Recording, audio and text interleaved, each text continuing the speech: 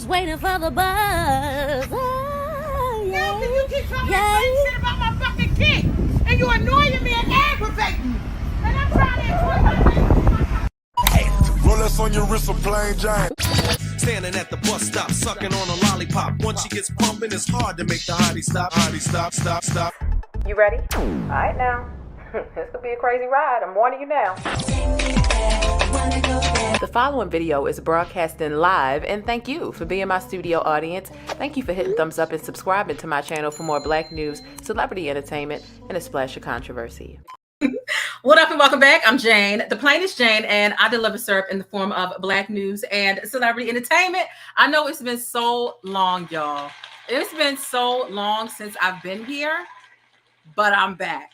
Your girl is back. Come on in, have a seat on the bus, hit thumbs up. Shout out to all of the XY chromosomes in the building, okay? Shout out to all the XY chromosomes. More importantly, shout out to all of the black XY chromosomes in the building, okay? We are going to have an amazing time on the bus. Yes, I'm going to open the phone lines because I want to have a conversation and I want to have a discussion. But like I said, shout out to all the XY chromosomes. Shout out to all the black XY chromosomes. And shout out to the people who understand what it is that myself and a lot of other XY chromosomes are saying. Because a lot of y'all already know where I stand on this. And y'all already know where I'm going to go on this. I do stand with Jess Hilarious. So now, if you didn't get a shout out, which means you're not an XY chromosome, you're not a black XY chromosome, or you don't agree with my stance, because a lot of my real and true day one pancake posse, right? My day one stickies already know where I'm going with this, okay? Something has to be said. Somebody's got to address this bullshit, okay? So if you didn't get a shout out right here in this video, you are still welcome to be a part of this discussion. This will be a live call-in, all right? Because I do want to have a conversation. The conversation is definitely necessary at this point. You are still able to speak your piece and get your point and your opinion, or your difference of opinion, should I say, in on this conversation. So I hope y'all have had an amazing weekend. I hope y'all are ready for a new week. I hope y'all are ready for a new week. Okay? I hope y'all are ready. Now, I really should have put issues under the flag in the title, but really, that's not trending right now. What's really trending is obviously T.S. Madison, Jess Hilarious, the real / biological woman debate versus the T woman debate, right? The TRANS woman debate. And it's really just been this huge debacle in this social media tizzy. And the dialogue is very much somewhat all over the place. But I'm really proud of women, specifically black XY chromosome holders, for I've never seen as many of us stand up at one point, at one time, and really speak about this. A lot of times we don't even engage and we just let it go, despite how much our rights, our sports, our bathrooms, our comfortability, our spaces are being infringed upon all the time, repeatedly. And a lot of times we just don't feel like dealing with the flack that comes from a certain sector of the LGBT, the T sector of the community. A lot of times, not all, but some. But then we talk about gatekeeping periods and menstruation, and all of a sudden women can't claim that, XY chromosomes can't claim that they exclusively bleed and menstruate. It's wild. It's weird.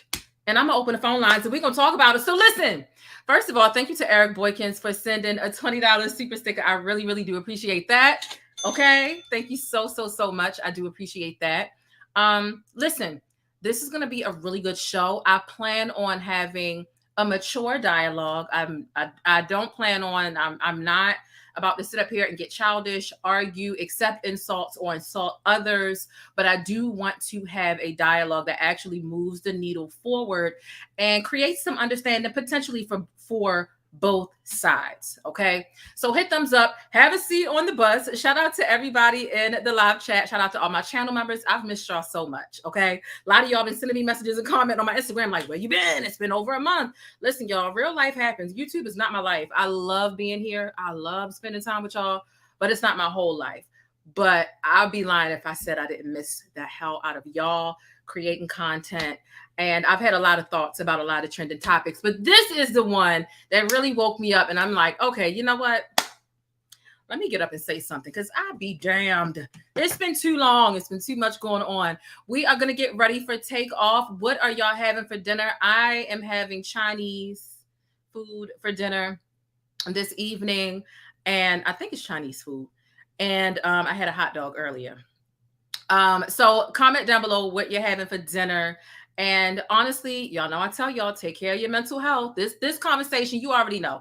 Things are always sticky in Hollywood and in real life. And this is both a Hollywood and a real life conversation, because I think it takes place on two fronts, right? You got two people in Hollywood, T.S. Madison and Jess Hilarious, who are part of Hollywood. And then you've got real life people who are also having this discussion, because it affects all of us as well. So this is definitely going to be a sticky conversation, as with anything when you discuss or you're critical about any sector of the LGBT community. If you have any criticism, if you're uncomfortable by something that they are or are not doing, oh baby, it's going to get sticky. And you already know they're going to call us, me, you, whoever that do not agree with everything they say. We're going to get called phobic. You know that, right? You know that, right? Whether it be transphobic, homophobic, whatever it is. As soon as you say, you know what, I don't agree with that, because you're phobic. No, I'm critical, and I don't subscribe to everything that, other people put down. But we are going to get down to all of these things, and I'm so anxious to open the phone lines and hear from you all. But I want to go through and show you all exactly how this conversation started before I get into my talking points and I open the phone lines as well. Okay, so buckle in, have a seat, roll up what you need to roll, pour what you need to pour, and let us have a conversation. And if you aren't able to call in, please make sure you comment down below in the chat. Okay, so we're going to go ahead and get ready for takeoff. I'm just looking for my clip. Okay, let's go and pull off. Okay. The plainest Jane. This is one of my favorite comments here. She says, I loves me some black, and she said, loves me some black news. She says, is it just me, or does anyone else get tired of seeing people that don't look like them delivering info about them day in and day out?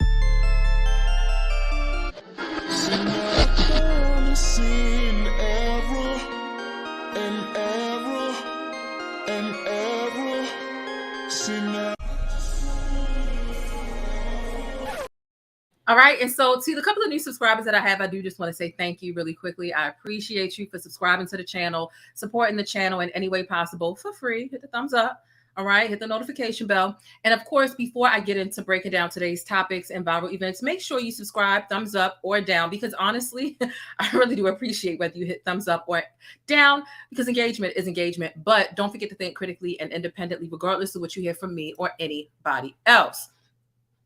Now, let's get started with what Jess Hilarious had to say that really kicked this conversation off, between T.S. Madison and Jess Hilarious. Okay, so let's get started with this.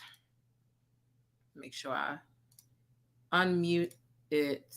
Wait a minute now. Why can't I hear nothing? I'm sharing the screen. Hold on. Carly Russell. What I mean when the transphobia just comes out, the audacity and just the arrogance for cis women to believe that they own periods, that they own womanhood. You don't. Okay, you don't own periods. You don't own womanhood. You experience both, and both are different for every person. But as a cis woman, it doesn't belong to you, so you can't gatekeep it. Like, hello? Who the fuck is going to stand up for us? Who the fuck stands up for us? And us, I mean women, real women, biological women, women who were born with all the parts that you guys wish that you were. When does the delusion stop? What is the difference between you and someone who has been diagnosed to be mentally insane? What's the only difference is you don't have a straitjacket on. Stop talking out your fucking ass. Wake up. How are you projecting your anger on real women? Because we are the gatekeepers. We are the gatekeepers for periods. We the only one that fucking bleed, honey. We the only ones that can give birth. We make y'all people. We make y'all. Y'all come from us. You can't be us. You will never. You're chasing something you'll never, ever get. You'll never be that. Like, hello? What I mean when the transphobia just comes out. Okay, so this is what basically started it. This video, it goes viral, of this person here. I'm unsure of their pronouns. I want to say their pronouns are she, her. But this doesn't appear to me to be a person with a person with should I say XX chromosomes? XY chromosomes. Whatever. I'm getting confused with the chromosomes. But at the end of the day, this person was born a man, okay? However, they have pronouns like she, her. I don't have a problem calling you whatever your pronouns are. So now we've reached the point of the conversation where we're arguing or playing tug of war over ownership over periods or menstruation. Huh? I'm truly trying to understand. And shout out to Nunya for the 99-cent super sticker. I appreciate that. Okay. I'm confused about why we are even playing tug of war that over something that is so not desirable to us, right? Trust me when I tell you, when it comes to how undesirable that time of the month is, Aunt Flo, Mother Nature, whatever you want to call her, she's extremely undesirable. Why are we arguing as if anybody outside of XY chromosomes can bleed? Trust me, if we could pool our money and put together $5,000 to give y'all Aunt Flo, trust me, we would give it to y'all in a heartbeat. But at the end of the day, like, it's never going to happen. It's never going to happen. Why are you can't gatekeep it? It doesn't belong to you. Actually, it does. And we don't want it. The same way childbirth is really painful too, right? Because I'm sitting in spaces earlier today and I'm listening to some of the trans women talk about, well, if it's so painful to you, then why are you trying to keep it all to yourself? Why are you trying to keep it all to yourself if y'all claim that periods are so uncomfortable? It's not that we're trying to keep it to ourselves. We're grounded in reality. You're never going to get it. You don't have ovaries. You don't have a uterus. You weren't born with the vagina. You might go to a doctor and have them carve you out something nice and pretty in your opinion. That's subjective. We're not trying to keep anything, but it's ours. So if you want to act like you were born with the penis and you're going to menstruate at some point, live there. But it is a land of delusion where you reside. It is delusional. And you can't convince me of anything any different. That's number one, okay? Now, some people have an issue with Jess Hilarious's delivery, right? Some people have an issue with her delivery because she was talking about straitjackets and mental illness and things like that. Listen. You know, if you feel like you were born in the wrong body and you want to change your body and you want to identify as something different, some people would totally classify that as body dysmorphia, which can be classified as some sort of an illness, right? However, what I'll say is this, because this is it gets kind of deep, right? And it does, but it doesn't, right? Because we get to T.S. Madison, and let's go to T.S. Madison's page. This is the part that really got me to ticking, okay? I stand with Jess, like I said. And here's the thing. People are like, oh, Jess Hilarious has talked mess about Black women. She can't stand up for Black women. She can't speak about Black women because she's a comedian. Have all of her jokes hit or been politically correct? Has she said some cringy things before? Yes, just like everybody else. But she has a point. She has a point. And it can become pretty frustrating when you have a group of people trying to infringe upon your sports, your bathroom, your spaces. You have a group of people who are literally cosplaying as you, right? People who were not born with vaginas, telling vaginas how to be vaginas. How are you telling me how to be a woman and telling me I don't know what the hell I'm talking about? And I've been a woman my entire life. But you're cosplaying me. You're not me. You never will be. You never will be. So I understand the frustration is sometimes when you're frustrated because it seems like bullying at some point. And let me tell you something. I hate the term bullying because I feel like it's used so much. However, why is it that the LGBT sector, not all, right? Because this is not a blanketed statement. A section of the LGBT community can say whatever they want to say about us and play our sports and disrespect us and call us things that we don't want to be called. And we just have to take it while they cosplay us. I want to be considered a woman, but you women who are born as women, shut up and listen to what I'm saying. It's a whole nother form of misogyny. Y'all are worse than the niggas who stay niggas and want to be classified as he, him. Y'all are worse.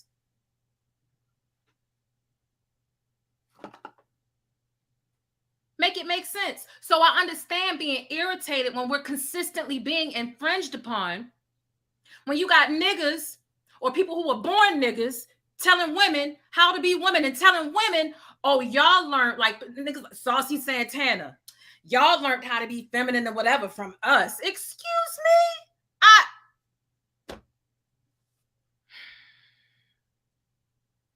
Somebody make it make sense. If you haven't already hit thumbs up on this video, hit thumbs up on this video. But tell me how gay men, right, or anybody who was not born with the XY can tell women that we learned how to be women from penis holders.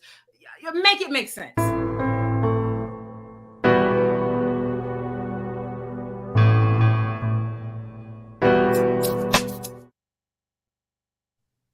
Because it doesn't make sense.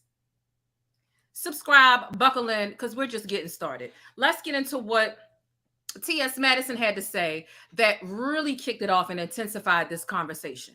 So T.S. Madison says there are so many real women that get mistaken for being, quote, transgender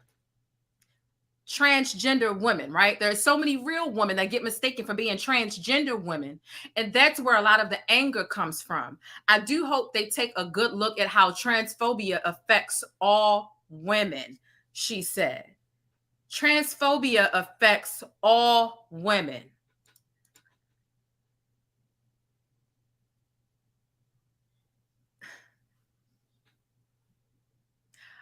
I dis-a-fucking-gree. And I'd be damned if I accept some shit like that. That is the farthest thing from the truth. Let me tell you something. She's saying this because Jess Hilarious admitted that she was contacted by a celebrity who was trans attracted, who thought that Jess was trans or born a man. Okay. And so T.S. Madison's thought is, you're jealous of trans women and you have this hatred towards trans women because you were mistaken as a trans woman. And therefore, this affects all of you all. And no, the hell it doesn't. No, it doesn't.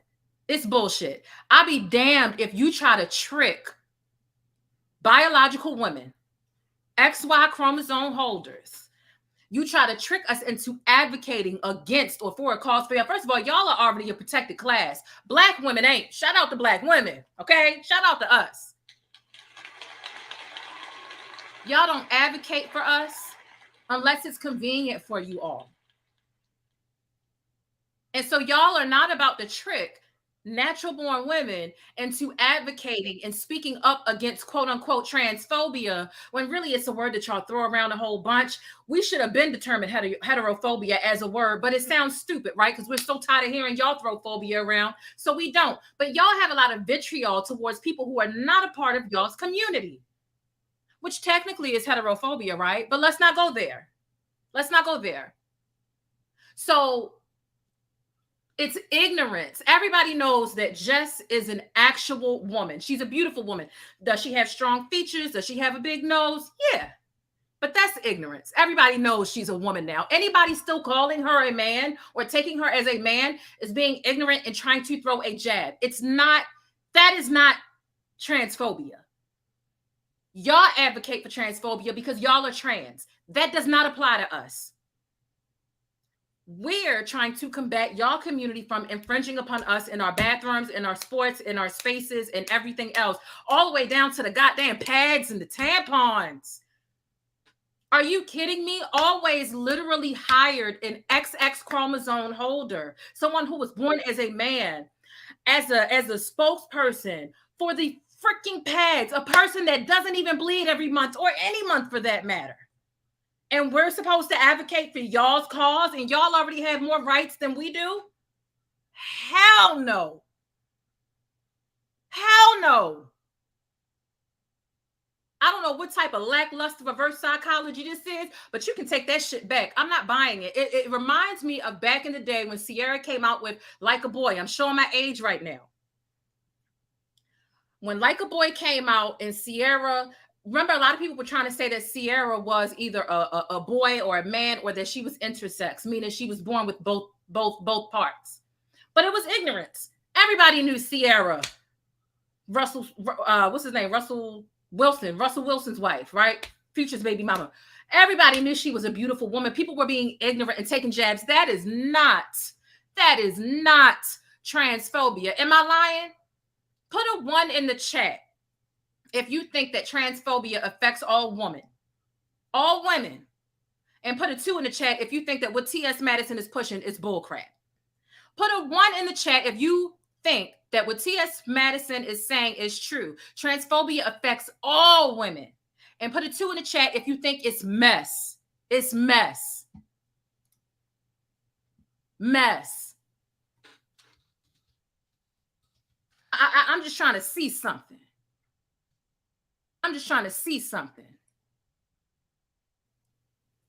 Because that's not transphobia. They're trying to blur the lines and get us to advocate for them while they infringe upon us. Again, they gave Sierra a hard time. That was massive ignorance. And what this is between T.S. Madison and Jess Hilarious, they have their own personal spat and dispute.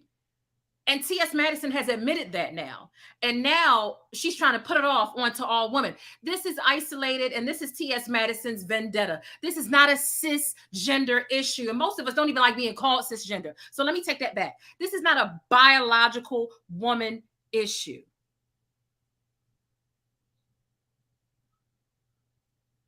They don't advocate for us hardly ever. And they won't be tricking me into transphobia affects all women. So all y'all need to be speaking on this too. Hell no.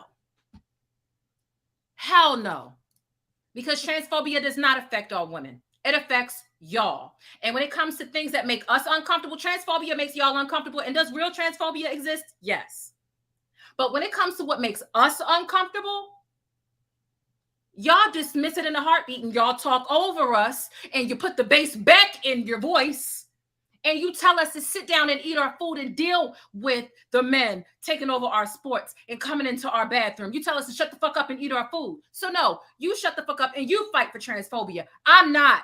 It's not my issue. It's yours. Period. And another thing about it is, we don't like being called cis. We do not like being called cis. Y'all want us to respect y'all pronouns and call y'all everything under the sun. But when we say don't call us cis, oh, wow, that's too bad. That's what you are. So how is it that we're supposed to accept being called some shit that we don't want to be called, but God forbid we mistakenly call you the wrong pronoun and you go to HR, you report the page, or you do whatever the case is. Not to mention, let's go back to something else that T.S. Madison said. Let's go back. And if you haven't already hit thumbs up on the video, thank you so much for doing so. And thank you for subscribing to the channel. let's go back to something else that T.S. Madison said, because I found this very interesting, because they use a warped sense of logic on us. And when we try to return the favor, they're like, return the sender. Okay, well, both of us can return the energy to sender, babes. Bookie. We can both return the energy to the sender. Like, what? So let's get into this. You do a segment here called The Dark Side of the DM. Okay. I told you a little bit about it Yes, earlier. yes. Is there a DM that you would like to share with these motherfucking people? Yes. Okay, so it's a cliffhanger. So this guy's a celebrity. Blue check in the DM. Yup. This nigga DM'd me and wanted to fly me out so I could fuck him. In the ass? Yes, but not with a dildo. This nigga thought I was a man. He really did think I was he thought I was a transgender. He thought I was won the competition, didn't she? He was very Drunk what he was. What the fuck is very wrong direct with him? with it. Like, I was This like, is wow. crazy. Yes. I would like to know this nigga's name later. Mhm. Woo! Let me ask you this. Mhm. If he made the deal seem pretty juicy, let's say you single and he maybe offered you $100,000, would you have put a strap on and fuck him in the ass? Absolutely. What do you mean? Oh, wow. Girl, You're yeah. such an I was Aquarius. trying to go find a dick. It was Right. money involved. I Have just you ever couldn't used a find strap one. on somebody? No, I was trying to practice all this. But I think I was more for us. Okay. So that pretty much sums it up. But let's look at this caption. T.S. Madison says, let me make this one thing clear. I have stood up for and fought tooth and nail for Black women. I've put a lot of Black women on and used my platform to uplift Black women, as well as let it be known that I'm not female, but I'm a Black trans woman. So if I'm addressing this as such, let me put an at on it. Jess Hilarious, I've never disrespected you, nor came at you publicly when you said sideways shit that I don't like. I inboxed you. Your mouth don't put no fear in my heart, because you're not the only bitch that can get a read, that can put a read on the floor. So if it's up, then it's up. But as a grown individual, I don't want to go that route, because that's not going to solve nothing. But we can. I'm all day with it now. I posted what I said because of what came out of your own experiences. Every time trans women and real women unite on some good shit, you nor the blogs ever posting or talking about it. The moment one individual offends you, you automatically group us all into the mix. I clearly know that only females have periods and uteruses and have never stood on the side of the majority. But what you're not going to do is make it seem like you're going to press down on me and call me phony. Okay. So there's been a lot of different things that have been said between them. Now, one of the things, I'm talking across different blogs, Neighborhood Talk, Hollywood on a lot, here, there, everywhere. But one thing I did see T.S. Madison say was that Jess Hilarious has this hatred and nasty spirit, and T.S. Madison signed off on this and says Jess Hilarious has this nastiness in her heart because she was mistaken as a transgender once. And this is why she's so nasty and mean-spirited towards the trans community. It's because she was mistaken as one once. And this is why she spews what she spews. And I'm like, really? How many times are people within the LGBT community, let alone the T section of it, how many times are they misgendered? Where does their vitriol and their anger with being misgendered on a more consistent basis than Jess, where does that go? Why are y'all always saying shit that hits us in a place where it hurts or we deem it as disrespect? Y'all aren't the only people, and y'all disrespect or y'all hurt doesn't sit above or it's not above ours. So I feel like that's flawed logic. Oh, she's only being mean to the T section of the LGBT community because she was mistaken as one once. Y'all are misgendered way more than the XY chromosomes are. So where's y'all vitriol going? And why do y'all disrespect us so frequently, even though y'all refuse to acknowledge it? Help me understand. I'm curious. I'm waiting. Stop it. Jealous. Jess Hilarious or any other natural born woman jealous of a trans woman, jealous of somebody cosplaying them.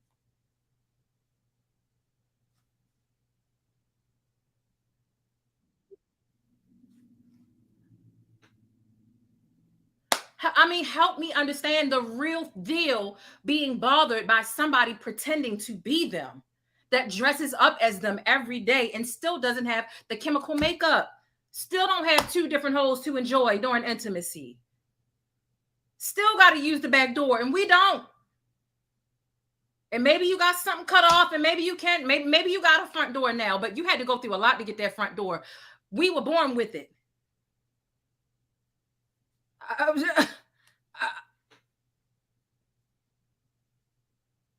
I mean, make it make sense. Okay, so someone says cisgender is a common term, though, or do you mean cis? I mean cisgender, not cis like you my sis. Nay, girl. Girl. Cisgender is something that we just don't like to be called. Period, point blank. We don't like to be called that. Respect it or don't.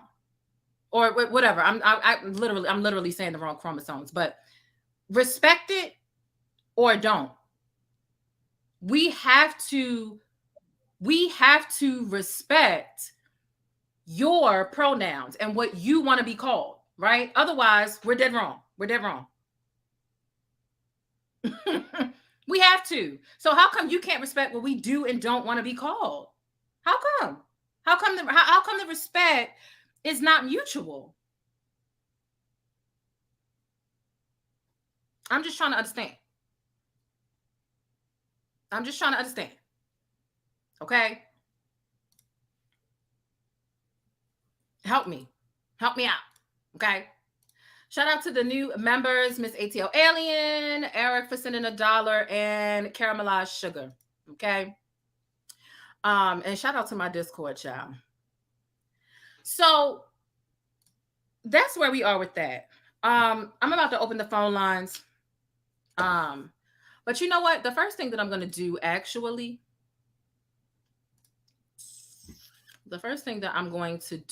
is let me drop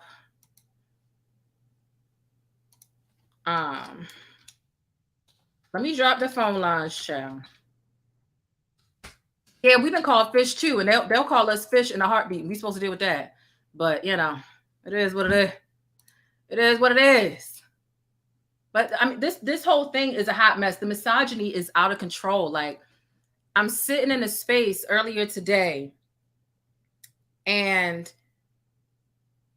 I tweeted that I stand with Jess Hilarious. I'm like, I stand with Jess Hilarious. So this guy, this person, should I say, who was born a guy, they tweeted me, and they were like, you stand with Jess Hilarious because, now mind you, they had she, her pronouns, but they were born a guy. And they tell me, you stand with Jess because you're an idiot. You need to worry about the pay gap because y'all women make a lot less than us men. Whole time they have she, her pronouns. So it's like, when it's convenient for y'all, you switch, right? Imagine wanting to blend in and be a part of the women community, right? Like, you want to be a woman and you want to disassociate from men. And so therefore you've gotten surgery, you've got breast and everything, but you want to come down on me and talk mess about me, about the pay gap and about our birthing rights being taken away. And you use that as a way to berate me and to condescend me because you know you're still technically a man, although you have she, her pronouns. But when it's convenient for you to be misogynist and say, well, you women make a lot less, you playing both sides of the fence is crazy to me. You don't want to be a man, you want to be a woman. But as soon as a woman doesn't agree with you, you talk shit about women, the group of people that you literally are trying to infiltrate and be like. Make that make sense for me. Make that make sense. Make it make sense. Make it make sense. Okay? It's just too much. It's too much. Let's go ahead. We're going to take our first caller really quickly.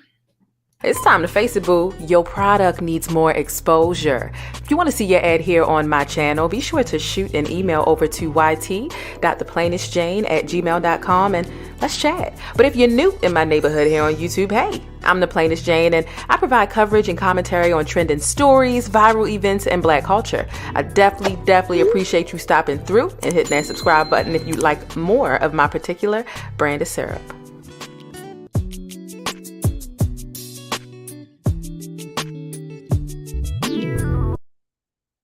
It was a YouTuber, and shout out to her for this good detective work, honey. She's the one who went and was able to put 2 and 2 together. The Plainest Jane. That's the person's name, the Plainest Jane. I couldn't think of what their name was on the podcast, but I wanted to go ahead and shout them out. They're the ones who did the work. All right. So, like I said, shout out to Plainest Jane. She's the one who put that together. So Shekinah was not lying. So when Tiny came back on some, oh, she's making it up, sounded like Tiny's voice to me.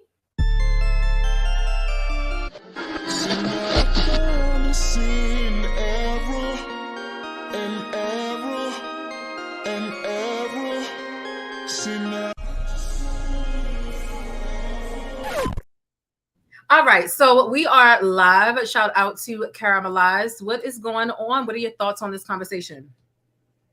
Hey, Jane. Hey, Chad. So my thoughts about the whole situation. It's very tiring. I feel like by the years is passing, I feel like it's getting worse when it comes to the trans community. I feel like they got a little too much of opportunity passing on to them. So they feel like since they're making changes, I feel like they're trying to make change by permanently deleting us women, which is impossible because they cannot replace us. And they're trying their best to do that. And it's like, how is that going to happen?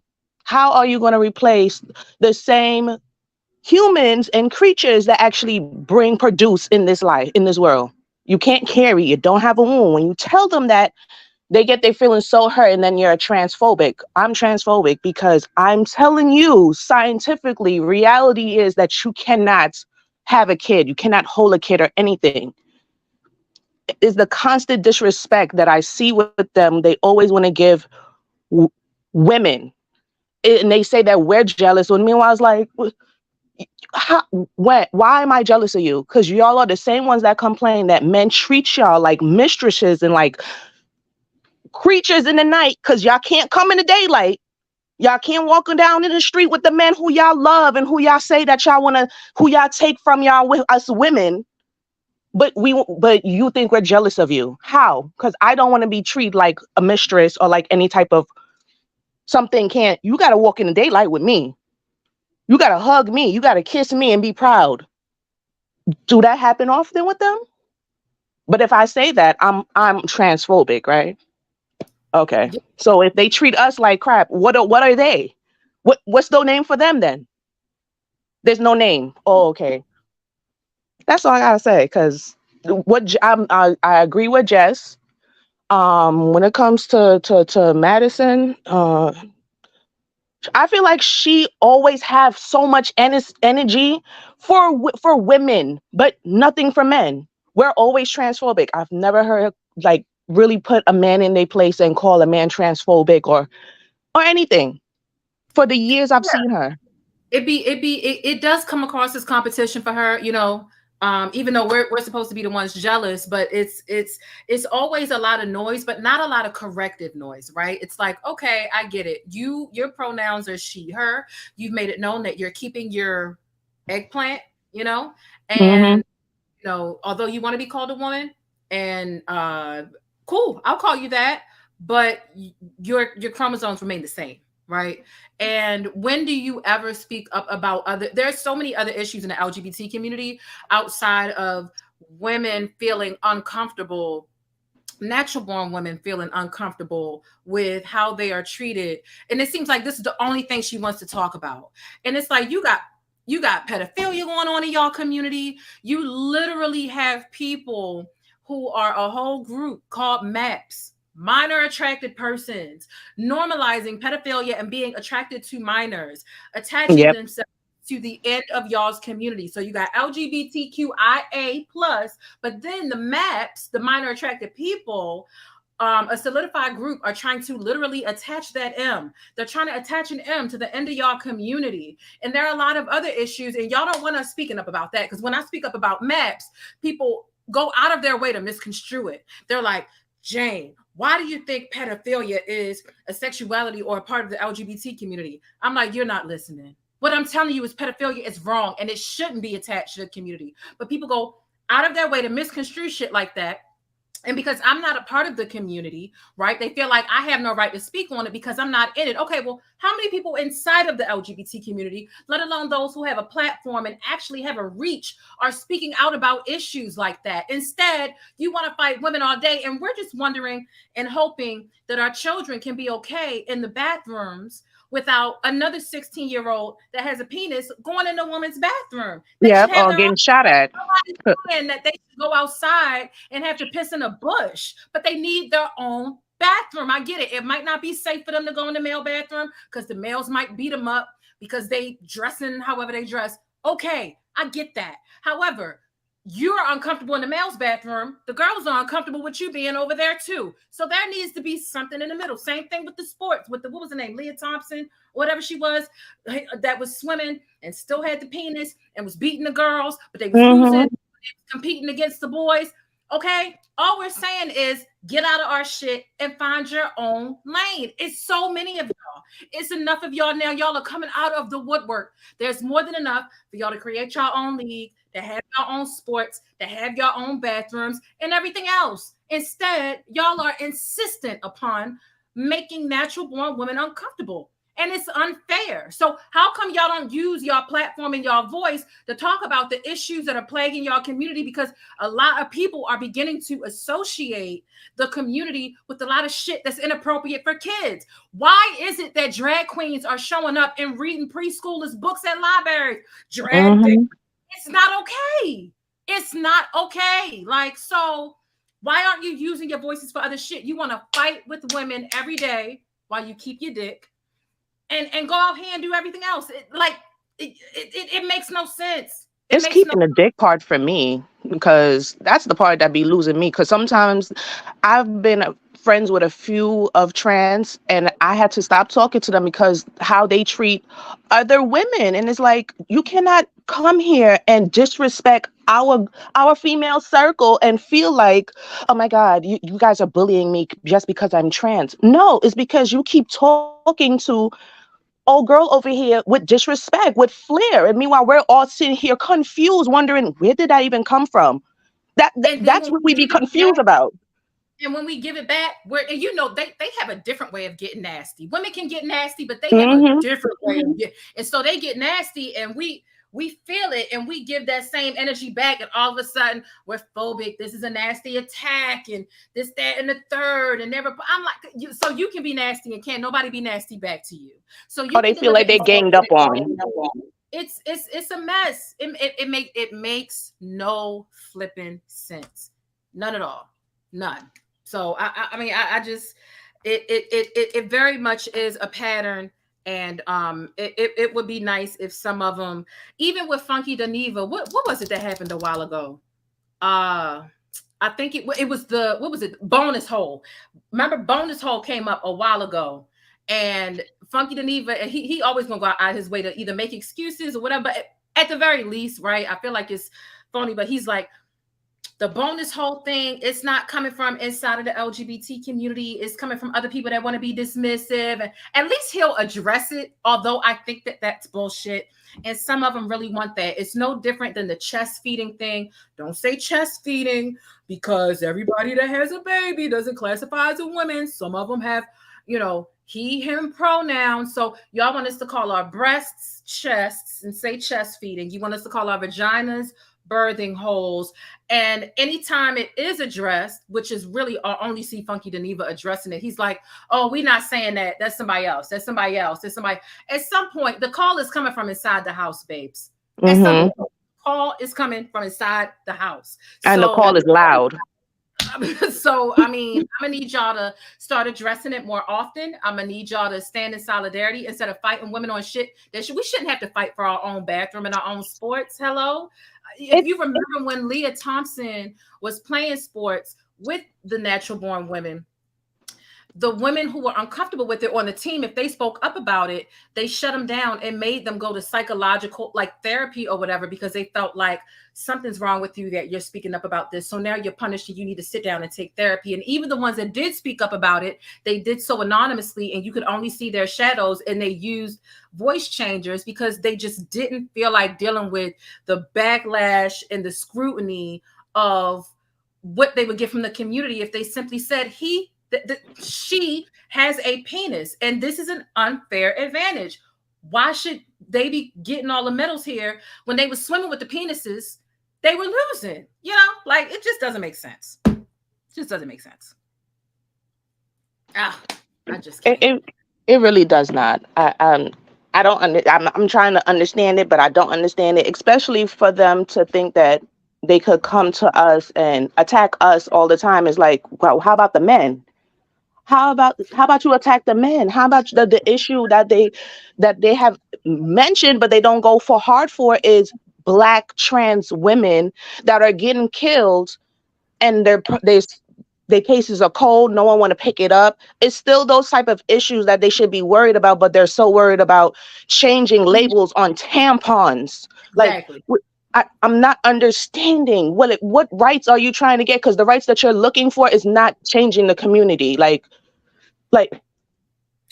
I'm over it. I just want the aliens to come and get us. Come and get us, because this world, I don't understand what's going on. It is it's a hot mess. It is a lot. Thank you so much for calling in. We got a couple more callers back here. Thank you, Jane. On the chat, okay? Okay. All righty. Woo! This is it. This is a heated discussion, but like, you know, it's necessary. There have been so many times where we just let it slide as women. We don't feel like dealing with. We don't feel like dealing with the vitriol. We don't feel like dealing with, you know, the backlash. But at some point, enough is enough. Enough is enough. And I feel like sometimes these floodgates got open. These floodgates were open because we had some people. This is the same reason why when we talk about Black and white issues, people be like, you have no white allies. Your white allies are going to come in. They're going to learn your talking points, right? They're going to learn your talking points, and they're going to speak up for Black people, and they're white, and they're going to use their privilege for good to speak up for you and you Black people. And then as soon as they get finished learning the 7 top most important points that y'all parrot off and the issues that y'all need resolved, and it sounds like they're really down for you and supporting you and protected you, they're going to switch and they're going to flip it. And there have been several points in history where we felt like we have had allies as women, as Black women, outside of the heterosexual community. And they come in and they're like, yeah, protect Black women. And then out of nowhere, they're stealing our sports in our bathrooms. So we have to be careful with who we allow or who we trust to be allies or who we let our guards down around, because at some point or another, yeah, they'll learn your talking points. You know, they'll be on your side for a couple weeks, couple months. And then you'll look up and you can't get them out your goddamn bathroom. It happens. Thanks for calling in, Francis. What are your thoughts about this topic? Wow. I'm not sure if you can hear me. Can you hear me? Yes, I can hear you. Okay, thank you. You know, I am really, really just too through with this. I'm actually the L that starts the whole acronym. And I'm a natural woman. I'm a female. I gave birth. I have a period. Why is that continuously taken from us? Meaning all women. I'm not even just going to say all Black women, which I am Black also, but all women. Why is that taken?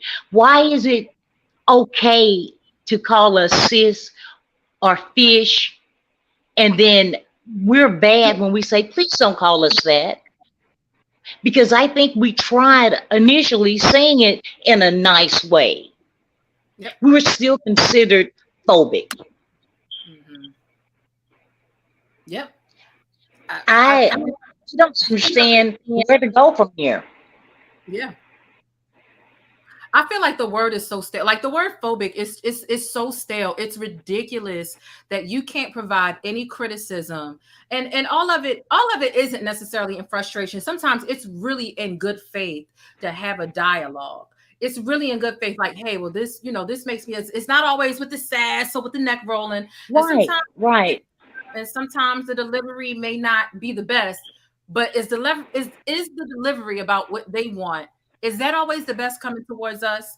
It's not. No. So expect for your delivery to always be, slanted, and to expect for somebody to stay calm and just talk to you in good faith while you talk to them crazy.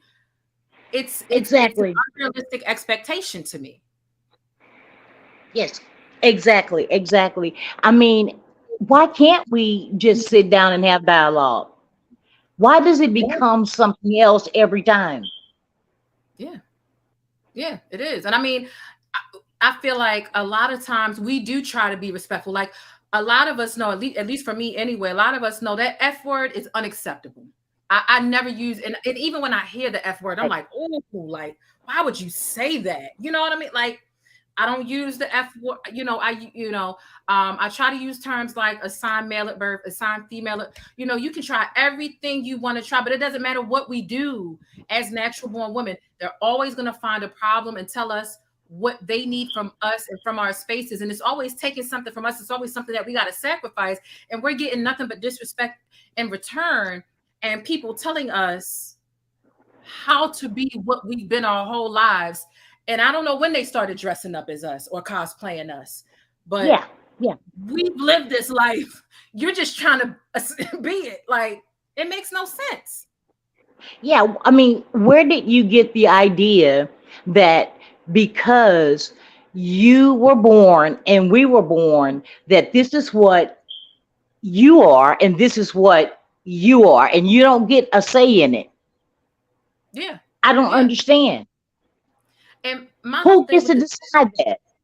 Yeah, but my whole thing, a lot of us have an issue with the cis term, and that's a lot of what they're fighting us about, right? And here's my thing with the term cis.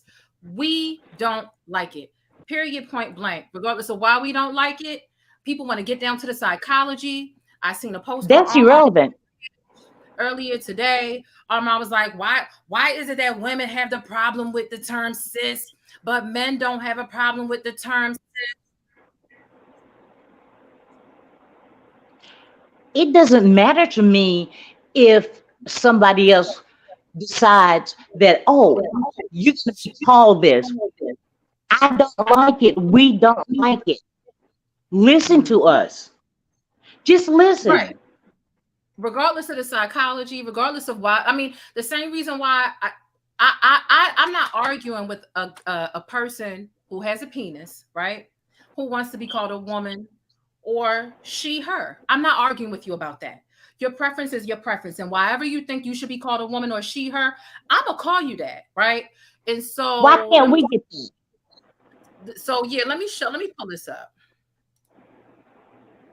Let me pull this page up right here. So I said, are women the only people that have a problem with being with the term cisgender? Y'all do know that cisgender goes for both men and women. I never hear men complaining about being identified as a cisgender man or complaining about trans men not being real men, right?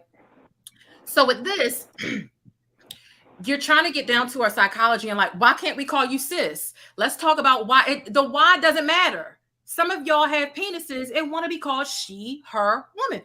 And we'll respect that. We'll respect that. You trying to get down to my psychology. Here's my thing about it. Both men and women don't have to dislike things or terms in unison. Hello? The mental gymnastics here is crazy. Men in particular drown this conversation out because it's not them being infringed upon at large when it comes to this issue. This issue with real women, biological women versus T women, or people who were assigned male at birth but have she, her pronouns. We are the ones being infringed upon. Therefore, we're the ones having more of the dialogue about it. So to sit up here and say, right, men have an issue with the term cis, y'all women do. Why? It's bullshit. Our psychology and why we don't like it, does not matter. What I said is don't call me that. The same reason why you have a penis and you don't want to be called, not Armand in particular, but just, you know, some people. The same reason why some people got vaginas and they want to be called he, him. Respect it and move on. I'm not trying to dig into your psyche about what the hell you do and don't want to be called. This is the type of energy and the way they try to strong arm us into being called what they want to call us, but we can't call them what they want to be called. I've only seen that energy successfully pulled off within white supremacy. Yeah. Misogyny. And the misogyny. Is crazy coming from it, the misogyny be coming from all over the place. You don't have to be masculine to be misogynist. There are plenty of misogynistic ass people who you know, are a part of the community who want to be considered a woman, but they still want to be misogynistic towards women, right? And use their masculinity, whatever they were assigned as at birth, as, you know, as something to stomp on women about while trying to be considered a woman at the same time. That makes zero sense to Can't be both. Pick a side. Yeah. You cannot be both. It is bizarre to me. It's crazy. And now it's crazy, Jane. I don't even know where to go with it anymore. I don't know which way, because obviously we are not listened to as women. We're not. Mm-hmm. Even women don't listen to us sometimes. Yeah. Someone says cisgender. I don't need to be told that it's a scientific term. I understand that. Thank you. Man and woman is a scientific term, and a lot man and woman. You know, 30 years ago when I was born, cisgender came along in about 1994, 5-ish, right? And back then, and if we go in the dictionary, man and woman meant penis or vagina, right? So there are plenty of scientific terms that people evade and prefer to be referred to as something other than what the book says. They say that book doesn't matter. So what? I was born and my doctor seen a penis. I'm not a he or him. I'm a she or her. And that's how they want to identify. Take that. And that's fine. That's fine. But don't tell us we have to be cis or we have to be fish and be okay with it. Mm-hmm. And excuse me for over talking to you. No. It's completely fine, because I mean, scientific term or not, there are plenty of scientific terms that people evade based on their preference. Some people want to, identify as something totally different. But I mean, what if I came up and I wanted to be identified as a bald-headed peacock? Don't talk to me unless you call me a bald-headed peacock.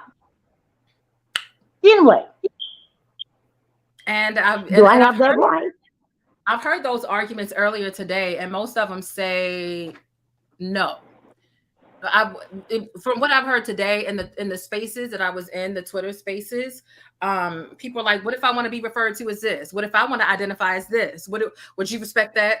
And all of the answers were no. Like, I'm not going to refer to you as this. I'm not going to refer to you as that. But you've got to refer to them as what they want to be referred to.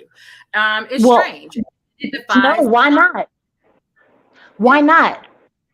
I feel like a bald-headed peacock. Mm-hmm. Inside. I may be female outside, but I'm bald-headed peacock. Mm-hmm. Thank you so much, Jane, for taking my call. I really appreciate it. I feel so much more, but I'm a little nervous, but I feel so much more. No problem. I appreciate you coming up, and I'll see you next time, and I'll catch you down below in the chat. Okay, thanks a lot. No problem. I don't know how to hang on. Oh, I'm sorry. I know you were still talking. I'm sorry. All right, so she dropped down. Shout out to Eric for beaming me up, Scotty, for the $2 super chat. Thank you so much for that. Okay, so we are getting into our next caller. If you haven't already hit thumbs up on the video, make sure you do so. We've got about 500 people here, 313 thumbs up. The math ain't mathing. Okay, the man thing, man, to make sure you hit thumbs up and subscribe to the channel if you have not already. Chef Indian Style Jonesy, what are your thoughts on this discussion? Oh, Are it's you team cheap Jess? though. Are you Yeah, team but Jess or are you team TS Madison?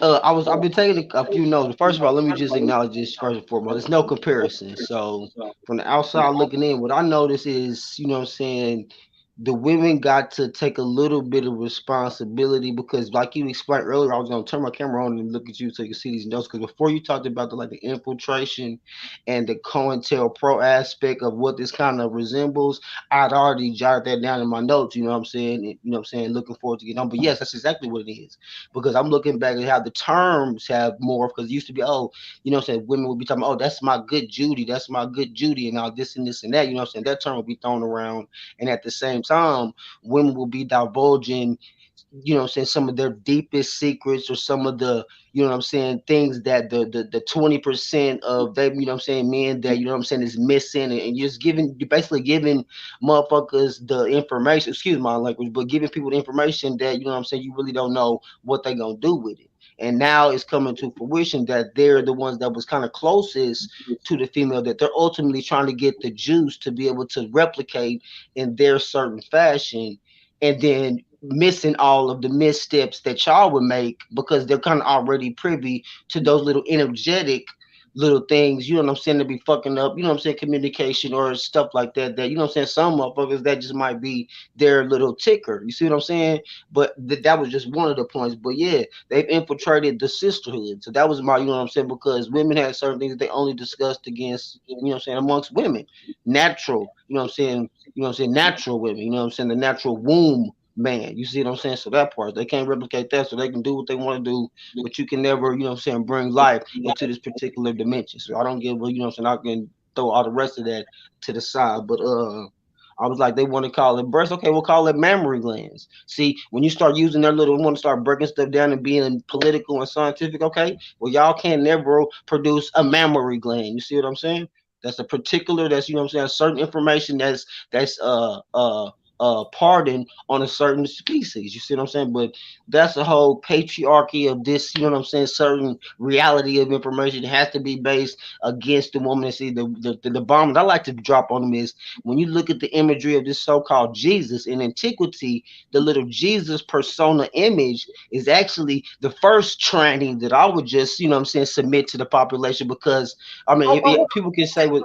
Okay, let me just say this. I don't want you to use the word tranny because that's a little like that maybe like transgender would be better. Okay, yeah, the first transgender image that was, you know what I'm saying, introduced to the people unbeknownst, because it's really supposed to be ISIS, according to their own King James Concordance. They can look these terms up and, you know what I'm saying, show themselves approved. So I don't have to like go deeper on that. That's in the book. So when you do that, you know what I'm saying, that whole portrayal of that person in this imagery and this personification was false. But then you have to do information on who those authors and architects of that particular literature was. And literature is creative writing, not facts and, you know what I'm saying, record of, you know what I'm saying, particular events. So, you know, so it just depends on how you look at it, but they're definitely going to take, you know what I'm saying, advantage of that. So then we can flip it and call them heterophobic.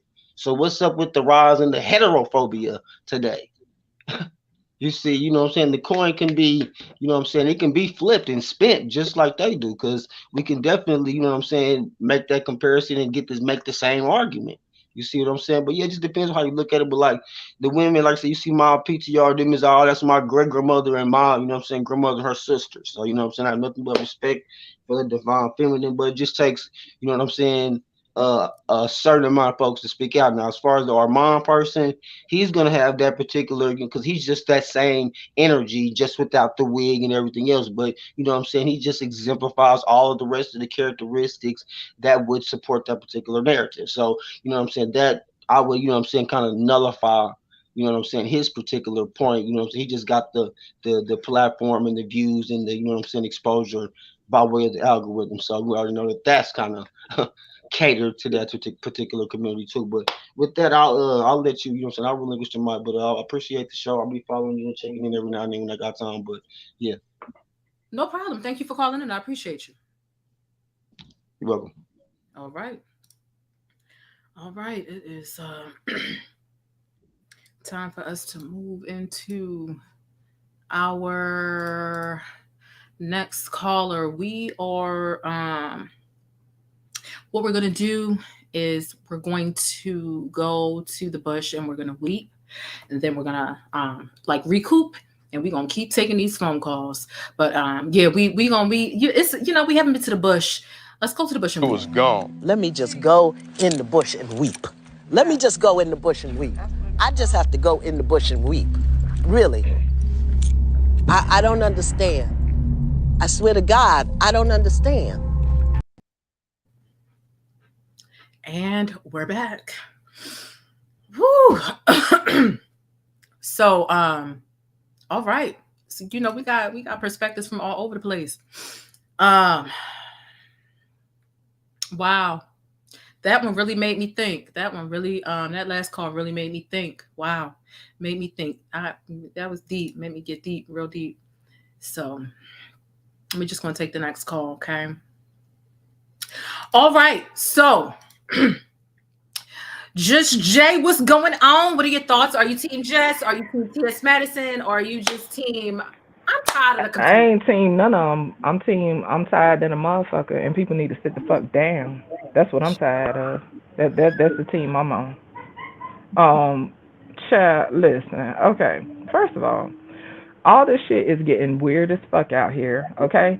I'm motherfucking tired because at the end of the day, you can't say shit without being shamed for being transphobic, da-da-da. Now, the dude earlier, we went to a place in Bethlehem that I didn't anticipate on going to, but I will say that I did understand the whole reverse, you know what I'm saying, heterophobic. Okay, but aside from that, I don't know. Okay, with this whole situation, right, where do I start? First of all, I'll say this. Everyone's experience is valid. I would never take away from someone's experience, right, as a person, as an individual. The problem in these situations that we got here is so layered, right? So everybody's experience is valid, and then we also got a lot of triggers on both sides, right? And it's hard to have these conversations in a productive, transparent way without constantly being triggered by one or the other. And I totally get that. And that's on both sides, right? Because women can be just as triggered as whatever they want to be called, whatever pronouns, et cetera, et cetera. And so I do think that it makes it difficult, right? But that does not negate the fact that women are frustrated as fuck. It's a whole argument back and forth about why we're not accepting the word cis, when the bigger picture is it's not just about that. It's about taking a thing and using it to demean, dismiss, and discount the fucking experience of a woman. Like I said, I didn't sign up to be called motherfucking cis. I don't give a fuck where the word come from. I don't care if it's scientific. I don't care. And this is the problem. People want consideration, right? They want you to have compassion. They want you to have respect. They want you to be mindful of how you deal with them, but they're not able to reciprocate that, and I don't get it. And of course, we're not talking about all, because despite what people think, there are people in the chat that support trans people, that support people in the community, that know people in the community, and it might be some people that are a part of the community in the chat. So this ain't about us against them, okay? Because we have loved ones, we have people in our circles that encompass a lot of these things. The issue is the disrespect, okay? At the end of the day, these motherfuckers, okay, motherfuckers, y'all literally motherfuckers are socialized males. You're fucking socialized males. You're misogynistic as fuck. What do? Males want to conquer, okay? Males want to take over. Males say, give me your motherfucking lunch money. That's the primal nature of a male, okay? And so these same people, regardless of whatever the fuck they putting on, are behaving like males. I will also say, I have come across, out of all the trans people that I've met, and I'm not saying I've met a ton, but the ones I've come across in conversation online and in person, there was a very small percent, I'm talking about 5%, that really came from a sweet, sincere place. And to me, that's just a lot of that is just character, right? Because I ain't gonna sit here and say that a lot of these behaviors are simply just because they're trans. Because that just don't make sense to me. A lot of this shit is about character. I have come across a few trans people that were very mindful and was able to gather the nuance and context of the complexities of this whole thing, right, in a balanced way. Because we're not even gonna touch on whether or not this is a issue of dysmorphia, da da da. I ain't trying to touch on people mental health or whatever because that ain't my place. You feel me? So I want to tread carefully with that. So that's a whole nother conversation within itself. But I've met very few that was able to stand from a place of understanding both sides without pressing or pushing an agenda. You know what I'm saying? And I'm talking about less than 5%, and I really just want to say 2%. And so, in that regard, is it okay if I give a couple shout outs? Sure. Okay. So, I want to shout out Tanya TKO, right? Tanya TKO did some bids. Maybe, I don't even remember. It had to be over a year ago. I don't know why my child want to get loud now. They won't let you live. But anyway, shout out to the parents. Maybe it was over a year ago or so. She tried to open up a space to have this discussion. She tried to open up the space to have this discussion, and baby, let me tell you, motherfuckers would come up there, and it was, oh, Tanya TKO, I love you so much. I've been a supporter of yours for 10 years, and da da da. And then as soon as they got a little bit of pushback, in less than 5 minutes, bitch, that's why nobody don't want y'all motherfucking ass, and y'all should be glad that somebody's standing next to y'all. What is we doing out here? Listen, and that happened more than once. It happened several times. Tanya even decided to extend the conversation and let it go a little further. And if I remember, it might have went on for like 2-3 days, right? And I'm talking about, listen, every day she had that conversation, it was about 1 or 2 of them that was ready to fight her. Listen, they was pumping them 808s out their voice. They voice went down a couple notches. I feel like you just have to be careful no matter what arena you're in, whether it's about womanhood, whatever that you're fighting for or you're advocating for on your own. Be careful with whatever ally you let around, because they'll come around, they'll parrot your plight, they'll be quote unquote fighting for you or repeat the points of whatever you're fighting for. And as soon as you're like, okay, you get it, you get what Black women, and then boom, they flip it and turn it into, and I'm not saying that this is for any and every. I mean, absolutely. This for anybody with an agenda, a self-serving agenda. This could be for a city girl talking about her experience, and a county girl comes in and is like, yeah, y'all shouldn't have to deal with that in the city. This could be a broke person talking about their broke experience, and a wealthy person being like, you shouldn't have to deal with this in poverty. This could be a person that's Black and they feel like they have an ally that's not Black. Exactly. And, but after a while, if you get too comfortable or whatever the case is, it could just flip. I just feel like you got to be, and that's why I understand, at least in the Black aspect, it's like, you have no allies. Be careful trusting white people to help you advocate whatever your plight is. Because as soon as the opportunity presents itself for them to infringe upon you, they might take that opportunity. And it's just a matter of protection. That's not saying that all allies are bad, but Muhammad Ali said it best one time. Are all white people bad? No. But if I open my door and I see a whole bunch of snakes, are all of them poisonous? Are all of them going to bite me? No. But am I going to spend my time trying to figure out which one is and which one is not about to get me? No. If I got bit before, I'm actually, I'm gonna be on my toes, and that is natural, totally natural.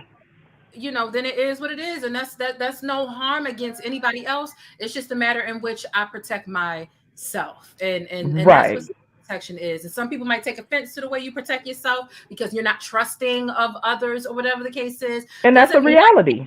It doesn't mean I can't be cordial with you, but to think that I'm gonna be in close community or inviting you to my meetings where we speak about the secrets and how we survive as a society, and you really don't classify as a society, but it seems like you want to help. Exactly. But I'm like, I'm sorry, I just can't let you in because this is my plight and my people and my thing. Like, I'm over here.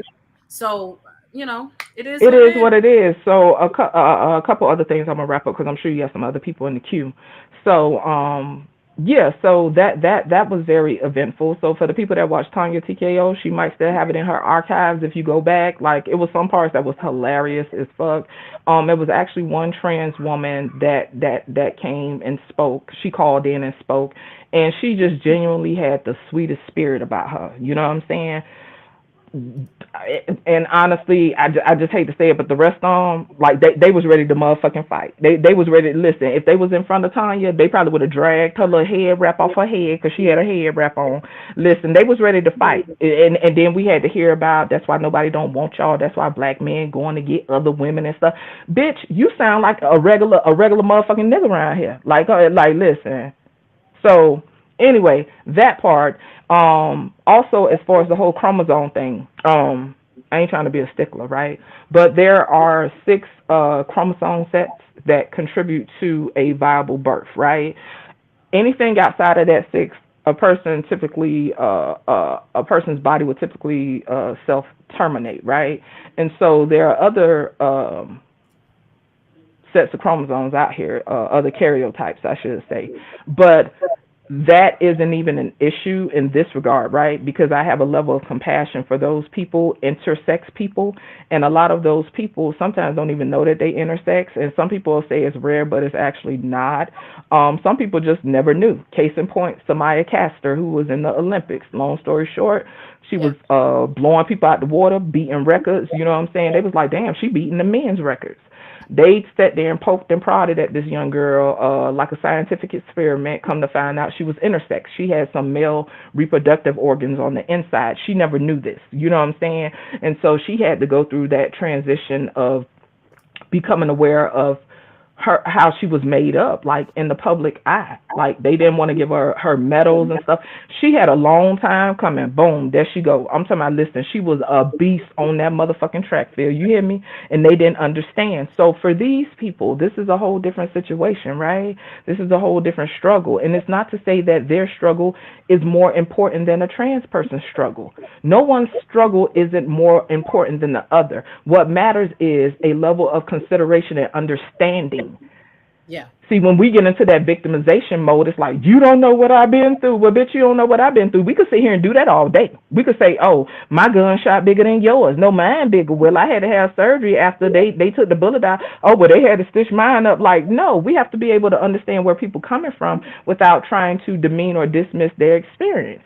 So I just really want to emphasize to people, everyone's experience is fucking valid. But to impede and tread on another person's fucking sense of identity, okay, without regard for their feelings, their experience, is dismissive as fuck and is disrespectful. And most of y'all behave like fucking misogynistic ass men. Sorry, it is what it is. I mean, come for me. I ain't got shit. So anyway, even with the sports, right? They be over here buffed up like a motherfucker, want to sit here fighting MMA fights, breaking women's fucking eye sockets and shit. Yes. I'm talking my whole face broke up. Me personally, they even allow that.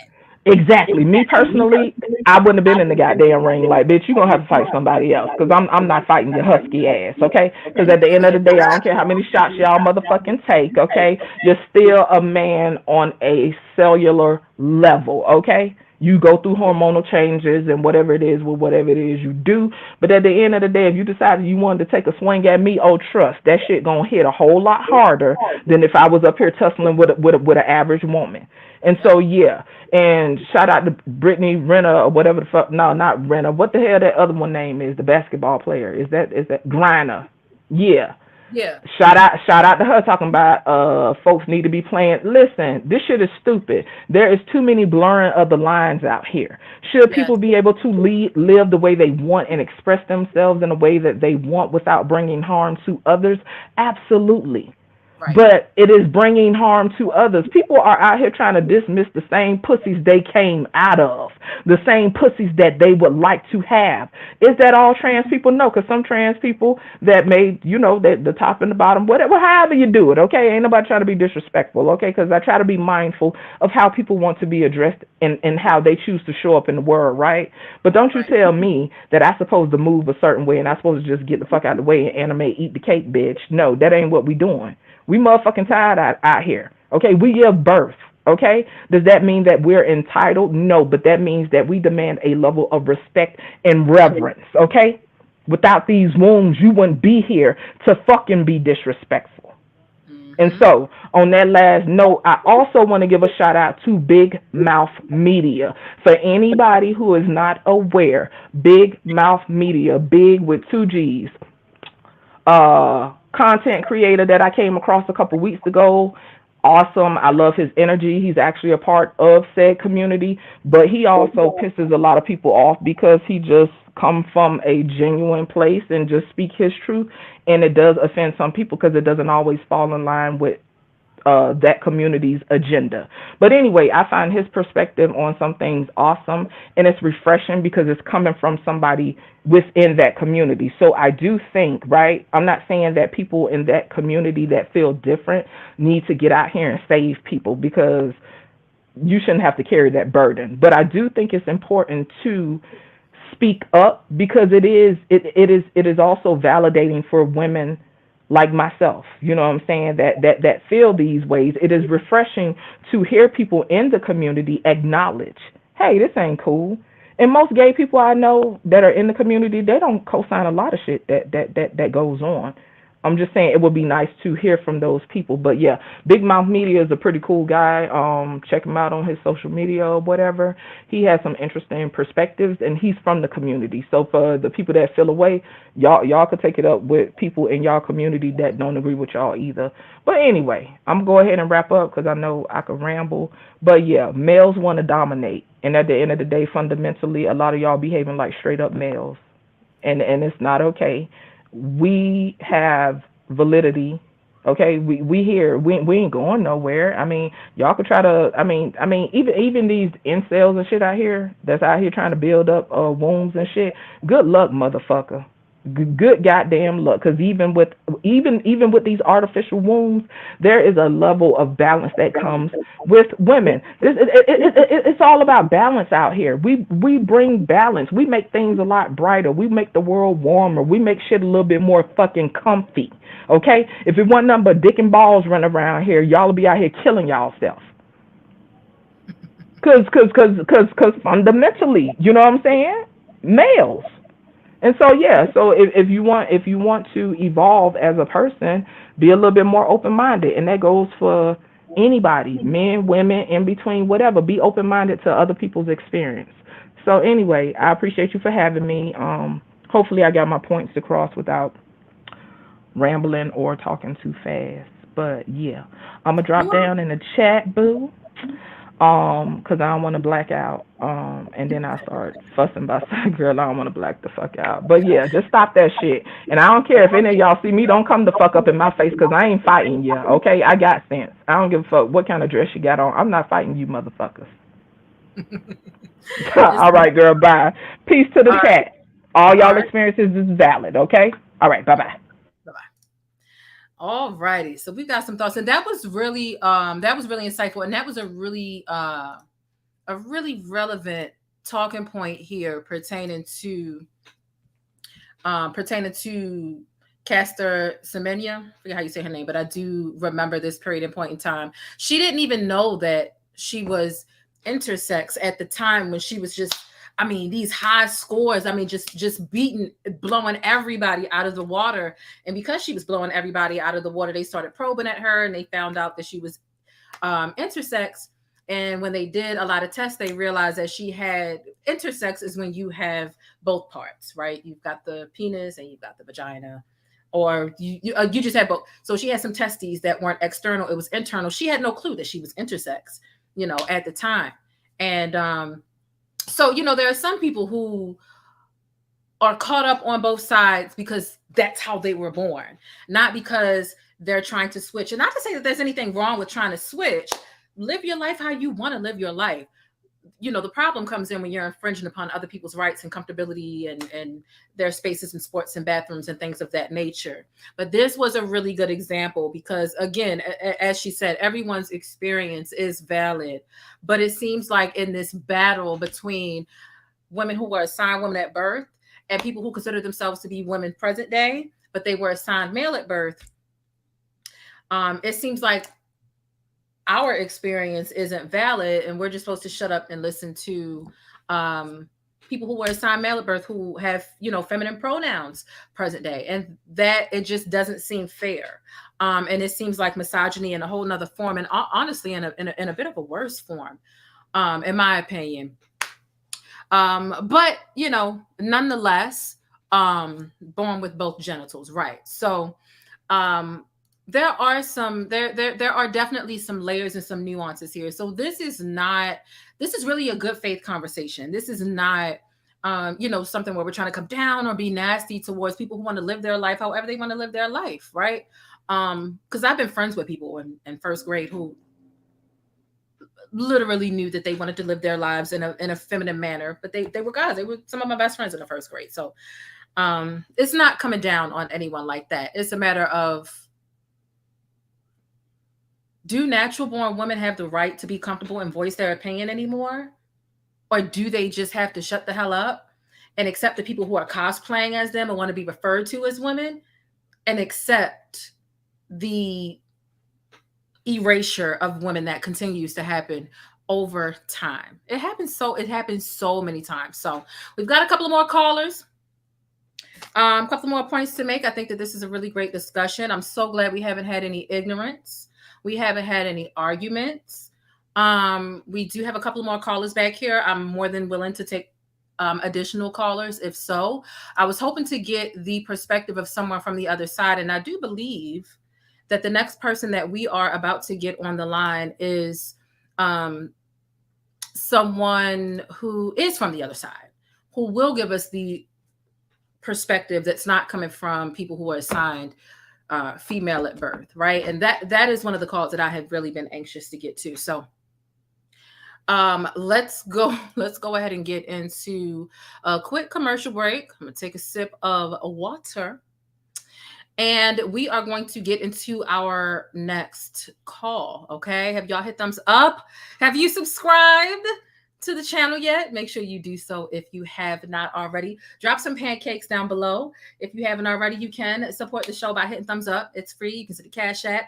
It is right here on the screen, $THA. Make sure you proofread it if you send it, okay? $THA, not E, okay? THA.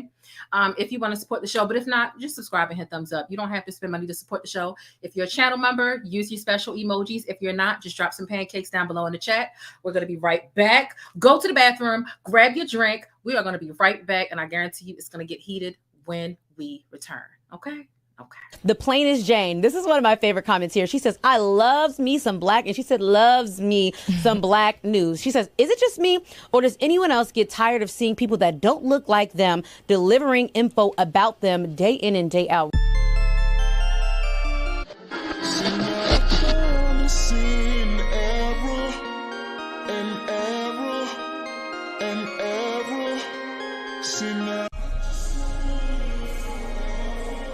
So wait a minute, you ain't joined the channel yet so that you can access special perks over here with the plainest Jane? Rolex on your wrist, a plain Jane. Ooh, watch this. Hey, I'm the plainest Jane. I'm a cultural commentator and informant, and I provide sticky coverage on trending stories, black news, black culture, and everyday topics with a sticky, abstract perspective.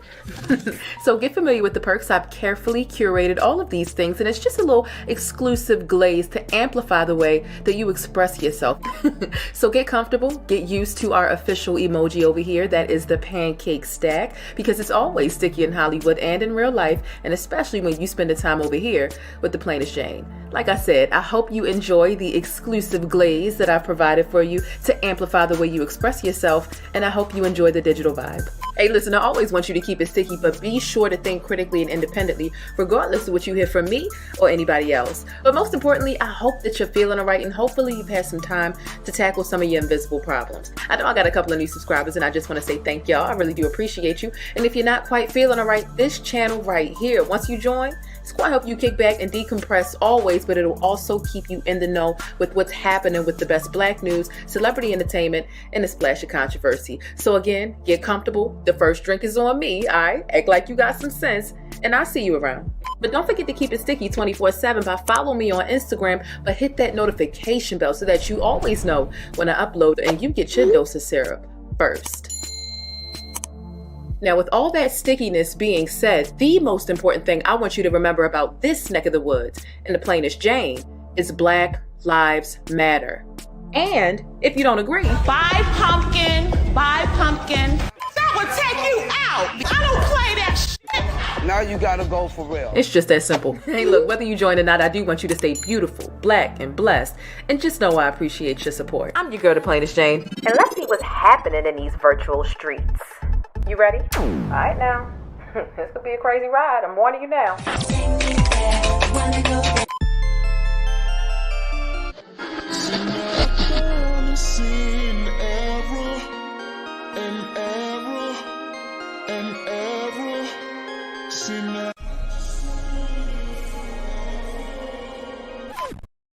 All right, and we're back. We've got a couple more callers. Now, we had 2 callers drop off, but we had another caller call in. Okay, so our next caller, I knew they were going to be controversial, but they dropped off. Maybe I have my suspicions, but nonetheless, let's get into our next caller. You know, I don't know if y'all was turned off by the commercial or not, but baby, I need to take a sip of water every now and then. Can I live? Can I live? 2 callers want to hang up on a damn 120-second commercial break. Ain't that something? All right, let's get the next caller on the line and continue this conversation. All right. Hello, LMB. What are your thoughts about this conversation? Oh, shit. LMB had some issues. Let's get into Ebony Goddess. What are your thoughts about this conversation? Are you team T.S. Madison? Are you team Jess Hilarious? Or where do you land with this topic? Hi, plainestjane. It's my first time calling in to you. I've been watching you for about a year, subscribed to you about a year, but I usually don't say nothing. I stay in your chat and mind my business. Thank you for calling in. I appreciate your viewership and support. Listen, I have not given birth yet. I don't know how I feel about the whole childbirth thing, but as a woman, as a XX, as a Black XX, all I really want this, like for the end, from now to the end of the year, I just want everybody to leave Black women alone. Like seriously, like just leave Black women alone. Don't congratulate us. Don't talk about Kiki's dress. Don't talk about lashes. Don't talk about twerk. Like, just leave Black women alone. Like, don't leave them alone. Stop telling us what you want from us, what you need from us, what you need us to accept. Just leave Black, just to the end of the year. Like, we can start 2024 over, and then you can start dumping on us and start telling us what you need. Go teach some of these Black boys how to read. Go teach some of these Black men and fill out some applications and some resumes. Let's do that for the rest of the year, because today, even a man, it seems he presents as a straight man. Can we jump in on this Jess Hilarious T.S. Madison thing, or is this still women's business? It's women's. And another man had to come into the chat and tell him, like, it is women's business. Like, she's not wrong. She's telling you it's women's business. Just stay out of it. Like, at this point, women are gatekeepers. It's our woman. We not gatekeeping manhood. So just men. With us holding up the gate to something that is exclusive to us. Like, gatekeeping is about protecting something in general. Gatekeeping is about protecting something that other people are trying to gain access to. In this case, I feel like it's the semantics of it all, right? Because there is no way possible that y'all can gain access to menstrual. There's no way that y'all can gain access. So, I mean, like, y'all even playing with this word is like, I mean, like, y'all saying we can't gatekeep it. Naturally, we don't even have to lift a finger to gatekeep a fucking thing, because y'all will never fucking have it. So, what are you This saying? is what's driving me insane. That's why I say you're not going to drive me crazy. Just leave us alone. Leave Black women alone. If she is Black and she is XX, just leave her alone. Didn't nobody want to congratulate Megan Thee Stallion a couple of months ago when she got her diploma, but now y'all want to worry about her twerking at Essence Fest. Just leave people alone. Like, just leave Black women alone. I don't care whether it's congratulating us and hyping us up or if it's critiquing us. Leave us just for like 4 months. Like, just leave us alone for 4 months. Don't hype us up. Don't critique us. Nothing. Don't talk about our hairstyle. Nothing. Just please leave us alone, because it's crazy how didn't nobody want to congratulate this girl about getting her diploma a couple of months ago, but now y'all want to worry about Black women's image and she twerking at Essence Fest. The same Essence Fest where people right outside are showing their titties to get beads. Listen, stop it. Let's just stop it. There's just gatekeeping. It's okay. I had to tell a girl this because she wanted so bad to appeal to this same man. Oh, well, she's just a masculine woman like that. Those masculine women, some of us, we want to lay down our swords and let y'all men fight for our femininity. No, boo. It's just like being Black. I want to gatekeep Black womanhood.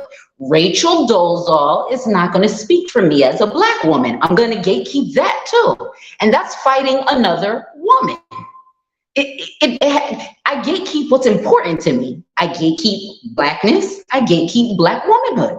So it's not masculine. It's something that's important to me. It has nothing to do with being a damsel in distress. I said, boo, you probably the type that will let Rachel Dolezal speak for you and shout out to the biracials, let biracials speak for you.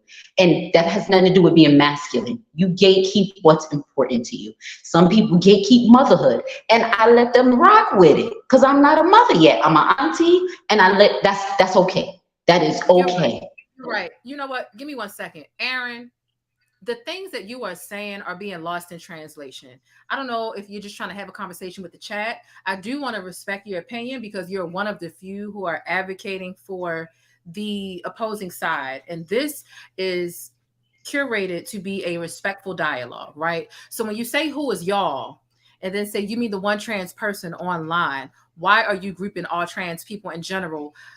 Oftentimes, us natural born women who were assigned women at birth, we feel like a portion of the trans community groups us all together as well. And so it's mutual. So if you can see that energy coming from us, it'd be nice if you could clock that coming from your own community. So unless you're really willing to call in to create clarity around whatever the hell you're talking about, because again, you've got this person online and you've got other people co-signing them online, and people have been people from the trans community, not the entire trans community, but there is a large portion of the trans community who agrees that women should, natural born women who were assigned female at birth, should not be quote unquote gatekeeping periods. They feel that way and they flock together, whether it's all of them, whether it's 30% of them, whether it's 15% of them, whatever the case is. It's not just one person who feels like we don't have the right to quote unquote gatekeep a period. And that is why this conversation and this dialogue has gotten so loud and low key out of control, because people are triggered on both sides. And I understand why. So unless you're really willing to call in and create clarity and have a respectful dialogue, because I don't have any malice towards you, we just might not agree. But as adults, sometimes we have conversations that are uncomfortable. So if you don't want to call in and you want to stick to being misunderstood in the chat with these delayed messages and nobody knows exactly what it is that you're referring to, then stay there and take the hurt, because you're saying that your feelings are hurt in the chat. Because when you're in a chat with hundreds of people, there are over 500 people here right now, nobody can really keep up with exactly the points that you're making. And it's very easy for things to be misconstrued, especially in a chat when you've got literally 17 messages being sent every 8 seconds. So you're either willing to call in and have the conversation, or you're willing to sit down there when I invited you up here and I typed in the chat, hey, you can call in. And you said, no, I'm not calling in because this isn't fair. Well, if it's not fair, then stop talking. Otherwise, you're really just contributing to confusion and you're not willing to create any clarity, and you enjoy the chaos that exists and the blurred lines that people refuse to clear up and clarify within this very layered and nuanced conversation. This is not a black or white conversation. This is not a 1 + 1 = 2. it takes people really talking and hashing things out. And there's a lack of understanding on both sides. So you're either going to call in or you're going to sit down here with these hurt ass feelings and continue to be misconstrued and misunderstood. And it's not going to stop unless you call in. So I'm sorry that your feelings are hurt, but it's not going to stop until you're willing to have a grown person conversation. You can continue. And this is to Aaron and whoever else, like, we keep skipping over the original trans person who started this and going to T.S. Madison. Let me, y'all not gonna deflect and see, my attention span is not short. Social media didn't ruin my attention span. This started with a trans woman talking about gatekeeping. Jess Hilarious addressed that trans woman. Yes, she was passionate and she put mental illness in it. But here comes T.S. Madison. T.S. Madison could have started off her comment with, and again, you can't tell people how to respond to anything. But instead of starting off her comment with, you know what, Jess is right. Black women are gatekeepers to humanity. Black women are gatekeepers to, she could have said that. Instead, what did she do? She went for her looks. She went for her looks. She went for her looks, right? So you try to throw shade and you try to throw a jab when you could have represented your community, Aaron. You could have represented your community without, she started this off wrong because she could have started off as an ally, but no, she started off throwing shade, right? So that part doesn't miss me and doesn't escape me. See, you're not gonna try to slide your shit in there and think that nobody's gonna notice. Now you're being disingenuous. Now she's transphobic and she's all of these things when y'all jab at her first, right? Because T.S. Madison could have loudly and publicly came at her and said, you know what, I stand with Jess. Black women, my own mother included, y'all are the gatekeepers to periods. We can't have them, right? Even though y'all claim y'all don't want them, y'all sure are talking about them a whole lot. Y'all sure, I had to tell a gay man that today too. Y'all sure talking about them a whole lot. Y'all sure want to change the maxi pad box and the tampon box a whole, for people who don't care about periods. Y'all certainly showing how much y'all care. You are definitely showing how you care about them. Let me explain something to you. The blueprint could never, someone said, I could go in the Gucci store and get a Gucci bag and then go right around the corner on Canal Street and get a imitation purse on Canal Street. I said, come through Canal Street, because guess what? I'm never going to be mad that I spent cheaper price for an imitation. Like Gucci is not mad about Canal Street because they get their money. They're the blueprint. You're copying off of them for a discounted price. Okay, so I can never be mad at a copier. Like I'm the copy machine. I'm the blueprint. You can never. So Aaron, I'm not coming for you, but in general, since you want to be one of the loudest voices in the room, I'm going to address it to you, just like I'm saying to T.S. Madison. Since I can't really address her on a large scale, I'm going to say it to you exactly the same way. No, don't throw jabs. This started with a trans woman, and other trans women did jump in and say, okay, we on Jess' side. I don't even know what the trans woman's name was that said the comment about the TikToker. Instead of y'all trans women jumping in and getting on that TikToker, no. Y'all waited for T.S. Madison, your leader. You waited for your leader to go on ahead and attack this woman's looks and call this woman a man and call this woman jealous and insecure and then call her transphobic. And then now we jumping on, oh, well, Jess is this, and Jess, oh, she talked about Muslim people and she made skits about Megan Thee Stallion. One thing at a time, right? We're going to take it one thing at a time. We'll deal with her Megan Thee Stallion skits later. We talking about trans people trying to tell natural women what to do. the goalpost a lot. Everybody has made mistakes, right? There's nobody that can make a good and valid point right now today. A point that makes sense, that advocates for whoever they are, whatever group or community they belong to. There's nobody that can make a valid point today that ain't never made a shitty point yesterday, last year, or 10 years or 5 years ago. You can't find me nobody that can make a good point today that ain't never made a shitty point. So that doesn't matter. I've been very critical of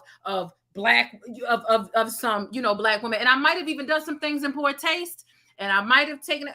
I commended Tasha K. Listen, I'm bringing somebody toxic into the conversation, right? But it's like at the end of the day, you got to prioritize. When you got Tasha K. who dragged Jess by her edges, and Jess is from Baltimore. I'm from Baltimore, born and raised. I'm still here in Baltimore.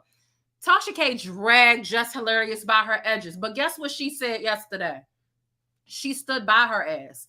And she was like, I'm not going to let y'all do this. Did I drag her? Do I contribute to a problem of dragging? Oh, you told a joke about a Black woman. Therefore, you can't advocate for them. Are you serious? I mean, how out of every president that we've had, have they never slighted any single U.S. citizen or somebody on this soil?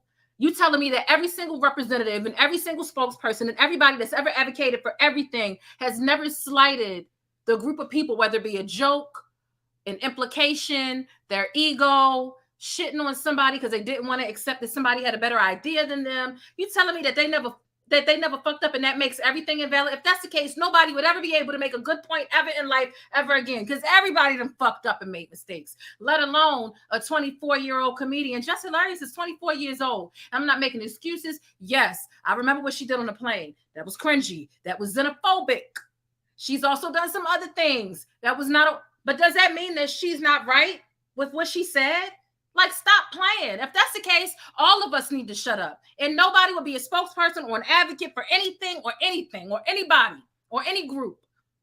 Are we like, people want to move the goalpost?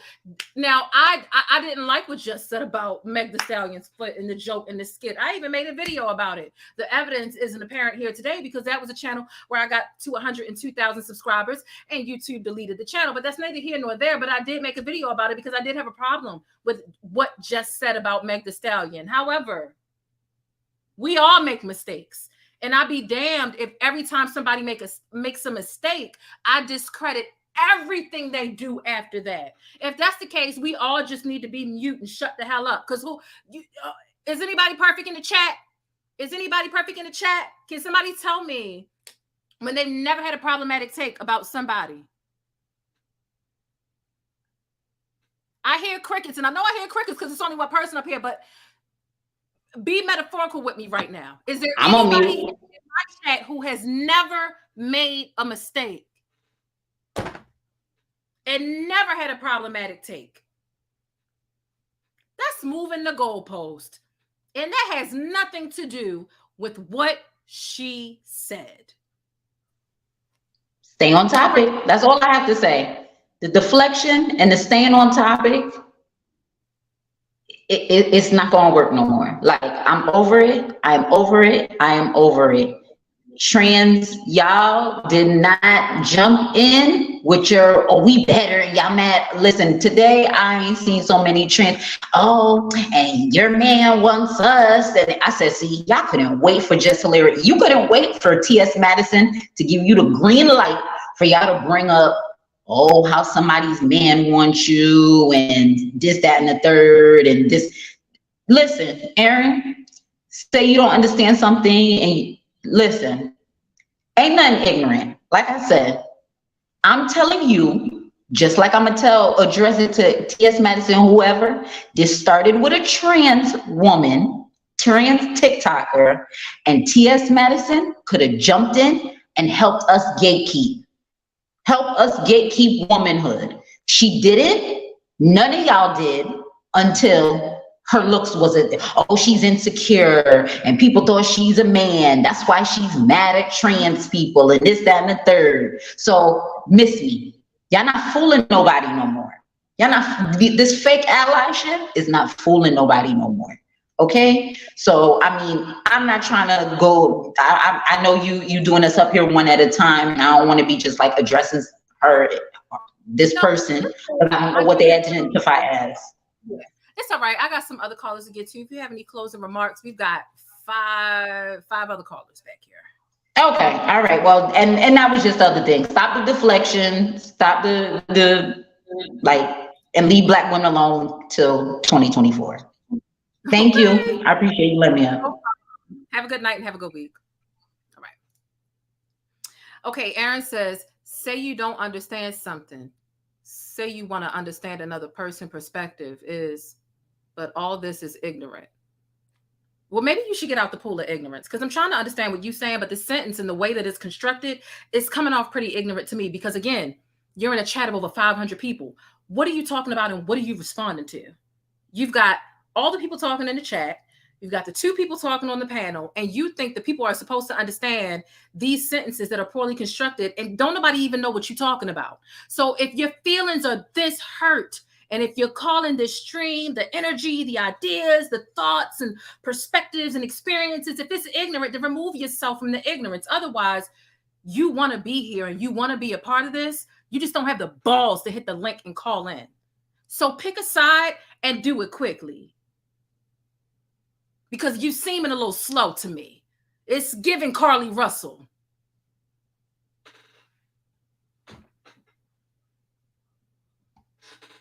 Because I've dropped the link several times and I'm about to drop it again. But I know you two, I won't call you pussy. But either call in or shut the hell up. Because at this point, you're being an agent of chaos. I've already told you, don't nobody know what you're talking about in a chat of over 500 people when there's several people sitting up here talking. What are you talking about?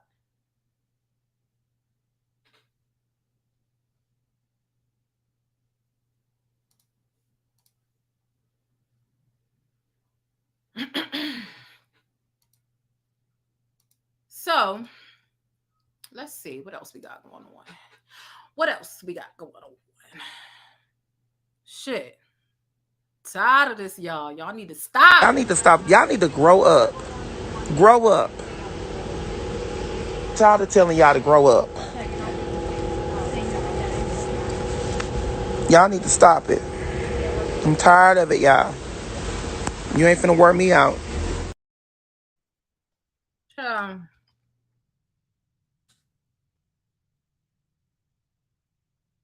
Don't make no sense. Shit.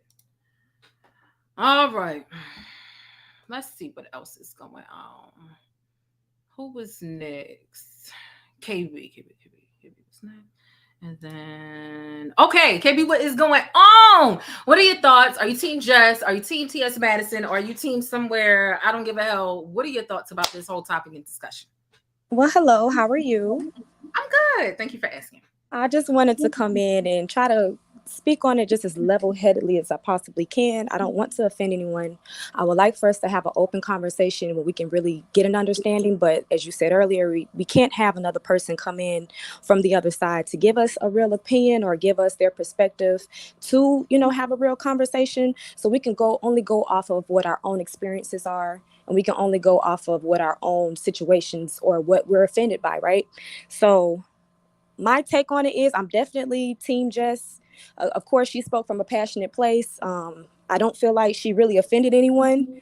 And maybe up until, when she, just kind of got snappy with it. But overall, she didn't say anything wrong, because we are constantly being berated and attacked, whether it's coming from the male community or I'm not going to say all of the transgender women community, because I have friends that are gay and I have friends that are transgender. I have friends that are gay males that do not like transgender women. So they have their own issue in their own perspectives within their community. That's a conversation that also needs to be had. All gay men or all transgender women do not agree with this perspective. It's not okay.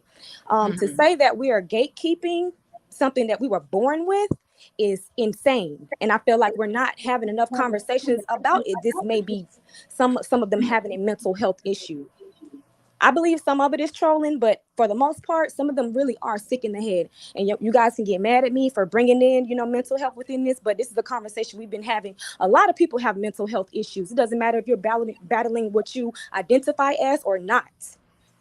people do have mental health issues. I feel like anybody that feels as though they can come and step into an experience of something that they were not born with and maybe have decided to take on this persona later on in their life is crazy. You are crazy.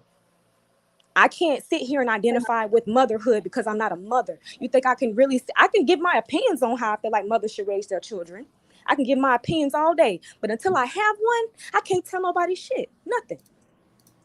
So I feel like transgender men, like who bleed and have periods, because that was a perspective, or that was a talking point that was made on social media earlier today.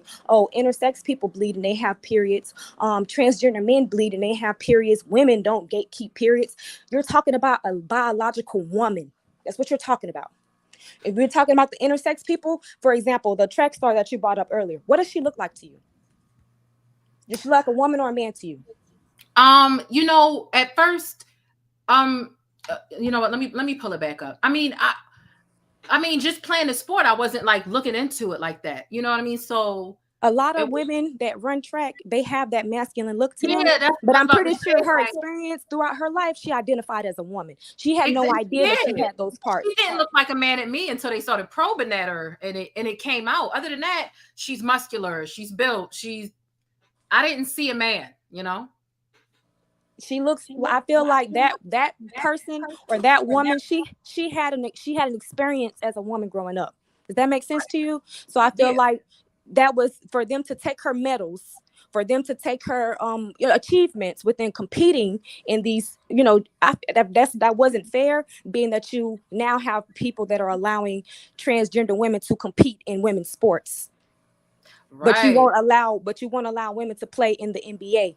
Make it make sense. You guys can come and take over anything within our lane, but we can't touch nothing that belongs to y'all, and that's not okay. Yeah. If we're going to have a conversation, have a real conversation. You want to have the open space to be able to participate in things, and we should be able to do the same thing, but we can't. Why is that? Yeah. Why is that? I mean, the fact that she looked like a woman, she presented herself like a woman, she didn't know that she was intersex at all. You know what I mean? So she had no clue that she was intersex. As far as she knew, she was born with a vagina, and she went through life as a woman until they started treating her like a science experiment. You know? A lot of people are in the chat are asking what intersex means, and I saw somebody say that she was an anomaly. It's just an example that we're using because it's valid. It's a valid talking point to what we're discussing. You cannot tell a woman that she's gatekeeping something that she was born with, period. Yeah. You are trying to identify as, or you are trying to put on a suit of something that you haven't truly experienced from the time you were a child until the time that you grew up to where you are right now. A lot of transgender women had a period of time where they were boys, little boys. They had the experience of a young male child. And you grew up and decided that you wanted to be a woman. There is nothing wrong with that. I feel like here's the open space conversation for me. I respect transgender women who want to take on and have a women's experience, and also respect females. You know how they say male and females? Women have womanhood. Women were born with a womanhood. They grow into their womanhood. We're little girls. We grow up to be women. We're not women when we're children.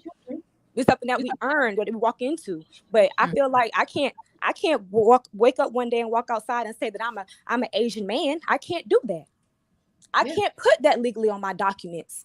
But you guys have made it to where that we, the world, needs to adapt to and change to what you want to be identified as. But you also want to continue on to what we are already talking about, the erasure of what we contribute to the world, what we contribute to society, or what our experiences are. That's not fair. That's not right at all. It's not okay. Yeah, and I mean, I see some people in the chat saying it look like a man. And listen, it's subjective, right? I'm not going to say y'all going to hell, but I'm not gonna say y'all going to hell, but what I will say is I am associates and colleagues with some gay women who are bodybuilders. I'll just say, and they are, you know, they have wives. These are women who are bodybuilders, and you know, if you've ever seen like an actual woman bodybuilder, you know, the titties completely deflate. They become muscle, and it just like, you know, it does not look like your average. It's not feminine attributes, but they still have their feminine features, whether you want to admit to them or not. They look more masculine to you, but they still have breasts. No matter how tight or picked up they look, they still have breasts, period. You know what I mean? Or they still have a vagina, whatever the case may be. I was using this track star that you guys brought up before because she didn't know. You understand what I'm saying? So you can't use that as an excuse. Oh, she's intersex, so she doesn't deserve her achievement. That's like that is just ridiculous. So I feel like it needs to be a conversation. For example, when you go get plastic surgery, do you know you have to have a mental health evaluation? Do you know that? Mm-hmm. They want to check in on what your mindset is like. Why do you want to change your body? Why do you want to change who you are? Why do you want to change anything that you're unhappy with to identify with whatever you want to identify with? They have two different sets. Women that want to get BBLs or breast implants and any of that, they have one set of a mental evaluation. People that are men that want to get the surgery for transgender this and transgender that, guess what? They have a whole completely different set of questions in the assessment for those people who want to go through that type of surgery. Why is that? There's a difference for a reason. And I feel like y'all need to wake up, pay attention. Yeah. This is not about feelings. This is about facts. Fuck how y'all feel. Fuck how anybody feels. These are facts. Yeah. It is. I mean, again, the issue was not respecting or accepting. Nobody's trying to outcast, trans women, right? Like, I don't have a problem being in a community with trans women, like, in general, but you're not about to come over to my sport and you was born with a dick and I was born with something else and swim next to me and win. And I feel like this was a fair fight because it's not. I'm also, if I was an MMA fighter or whatever, and we get into the fucking cage or whatever, and it's a knockout competition and I'm about to let you hit me upside the fucking head because that's not fucking fair. I need to be fighting another uterus, another vagina. Exactly. Like, period. Like, And then, I'm sorry, I'm just still reading the comments in the chat. So this is another example. You don't think Samaya ever had sex? She's had sex. She didn't. Her testicles or testes weren't visible. Again, she had a woman's experience. Right. She grew up as a woman. Mm-hmm. I can't go out into the world and identify as a Caucasian male and think I'm going to take over Wall Street. That's not possible. Okay. You want to have surgeries to where you can physically, not physically, but you want to go through a surgical implant to receive a womb so that you could try to have a child. But if you're not physically designed to do so, what happens when you end up passing away? Because that's happened. I've read articles about these things. You know what I mean?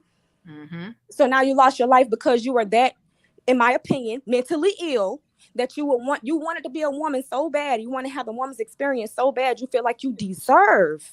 There are women out here who can't have children. If anybody should be getting a damn womb implant, it should be them. They should be coming before you.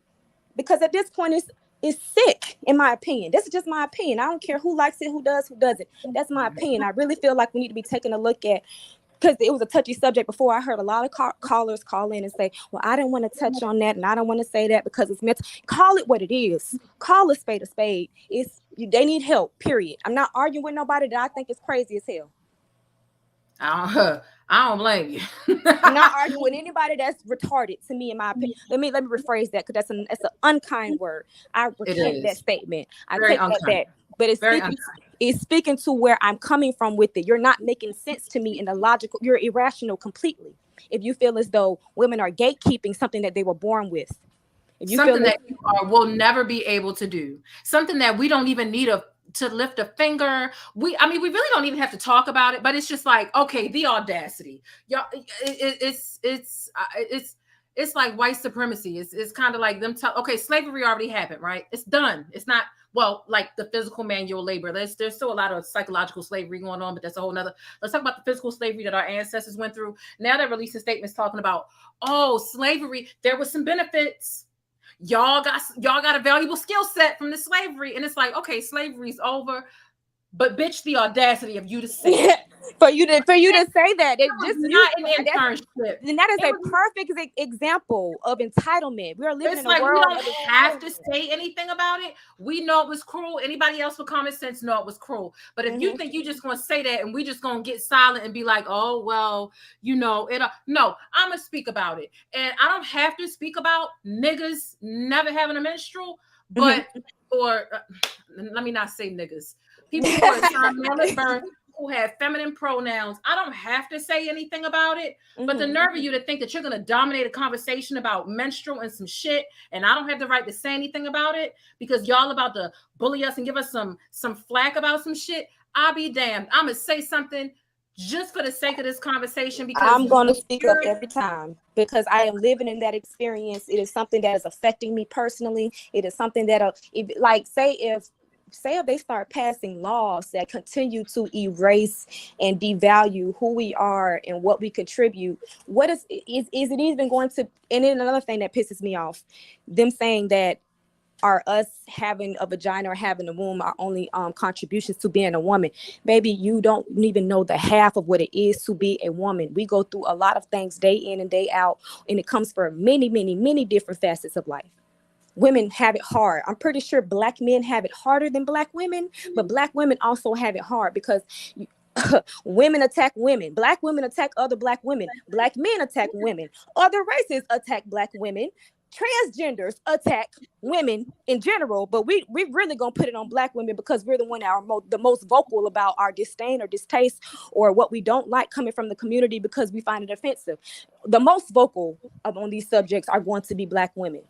Okay, if you want to give your final thoughts, I got a couple things I want to address. Someone says, I hope Jess doesn't apologize. Baby, we from Baltimore. I promise you, she's not going to apologize. The second thing I'm going to respond to is this person said, slut loose women need to chill. Some men go trans because y'all have too many kids they didn't want. Let me go ahead and block you because I don't know what your logic. Oh, Lord. It's giving Carly Russell. If you think that Black women being sluts or being promiscuous or being sexually fluid, if you think that that's the reason why some of these niggas or some people are going trans. First of all, if you understand the ratio of men to women, there are way more of us than there are of them.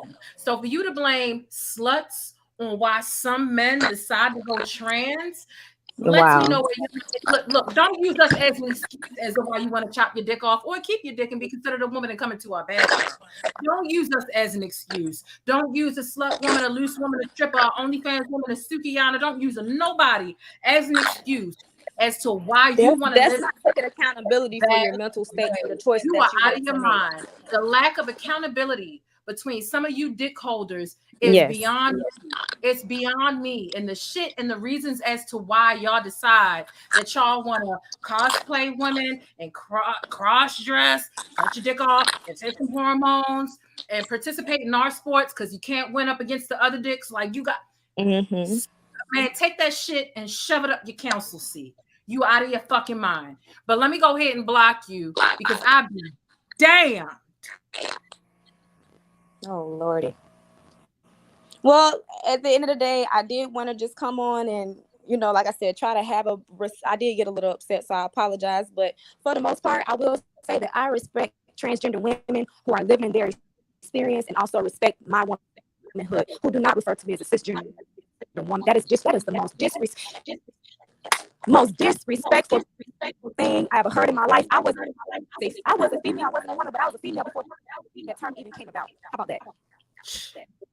How about that? I was a woman before they even really made the word up. I was born like that.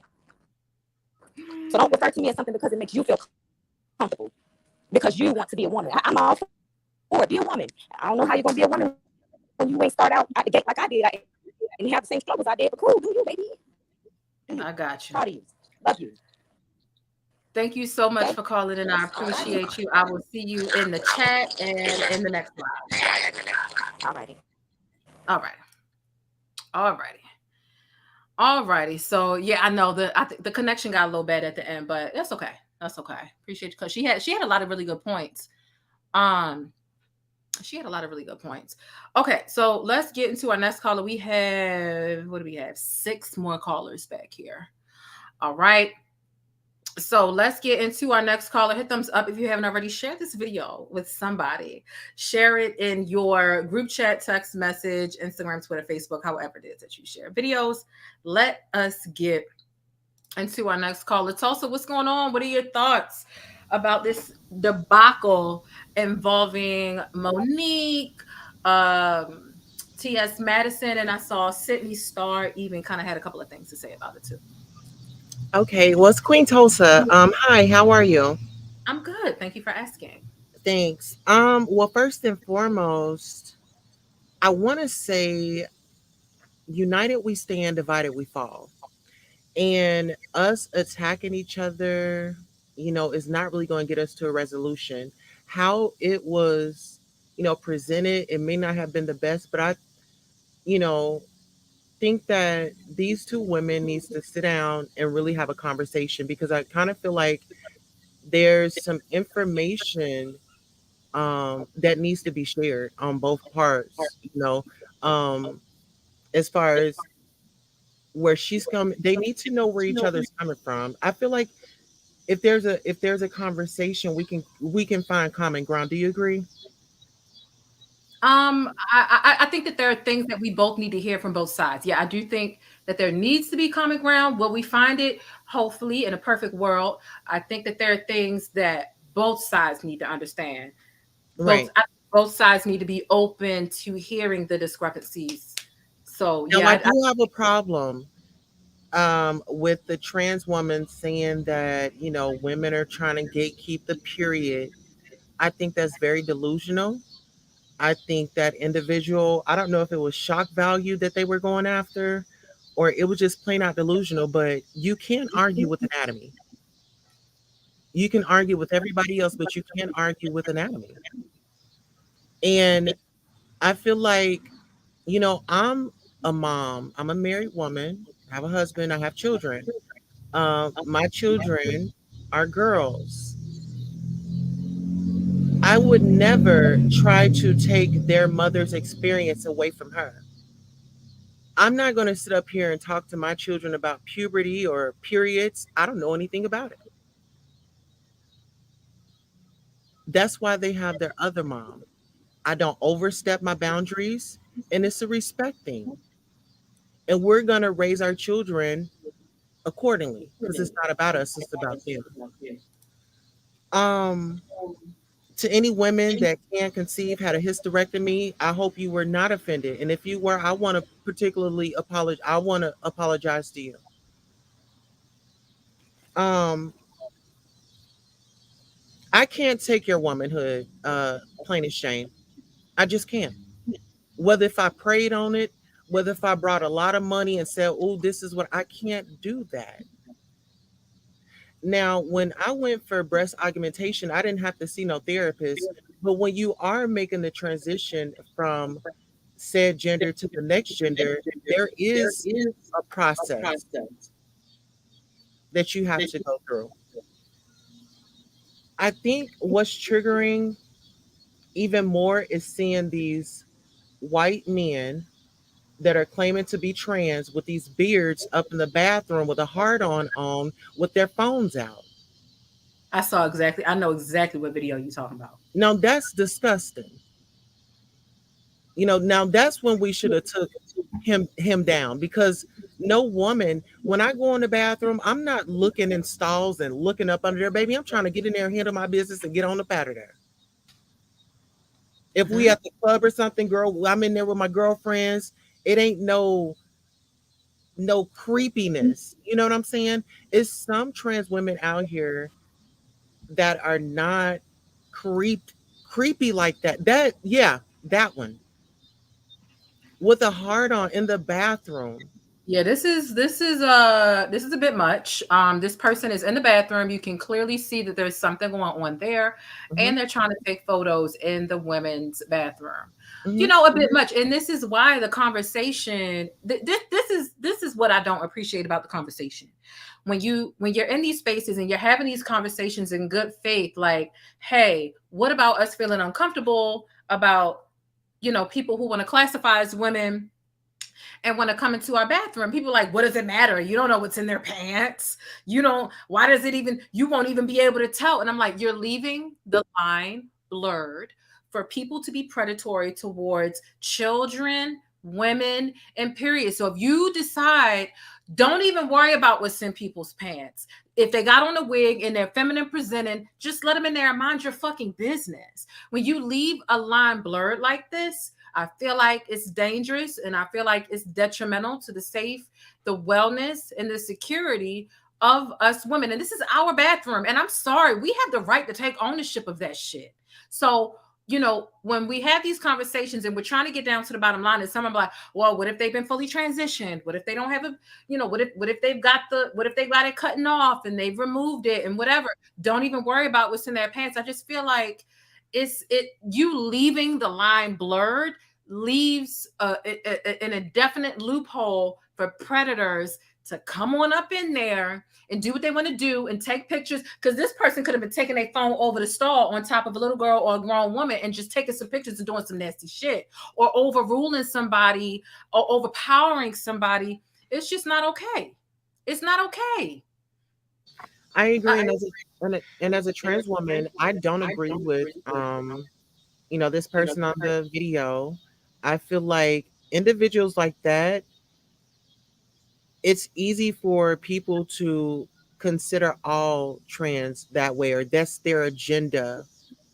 You know what I'm saying? It could easily be manipulated into something else, but not all trans women or trans men um, feel like they're better than the sex that they transition to, right?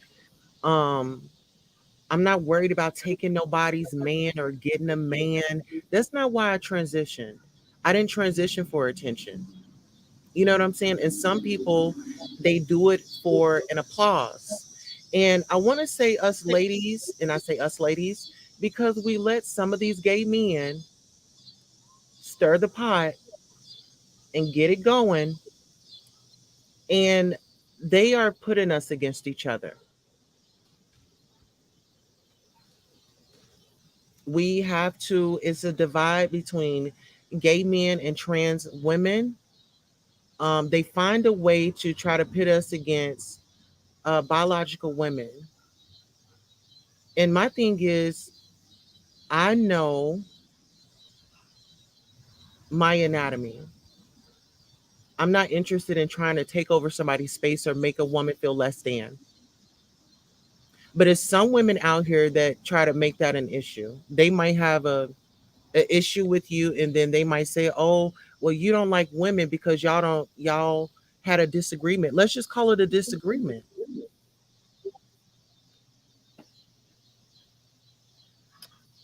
So, can you tell me why there are some members of your community who don't, they spend more time arguing, for my opinion and my perspective, and a couple of callers have spoken on this, they spend more time arguing with the community that they're trying to be, not to try to be a part of, right? Because you're never going to be a natural born woman, but you want to be considered or classified as a woman. They spend more time trying to get into and blend into this class instead of really speaking up on the issues that really do transpire in that community. Because the community is being, you know, not only have biological women been, our group in our community been infiltrated, but the LGBT community has been hijacked as well, big time. Pedophiles, child groomers, everything like that. And there's not nearly enough or half or a quarter of that energy spent really really breaking down and separating themselves. Because I know if I would, like, for example, the big burly nigga that just be out here dancing and cooning and dancing for food, all us black people be like, listen, he not one of us. Wait, he's an embarrassment. He's cooning. This doesn't. Why isn't your community spending more time disassociating and denouncing the group of people who are doing shit that doesn't represent them? Pedophilia primarily, and that agenda to indoctrinate children. Well, I can't speak on my community, but when you talk about pedophilia, you have to look at the statistics. Black men, black women, women and that identify as heterosexual, I mean, it happens there. And I think that it's easy for people to look at online posts like we just saw and to label the whole community as freaks because they saw a man in a wig in a bathroom with a heart on. So I can't speak for my community. I don't know why they I mean, Why? Even outside of that video literally just came to me like 40 minutes before I went live. But even outside of that video, one thing that I've noticed in the conversations that I do have with people who are a part of your community is they treat each and every one like an isolated incident. But I see 7 of them a day.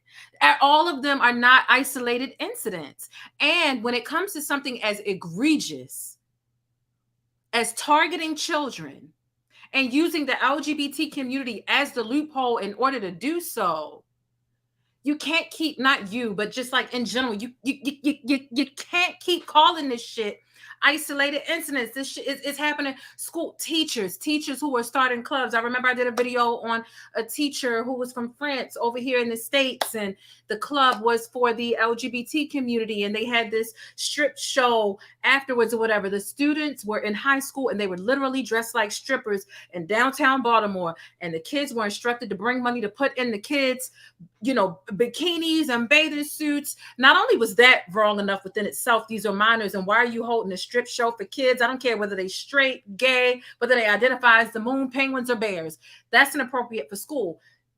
3 weeks later, here comes a mugshot of the teacher who was having an inappropriate relationship. She's running this club that's supposed to be dedicated to fostering these kids. It's really run a thing. The same way that throwing transphobia or homophobia or any phobia on criticism is getting stale and it's not halfway as effective as some of the community thinks it is. Calling all of this shit isolated incidents, when I open up the newspaper and I'm reading about 7 instances a day, these are not people acting like, oh, it's just the internet. Y'all only see a couple of these things. It ain't but so many people going around eating their food and going around like that big burly nigga. But you know how fast us Black people are like, don't associate him with us.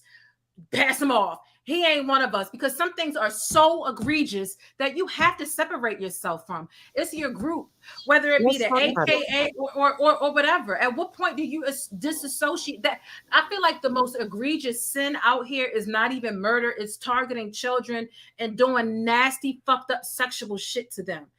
Why is it that y'all community don't speak up and don't have no energy for that? But y'all want to argue with women all day, and not y'all like you, but just from what we see.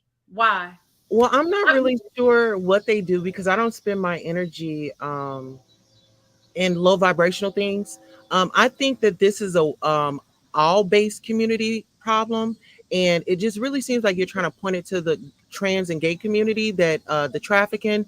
Did you hear about the children in Philadelphia that were trafficked? Who did that? So whatever it is that you're talking about, I'm speaking. I think that we need to speak up on it as a whole. Tulsa, what I'm not going to do. It's Queen Tulsa. I'm not, listen, Tulsa. Okay, I've got to go. I'm not going to go back and forth. Gotcha. Have a great evening. Talk to you later. All right, so we're not going to move the goalpost because our children targeted by each and every group. Children are targeted all over the place. I'm not saying heterosexual people aren't guilty of said crime, but you're not going to move the goalpost. I'm asking a specific question on why you have energy. See, because we're not committing crimes as women being infringed upon. We're not committing crimes by being uncomfortable by people who are cosplaying us, trying to infiltrate our spaces. We're not committing crimes, right? Am I making it seem like only the LGBT community target children? No. What I'm saying is there is a pattern that they refuse to acknowledge, that they refuse to speak up and out about. We are not breaking laws, right? As women who are uncomfortable by people who are cosplaying us, we're not breaking laws. But the people who are abusing children, MAPS. Again, MAPS. You've got people, a whole group, they have a whole website. They're normalizing minor attracted persons. That's what MAP stands for. It's a whole fucking group. And they're attaching themselves to the LGBT community. And they're literally trying to add the M to the end of the LGBTQIA plus community. And they want to add an M because they're trying to normalize pedophilia. And they're literally attaching themselves to your community in particular. And so when I get down to the nitty gritty of asking, why isn't your community more vocal and spending more energy and time on that? Why aren't they getting their blood pressure up about that, but they want to argue with women who just don't want you in our bathrooms in our sports? And all of a sudden it's, I gotta go. I'm sure you do. All of you have to go. None of you speak up about these things. But when I do, I'm wrong because I'm not a part of the community. It's a simple question, and I asked it in good faith. I'm not trying to be rude, but I'm asking a question. And if you want to be skittish and dance around that question and say, oh, well, look at what the hetero, guess what? You find me a group of people who are trying to abuse children and attach themselves to the heterosexual community. Find me them. Because if they were, I guarantee you we'd be speaking out in a heartbeat. Don't bring that shit over here. We would disassociate very fast. And so I'm not going to allow the goalposts to be moved. This is a very targeted conversation, and we're speaking about one specific thing. And one thing that I do know about said community is sometimes when you try to get down to the nitty gritty, they move the goalpost, and I'm not having it. I just want to ask the difficult questions, and I'm not going to let you dance around it either. I don't care if you break dance. I don't care if you get crunk like we back in the 99s and the 2000s. I don't care if you twerk, but we're not dancing around this question. This happens a lot. And instead, y'all want to bite our heads off for being uncomfortable when there are other heads that really need their heads bit the fuck off, period. And I'm not dancing around that.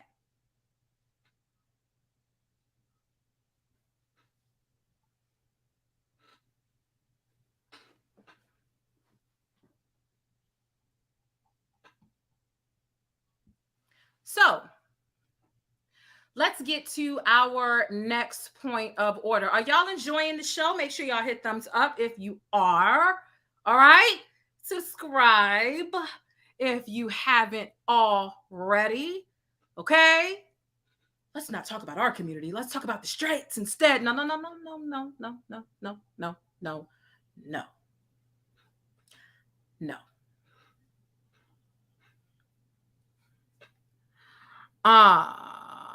Okay, let me go ahead and get you blocked. Most of your straight dads and husbands are the ones that do this, but so many women act like. And so instead of you address, again, child predators come in all forms, gay, straight, whatever. But I tell you the loophole and the umbrella they're using now, all they got to do is dress up in drag and show up and read these books to these kids and show up and run a club at the high school.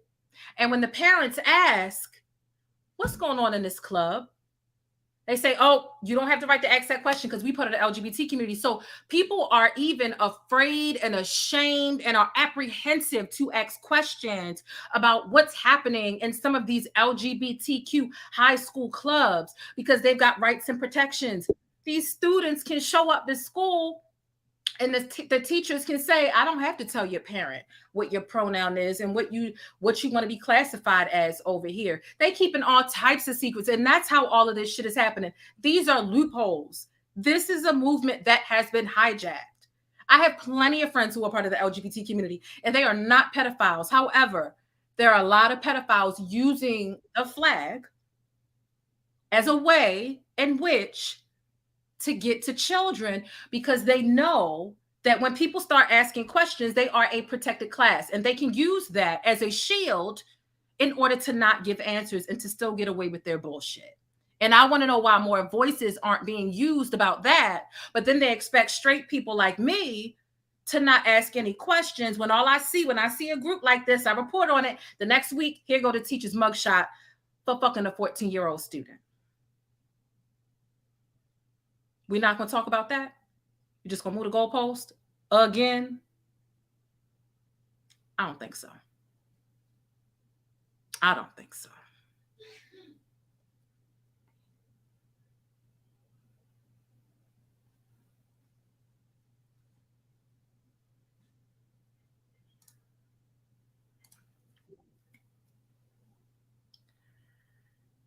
So let's get to our next caller. LMB, what are your thoughts? How are you feeling about this conversation and this topic? Hello, PLAINESTjane. Hi. Okay, I'm going to try my best to be in and out. I got 3 short points. I'm going to try my best to hit them. Can you hear me pretty good? Yes. Okay, awesome. Okay, I'm gonna get. I want to backtrack on to what you just said about what just happened. I wasn't going to, but my mouth won't let me not talk about it. They do that. The protective class thing was one of my last points, but I'm gonna go ahead and hit it since it's already on my tongue. These, I'm gonna say people. I'm gonna say these people. That's for all of them. No terminology. No flack. Don't come at me. But the protected class, they have an actual law that protects them from this stuff. Did they really think that people were not going to come in and abuse that law? Women do not have a law saying if you touch us, or it's a part of laws, yes, but like specifically for women, don't touch women, this women. No, we don't have that like y'all. You can't not speak about a woman, because if it did, we wouldn't even be having this conversation right now. They don't have a law saying periods are specifically for women. You cannot talk about periods. You can't have periods. Speaking, that goes to Dylan Mulvaney when he was out in the store buying up pads and tampons and shit, wasting them, when there's countries that have to just to even think about. We don't even think about other countries that don't have enough resources to get the sanitary napkins that we have. And this fool is in the store playing with them, buying them up. Ain't nobody said nothing to Dylan Mulvaney because he's protected, or she, whatever, is protected. And that's the part that's not fair. That's why women are mad. That's the part that women are mad about, because that shit is not fair. There have been times, like I promise you, there have been times, and I'm sure plenty of women's lives, where we didn't have enough money, or our parents didn't have enough money to get us straight, and we had to resort to all kinds of measures. They will never know that because they've never been through that, and they ain't never gonna go through that. And I feel like this also, I don't even know why I'm not even gonna say why it's even possible. Turn yourself into whatever hell you want to, I guess, if that's what you want to do. But I feel like it's a stipulation. If you're going to be a woman, they should have put something into that clause where you have cramps, where you have your stuff, and all. Yes. You know what I'm saying? If you're going to be like us, be like us. Be like us. You get all that shit. Sorry. Sorry. Because there were times in my life where I felt like I hate being a woman. Well, not hate being a woman, but I hate this part of being a woman so much, being embarrassed. You ain't got to deal with no damn spotting. You ain't got to deal with no. Anyway, it's so much that they don't understand, and even explain that part. Whatever. And I also feel like even if they got it, they would just play victim with it. You remember the videos from a while ago where you had some of them who were assigned male at birth, and they were like making these videos like, I got cramps. And it's, you don't have a damn thing. So I mean, like, even if they had, now granted, most of them wouldn't want it, but some of them would get it and play eternal victim, because for some of them, that's all they like about it, is the fact that they can play victim with whatever positioning that they made a decisive choice to switch into. Nobody made you do that, but they'll do it. And, me living my life, having been born this and transition to this, I unfortunately have to deal with X, Y, Z, and like at some point, some of them like the victimhood of the experience. And I have yet to see a viral video of women. Oh, my period is just bothering me today. We don't do that shit. If you can't handle it, get your ass off the bus. Anyway, I'm going into my womanhood again. Shout out to the ladies. I do have people in my family, and I know people that are trans and all that stuff. Okay, do you? But I'm shouting out my ladies right now. Now I'm going to get my last point, and I'm going to get out your hair.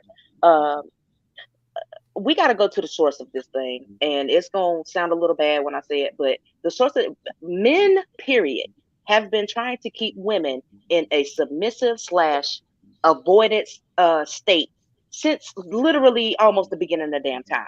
We have been blamed for the damnation of the whole entire fucking world, okay? We can carry that trope, and we can keep our shit if we want to. And we're going to say it loud, and we're going to say it proud. And if you don't like it, so what? You do not go through what we go through, period. Yeah. And I'm going to drop down on that. I know you got some other callers. I appreciate you, and I love your show, and I'm still going to be listening. No problem. Thank you so much for calling in. All right, let me get into a couple of these super chats. Little Play Nurse sent $10 and says, keep doing what you're doing. Thank you so much. I appreciate you so much for that. A couple of new channel members. I think I missed True Living. Thank you for becoming a member. The Coolest Jazz 718. The Sensitive One sent a $5 super sticker. Thank you so much for that. And I think we've been caught up on all of our new members and our channel members. Okay, so let's finish getting into the rest of our callers. Just to give you all a heads up, if everybody could kind of like keep their, maybe try to keep your points like 7 to 8 minutes or under. Let's just try to aim for that. Okay, let's just try to aim for that. Okay. So, but I do still want to get to each and every caller that we have back here, and we've got 6 more callers back here. If anybody else wants to call in, just know if you call in now, you're definitely going to have to keep it under 5 minutes if you're not already back here. All right. So let's get into our next caller. What is this? Matunda Double X Jeans. What's the, oh Lord, you got an Uncle Ruckus. It's mitochondrial DNA XX genes, sis. And if I had if I had that glove, just in one moment, this girl speaking chat. I was with you on Twitter, sis. Girl, oh really? On Twitter. They was clowning. Did you hear them men in drag say they was gonna smack a itch? Oh my God. Yes, that's the point I didn't get to. That was the one point I didn't get to. So we were in Spaces earlier today, and I'm listening to this person who was assigned male at birth, who currently has feminine pronouns. And they're like, listen, if you were in my face and you misgendered me, if you're a woman, I slap the shit out of you. And they said it time after time after time after time. And it's like, wow, you were born with the penis, you're trying to slap women based on a pronoun, but when we say do not call us sis, you're like, I don't care, I'm gonna call you and sis. When the men checked him and said, would you say that would you smack me if I was in your presence and quote unquote misgendered you? They got crickets. So what I've been typing in your chat is something that women need to investigate. Autogynephilia. This is the term that you're seeing all of these men act out in. They get a sick sensation, a sick feeling in cosplaying women. Doesn't matter the race, honey. This is an ancient thing. Men have always slammed their penises against rocks to bleed, to emulate a woman's period, because we bleed and we don't die. Look it up. It's a Roman, Greek, African thing. That's where circumcision comes from. When they see women, and here's the thing I wanted to get in. All of this top surgery, what they're not telling, because I'm in a city now where transition surgery for kids is approved. See, they're not telling you adults, you have to mature. Your body has to mature in order for you to release sexually. If someone comes in while you're going through your puberty, like you seen the little girl Jazz on TLC where they castrated her and now she got that surgical wound and they got to hold it open, she'll never experience sexual release. And so this fallacy that you have become a woman, that's a lie, because you retain your penis. Otherwise, you would not be able to ejaculate, period. And what you said about minor attracted persons, that's becoming more and more significant, because listen at the diatribes and the wordplay and the semantics these people have. They go through gymnastics to change biological fact in order to fit a narrative, to get laws passed that target vulnerable populations like children, so that your child who is under a parent's guidance don't have the understanding that once you do become attracted to someone, you're not able to sexually release if you're castrated. You're not able to sexually release if your breasts are removed. There are things about puberty that are inherently necessary for you to grow into a functioning person. So it's a lie. And let me just go ahead and take my shots, because I know you want us to be quick. T.S. Madison was known for years as the chick with the big stick.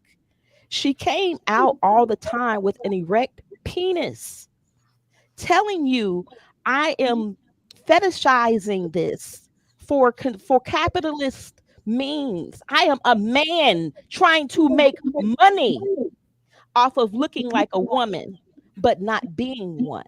And we accepted her, quote unquote, into our platforms and social medias. We found her entertaining. But the truth of the matter is, that's not our friend. She has made her platform something to attack Black women in particular, calling us fish, disowning us for having periods, this, that, and the third. This is a national conversation. And national laws are being impacted. And so the last thing, in New Hampshire right now, there is a transgender politician who is in prison right now for conspiring with his girlfriend who worked at a daycare center to take pictures of vulnerable children and send them to him. He's in jail right now. I've posted that a few times. But we have to support biological women's voices, and we have to people like thePLAINESTjane, we need to support them and not these other platforms that are demonizing us with this propaganda. And another thing for trans women to realize, it's only women, Black women in particular, who take up the cause of you all being killed. Excuse us, the femicide that we are witnessing for Black women, there's only Black women speaking on that. Every 4 to 5 hours is Black women talking about Black women being murked out here. We also include trans women because we understand that it is wrong.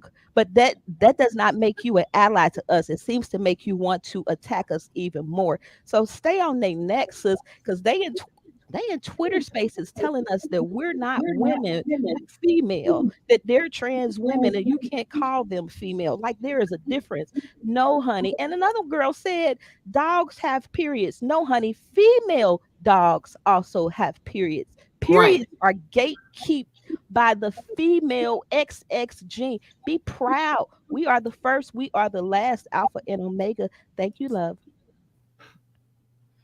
You're right. She has some good points. Yeah, I've had a male dog and a female dog, and that female, oh my God, we had no clue. Me and my mother had no clue that female.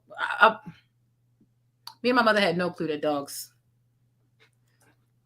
One winter time though, it snowed so much. We had this blizzard. It was like 9 to 11 inches of snow in the backyard.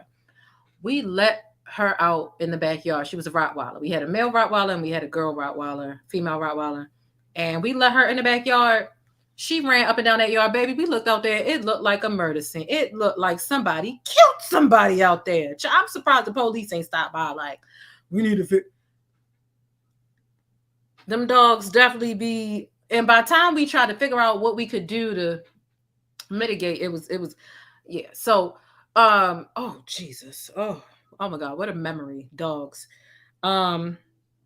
I'm just tripping over really being direct in this conversation, because this was a very targeted conversation, and I'm just tripping over me asking a direct question, and a member of the community actually running and refusing to answer the question. I just, oh my goodness, I can't get over that, but I can, because it's typical. But I have had someone call in prior. I might have to go back and look for that. And I asked them directly, and this was actually a guy who was a part of the LGBT community. And I'm like, hey, how come you all don't speak up and out about, the pedophilia, the infiltration, and people associating themselves with your group, when really it's very obvious that what they're doing is targeting children in a negative way? And the guy flat out said, because we don't want to be associated with that. We don't want to say out loud what it is, because then people are going to start associating it with us. And that was kind of it. But it's kind of like, they're already associating that with you. So how come you can't disassociate yourself from the perverts and from the MAPs, the minor attracted persons? Like, what's the problem? And they basically told me why they avoid the conversation, why they avoid addressing it as a collective. Very interesting. But, that was just one person, but I felt like it was a very honest answer. But I have had someone actually address that before. So that is that. So let's get into our next caller. Couture Bay, what is going on? What are your thoughts? Thank you so much for calling in. To start, how do you feel about the Jess Hilarious versus T.S. Madison adjacent to the natural woman versus trans woman conversation? I just want to start off by saying that I felt like T.S. Madison went out her way to pick with Just Hilarious, and she understood clearly what the situation was. Case in point, the reason why the black trans woman said something was because it was trending for the white trans that was talking about how OBGYNs need to start accepting trans women in the first place, right? So I didn't see TS have anything to say to the white conservative women who were dog walking the white trans woman, who were literally saying they were everything but a child of God. Nothing on TS's Instagram or Twitter. I went and looked because that's how petty I am. So when Jess Hilarious says something, then TS Madison wanted to make it seem like we're jealous. That's really how the conversation got started. We're jealous of trans women, and I felt some type of way, and then it went from jealous to the featureism of some of the women, and it tied all back into what I've been saying from the start. Men, when you ask a lot of these questions, whether it's about colorism, whether it's about transgenderism, it's always tied to men. And when we say men, I'm talking about black men, and I want to be very clear in that, because not once did the activist T.S. Madison say anything about that beautiful black woman who was unalived by that white man because he thought she was a trans woman. So I don't get it. I think it's the misogyny for me. It just leaps out. It's embedded in a lot of these trans women. I do have trans women who are not like T.S. Madison. They don't even like T.S. Madison. They always say, well, Bree, ignore her. But on this one, I couldn't, because you used your platform to demonize a black woman like you always do, and then she plays the victim. That's what irritates me deep to my core. Like, I don't care if you want to transition. I don't care what you want to do. The fact that they will elevate and pedestalize Zaya Wade speaks volumes to me. But we can't have anything to say. We can't give an opinion. That is misogynistic, and they don't understand it. But I mean, how could they? They're born with the XY chromosome, so they will never understand what a real woman XX goes through. Our plight, being silenced. Y'all are in our sports. They're changing the doctrine to include you, and they always air quotation, oh, this is for the trans men. No, it's not, because the trans men get their goods taken out. So they're not having periods. They're not going through, well, they go through some form of menopause, but it's different. They're not having the same issues. They're not birthing babies. They're not even really doing that. So the onesies and twosies, what are we changing the laws for? And a lot of times we do stand with trans women, and I do blame several content creators. There's one in particular who made her platform about trans women or women, period. And I was like, girl, be for real. And now when the supremacists are dog walking you, those same women you had on your platform won't even stand beside you and put up for you or speak up, because what white men happen to like trans women, in particular black trans, due to their not so lady parts, but they don't talk about that. They never talk about that. Hence why TS was calling herself, it hasn't in the past 2 years, the Big D bandit. So stop trying to tell us how we should feel as women, because for so long we have birthed these incels and these trans women who get on these platforms to spew their hatred, and the moment you say something back, all of a sudden it's one of the phobias or the phobics, and that's where I call it weak. I call it the grift, because if you really wanted to have a conversation, you would open up some comments, you wouldn't get in your feelings about it. And to Quintosa's point, there is a small different demographic of the Pedialites, the 20%. But still, I understood what you was talking about, thePLAINESTjane. Thank you for having me up. I know you have a lot of people who are waiting to give their thoughts and analysis. But I stand with Jess Hilarious. I don't care what she did in the past, because if we want to talk about the past, T.S. Madison chastised women for having periods in the past. So are we going back in the archive for that? Like, come on now. TS knows she was wrong. She was looking for a way to get her name to trend. She hops on any and anything dealing with Black women saying something. Jess wasn't even trending for speaking back. It wasn't until TS Madison hit the dog whistle and alerted the other trans women to say, "Oh, Jess is so ignorant, cisgender, da da da." And when you have the majority of women who say, "Don't even call me cisgendered," that is a psychology term y'all have pushed on people, which we allowed because y'all claim y'all are not heard. But the laws, the protections, what have they done for women? Really ask yourself, what have they done for women? Because the maternal health crisis is up. Femicide up. And not one of those trans women with a blue check are out here talking about the things that we are going through as women. And I'm sorry to be so passionate about it. No, don't be sorry. Don't be sorry at all. My thing with sis, here's the thing. Here's the thing. Understand what I'm saying, y'all. I respect the term as a way, as an identifier for them to have with inside of their community, right? They got 1,099 different, whatever, non-binary, pansexual. If y'all are having a conversation within your own community, within your own whatever, and they don't like to say straight, whatever, but don't call, you know what I mean? It's kind of like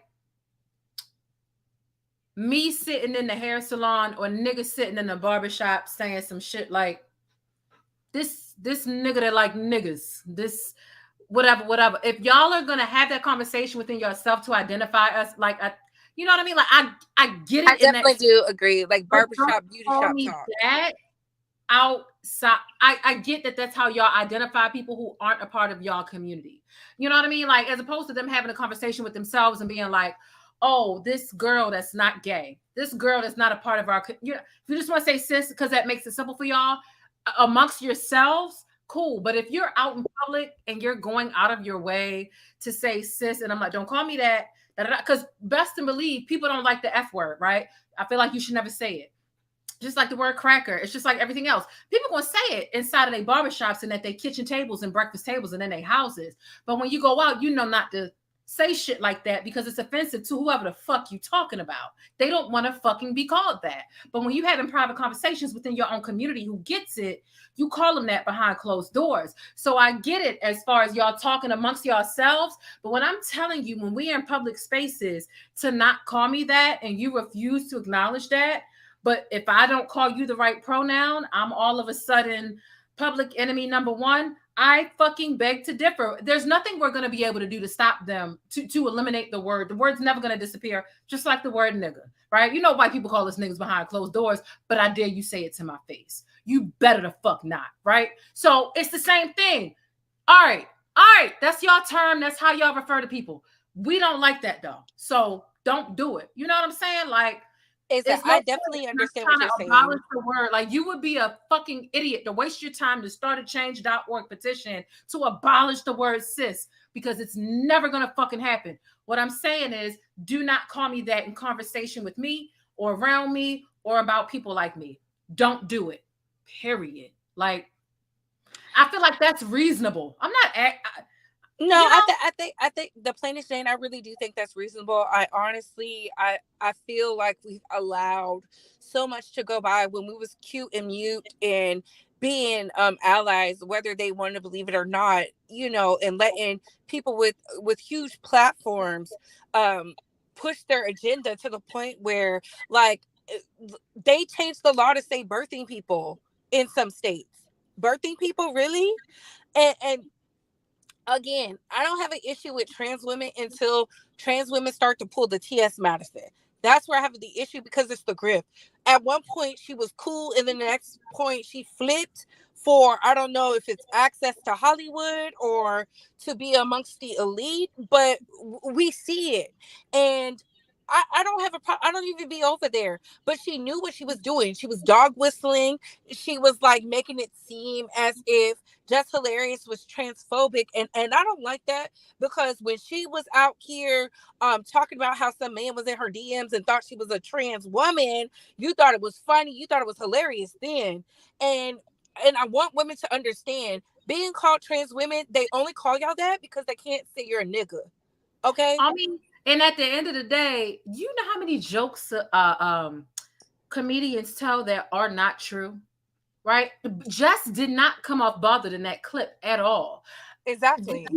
If you watch an entire Kevin Hart special, no matter how many times Kevin Hart says, I swear to God, this is how I went, I swear, I'm not lying, I swear to, you really think that happened and that's how it went? Or do you think they just needed a fucking bit? Like, Jess wasn't bothered by that, and you could tell by her delivery and everything on it. So it's not even that was even, you'd be a fool to think that every joke a comedian tells is fucking true. So no, most definitely. You taking that joke and saying, "Oh, here's a moment where a natural born woman was mistaken as one of us." Let's go ahead and call her bitter. That.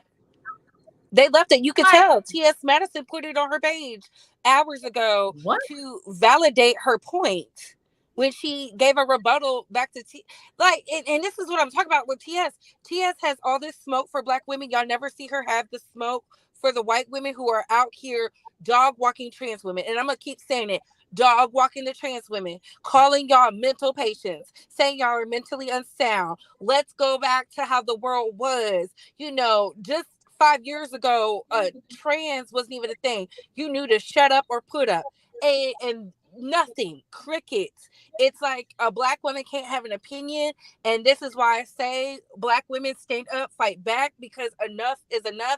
I'm going to drop down. Thank you for letting me up on your platform. I know you have other people in the back, but thank you so much for allowing me up. Thank you to the other panelists for their conversation points. And I feel like we need to keep talking about this.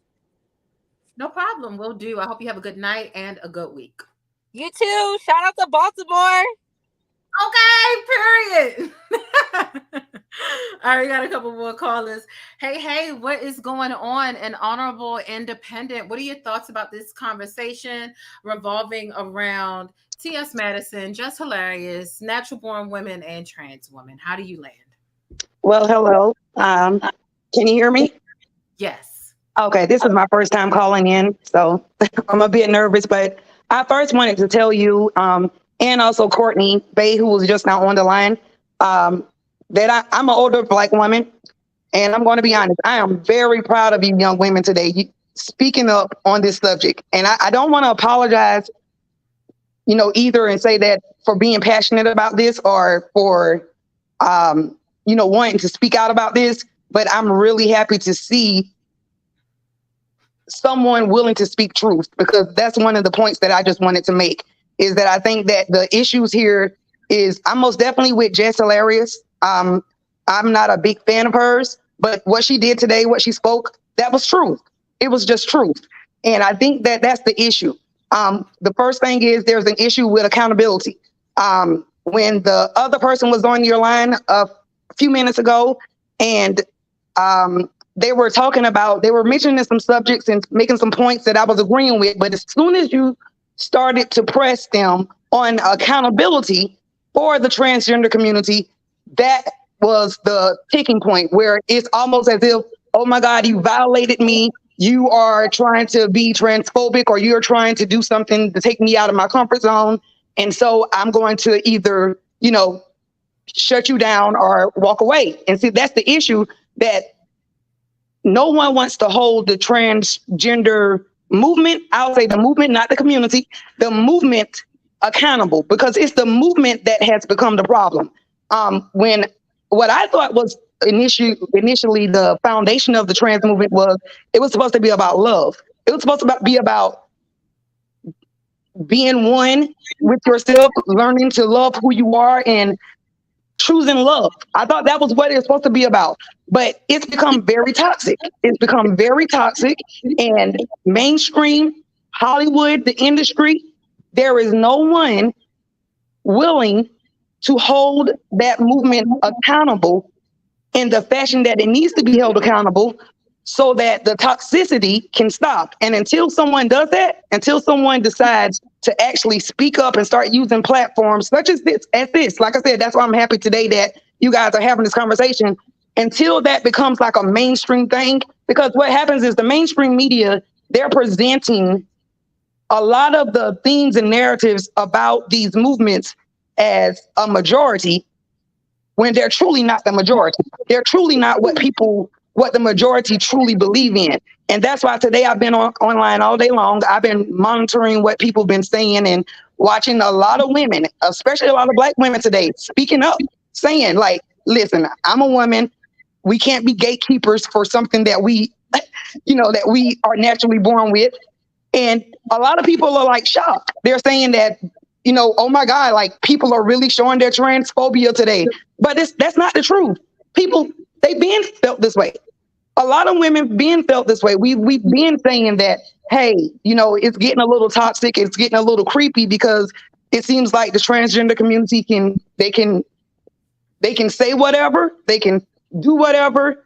But if I go in and I say in my same stance, hey, I am proud to be a woman. I am proud to be a biological woman. And that's it. I'm proud to be heterosexual. If I choose to say that, someone can literally label me transphobic online and I could be canceled, or verbally accosted because I'm standing for who I am. I stand for my identity. And I think that's the issue. It's just an accountability problem. And I feel like as a Black community, most definitely the Black women, we already have an issue with, of course, Black men. We have an issue, and whether or not we want to believe it or not, as sisters, as Black women, we have too many issues with each other. We don't want to hold each other accountable. But now we're having the trans community coming after us. We are like public enemy number one. Like the Black women are not protected. People don't want to believe that, but it really is the truth. And this just can't happen. My last point is, I just think that people need to understand that the trans community, I feel like they've been afforded the right. I feel like there has been a lot of comeuppance for them. But I just don't understand how people can, how I think it's turned more into more of like a privilege or more of a, they're overusing like the victimization. Like if you go into schools, transgenderism is not the number one cause for suicide in schools. Bullying needs to be addressed on a national, we need to have a national conversation about that. I would love to see the power that our legislation and our leaders and our Black activists and our Black industry, Hollywood, leaders have taken with the trans community. I would love to see them take that type of approach for bullying in schools, because guess what? 1 out of 5, middle school to high school students are literally, bullied, and they think about suicide or either try to commit suicide. And so I don't understand how we can spend all this power and money and all of this time and energy behind, transgender, a transgender movement, and we just overlook all of the other issues that's affecting our children in schools today that truly is like attacking our children in all types of ways. So I just, like I said, I think it's an accountability problem. I most definitely am with Jess Hilarious, and I really am very grateful to see a lot of, my sisters, my Black women, the young Black women speaking up today and just speaking truth. Yeah. So thank you. It's a huge accountability problem. It really is. You know what it reminds me of, and I'm gonna let you go after I just say this. Got 2 more callers after you, but it reminds me it reminds me to take accountability and hold the same pressure that I feel the Black community needs to be held. Right? Mm-hmm. The Black community, we have a lot of internal issues. We fight a lot. We argue a lot. We do have our violence against one another. Right? But you know what we hate? We hate when white people sit on the outside and be like, Black on Black violence. Black on Black. We be like, shut the fuck up, stay out our business. Stay out our business. Thank you. Which leads us to say, you know what? We don't want these white people trying to solve our problems, because honestly, you can't solve our problems, right? Exactly. The only reason I jump into the LGBTQ stuff is when it comes to kids being exposed and and being abused. That's the only reason. If it was all adult stuff, I'd be like, you know what, y'all don't on your own with y'all issues with, you know, the trans death rate and everything else, the violence rate and the violence. Because don't get me wrong, it's not deaf upon my ears or my understanding. Mm-hmm. There are some people that are trans that are subjected to violence because some people Right. just either hate trans or Yeah. they feel tricked by trans because they Mm-hmm. lay down with somebody that they think is one gender and they're not.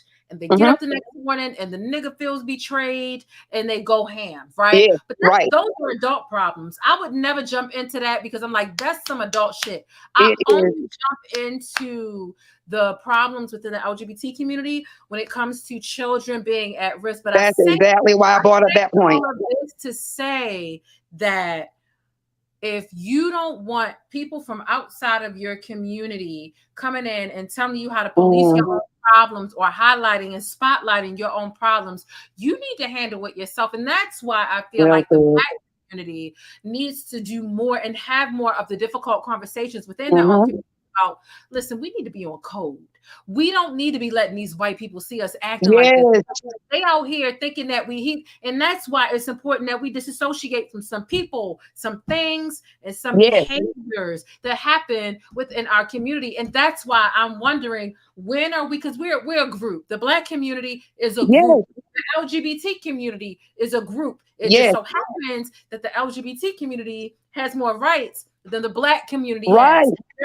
You have better luck going to HR and saying they offended me because they said something that offended my sexuality or whatever, rather than they offended me and I feel like they said something racist. Your probability of having HR respond to you or discipline somebody, you've got a better rate at saying they did something to offend your sexual orientation or your lifestyle than your racial identity. And so my whole thing about having conversations in-house with your own community, if you don't want other people jumping in and having these motherfucking conversations about the issues within your motherfucking community, then you need to find a way to have these conversations and speak up about it yourself. Amen. Your community accountable and or disassociate yourself or your community from the problematic shit that is plaguing the group that might be, you know, a blanket representative of all of you all in general. That's how it's work. Well spoken. Well spoken, man. Well spoken. Again, thank you so much. I'm really proud. I'm really happy to hear this. Like I said, I just wanted to at least see that some of, you know, the conversation was starting to be had. And I was online today and I saw this and I'm like, oh, wow. You know, I was so grateful to see this because it is a conversation that needs to be had and it most definitely needs to be talked about. And I don't know how we get over this, you know, hump, but I'm not going to back down. I refuse to back down. Like you said, these are children that are being indoctrinated.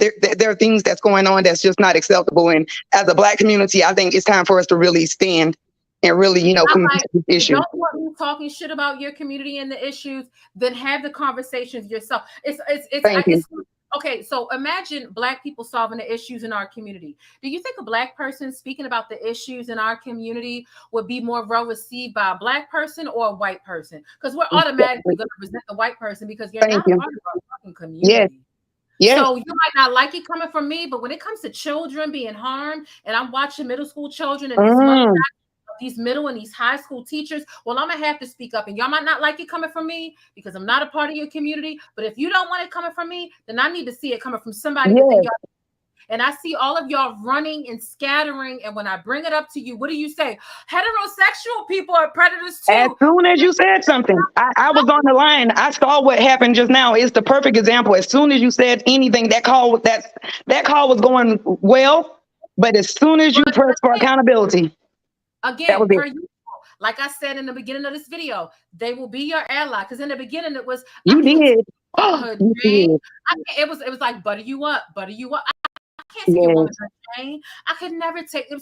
It's like butter you up, buddy. I'm like, okay, be up, but I know something's coming, and I know I'm about to ask you a question. You did too. And boom, that's why I'm like, you can't just accept random allies that are gonna Mm-hmm. come and echo the sentiments that you just spewed off Right. 27 minutes ago. Everybody's gonna come up and butter you up and say, I agree with what you said 27 minutes ago. But when you get down to the nitty-gritty, they're gonna Mm-hmm. run or whatever. They're not gonna want to take accountability, and they're not gonna want to address the actual issues within their own community. But they also want us to shut the fuck up about it and just watch children be abused and indoctrinated. And I refuse. Well spoken. Thank you so much for having me on your show. And I'm most definitely a subscriber, and I most definitely will keep watching. Thank you again. No problem. Thanks for calling in. Have a good Sunday and a good week. You too as well. Bye. All right. We got a couple more callers. Thank you so much, Eric Boykins. A trans contemporary would be a drag queen. Eric is a hardcore supporter. Thank you so much. I appreciate the $2 super chat. All right, how are you feeling? What are your thoughts? Happy Sunday. Where do you land with this Jess Hilarious versus T.S. Madison or biological woman versus trans woman debacle? What are your thoughts? Hey, this is my first time calling, and I completely agree with Jess Hilarious. We need to realize we are under attack, and that is all the way. Women are under attack. We have been for a while. If y'all have seen the Barbie movie, it explained it a lot. They even say in the movie at one time, men hate women, women hate women, everybody hates women. Yes. And I was like, this is so funny because they realize that we are under attack. The moment I just don't understand, like you say, they talk so much about women and just have so much to say, but when it comes to the real deal things that's going on in this world, nobody wants to speak on it. I've never seen T.S. Madison get on screen talking about how the kids need to be safe. I have never seen, and it's just so crazy, like coming from somebody who will never be able to experience a period, be able to have a baby. There's a lot of women who can't even be able to take care of their baby after having a baby because they died. A lot of women don't make it past giving birth. That's a really touchy subject, but in the common denominator of that is Black women as well. And we fail to have realized that at the end of the day, men are delusional, and we have known this forever. And trans people are really no different than having all the receipts to show a man is cheating and he's still lying in your fucking face. It's literally the same energy. And it will forever be the same energy because they are men. Mentally. They're men. You will always be a man. That's why I don't understand why we scoop so high to give them praises and even give them the privilege to call yourself a trans woman when you are a transitioned man. You're really supposed to be considered a trans man, which is funny though, because it's really an insult to us when I had went to the doctor and they asked me, what do I identify as? When they have the genders on the paper, do you see anything other than male or female? That is an insult. That's literally like me calling you a F word. And it's sad that I have a trans friend that I literally grew up with. I love her to death because I grew up with her. I knew her all my life, loved her to death. I thought that I could still love her and not support the LGBT community. Unfortunately, that didn't happen. Literally just this week, I just lost my friend, and I'm okay with that. I had shared a post. I'm sorry. I'm sorry to hear that. No, it's for the greater good because I thought that, like, I had an ally, like you said. She's not passed away. Like, I lost her as in friendship. Oh, girl, I thought you damn girl. No, but it hurt my heart because, like, I literally grew up with her, like, since the age of 9. I'm in my mid-20s. Girl.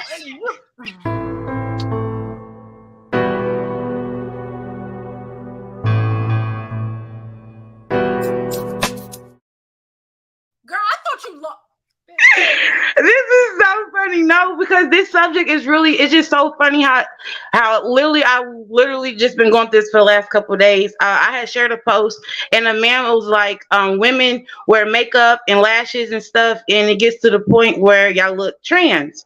And I had shared it, and this was funny. I had shared it, and And I was just like, hey, yes, it's like deceiving people. And he got mad. He called me. He was like, why would you say that? And I was like, because I know I got a cousin who can't walk out of her house without lashes. And once upon a time growing up, only people we see wearing lashes and wigs were drag queens. Or if you wore a wig, you was an old woman, as they would say. But back in them days, it was only that. So, you know, now you see it, it's easier for trans to be able to mislead anybody. And the thing is, nobody cares. Y'all want us to care so much. Y'all have coming out parties. I have never got to come out as straight. No one cares who you are having sex with. Y'all want us to care so much, and it's just crazy. No one cares. No one cares.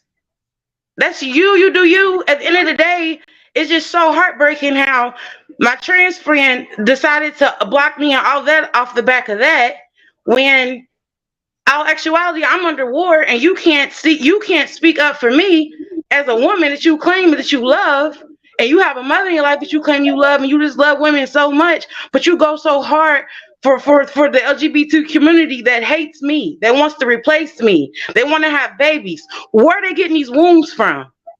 Who you think they're gonna get these wombs from? I'm under attack, and you don't care. I'm okay with not having you in my life, and what we fail to realize is that we're gonna have to leave a lot behind, a lot of people that we love. If we're gonna get on this, you're gonna realize a lot of people will hate you, will bash you, but you gotta realize just because they're your people do not mean just because they look like you do not mean they're your people. Just because they act like you don't mean they're your people. These gay people hate us, and we let us in our communities. We call them sis, we call them girl, we let them do all that we should not. It's just so crazy how Alabama just passed a law that it's a felon. You are considered a felon if you misgender a person of the LGBT community. Yep, that is insane. Yeah. We are under attack, and they don't care, so we don't care about them. But what about if they misgender or mislabel us? What if we don't want to be called cis? What about that? Then all of a sudden we're homophobic, and then like I say, men will be men. Men have no problem standing up to women. Do you see any men? A lot of men don't agree with this shit. Do you see any men over here saying anything about how this needs to stop? This is not okay, as far as the sports or anything. It's a couple of them, but here's what I'll say about I don't expect men to stand up for this, right? Their perspective is getting invaded too, though. I get that, but when people, I feel like it's gonna take more for them to be affected. I feel like it's gonna have to get worse before it gets better. I feel like it's gonna get worse. It's gonna have to get worse in order for. Let me pull up something that I had up earlier. I'm not sure when you got here, and I'm not blaming you for being here. For maybe like not being here early. Let me put it. I got it right here on the screen. Let me pull it up. Okay, here we go. Okay. Are women the only people? This is a gay man, right? Are women the only people that have a problem with the term cisgender? Y'all do know that cisgender goes for both men and women. I never hear men complaining about being identified as a cisgender man, or complaining about trans men not being okay. This is my argument and all that. I'm very familiar with Armand. I think he is absolutely an idiot. But my thing is, if he's a gay man, who is y'all? My whole thing is this. One thing women, especially Black women, shouldn't do is wait for men to show up to fight for them. I have heard, and I've witnessed myself, several Black men talking about this issue. Is it the majority? No. Most of the people in a tizzy about this is Black women. I ain't seen no whole bunch of white. I've seen more Black men than white women talking about this shit, right? So, but not enough to even make a margin of a majority, right? It's mainly us. We shouldn't be saying, hey, Black men, speak up for us against the other dick holders. Like, whatever. Like, no, we stand up against it. You know why? Because black men standing up against cisgender, black men don't give a fuck about being called cisgender because they drown this conversation out. Both Men don't care. I literally started out when men hate us. No. I wouldn't say it's that they hate us. I wouldn't go there and say that black men don't give a fuck, because there are a great amount that do. And I've heard some men with some vitriol towards some transgender people based on a bullshit today. And I'm literally, I was in spaces for There's few to none that can't get bought out. I agree with that. For some of them, but here's what I'll say. The reason why it's not their priority is because, first of all, both men and women don't have to dislike things in unison. Like Armand is making it seem like you women got an issue with it. Well, how come the men don't have an issue with it? The men don't have an issue with it because men drown this conversation out because it's not them that's being infringed upon at large. Men's sports are infiltrated with this bullshit. You don't have, pussies going up against dicks in sports and winning and dominating and not being laughed at. The power struggle it's reversed. So men don't even understand or know that they're being called cis men because this isn't their conversation and they aren't the ones being infringed upon. However, there are some men that are very bothered about this because they care about biology, period. And they do understand women or friends or girls or whoever who tell them, like, listen, this is what it is, and they put them in the loop. So it helps when we're in Twitter Spaces or Clubhouse or Twitter or Threads or wherever, and we're having these conversations, and the men understand what's going on because we're keeping them in the loop. And sometimes we need that help because it's literally these people who were assigned male at birth, who have feminine pronouns, arguing with us all day. And you know what saves us sometimes? It's niggas coming along with that masculine energy, because honestly, the trans women sometimes they still have hella masculine energy, and that be a misogynistic as fuck. And sometimes what saves us is a man just swimming around like a shark, saying this shit like, "You coming up against a woman? Leave her." You absolutely right. You are absolutely right. So they swim around sometimes, and they just have an issue with how these people who are assigned male at birth are trying to bully us. So is it their number one priority? Is it something that they're clocked into daily necessarily? No, but they do get bothered at how these niggas like to play both sides of the fence. When they want to be feminine and they want to be called a woman, they go by that. And then when they feel threatened by a woman, when women make a great point, and then all of a sudden these niggas with feminine pronouns want to put the bass back in their voice, a man just shows up out of fucking nowhere and it's like, sit the fuck down, bitch. Like, yeah, I completely agree with everything you're saying, because it gives very much personality disorder. And like I said, I was talking to my friend and I said I wouldn't be surprised if for like a century from now, you know how like they was very immature about the HIV, uneducated. I wouldn't be surprised if a century from now it comes out that a brain scan of their brain and regular people are not the same. I would not be surprised. And at the end of the day, in order for us to stop this, we're going to have to start walking away from sports when they enter men. Stop watching TV shows when they... I mean, yeah, and it really depends. And you know what hurts causes like that? Because you remember when, what was her name? Leah Thompson was swimming with the girls, even though he had a penis or whatever. When they spoke up, they slapped them in psychological therapy and did all this other shit. And then, what happened? Hold on, what the hell happened? They spoke up and they said something and they all stood up against it. But, you know, long story short, if we have to keep niggas in the loop with shit like this. They get bothered when they tell us. Like, I'll call my male friends right now and they won't even know what's going on. And I'll be like, you know what's happening right now is these people who were born with penises want to be called he and hers, and they're like, what? So it takes us really communicate, because they don't know. They're not a part of this.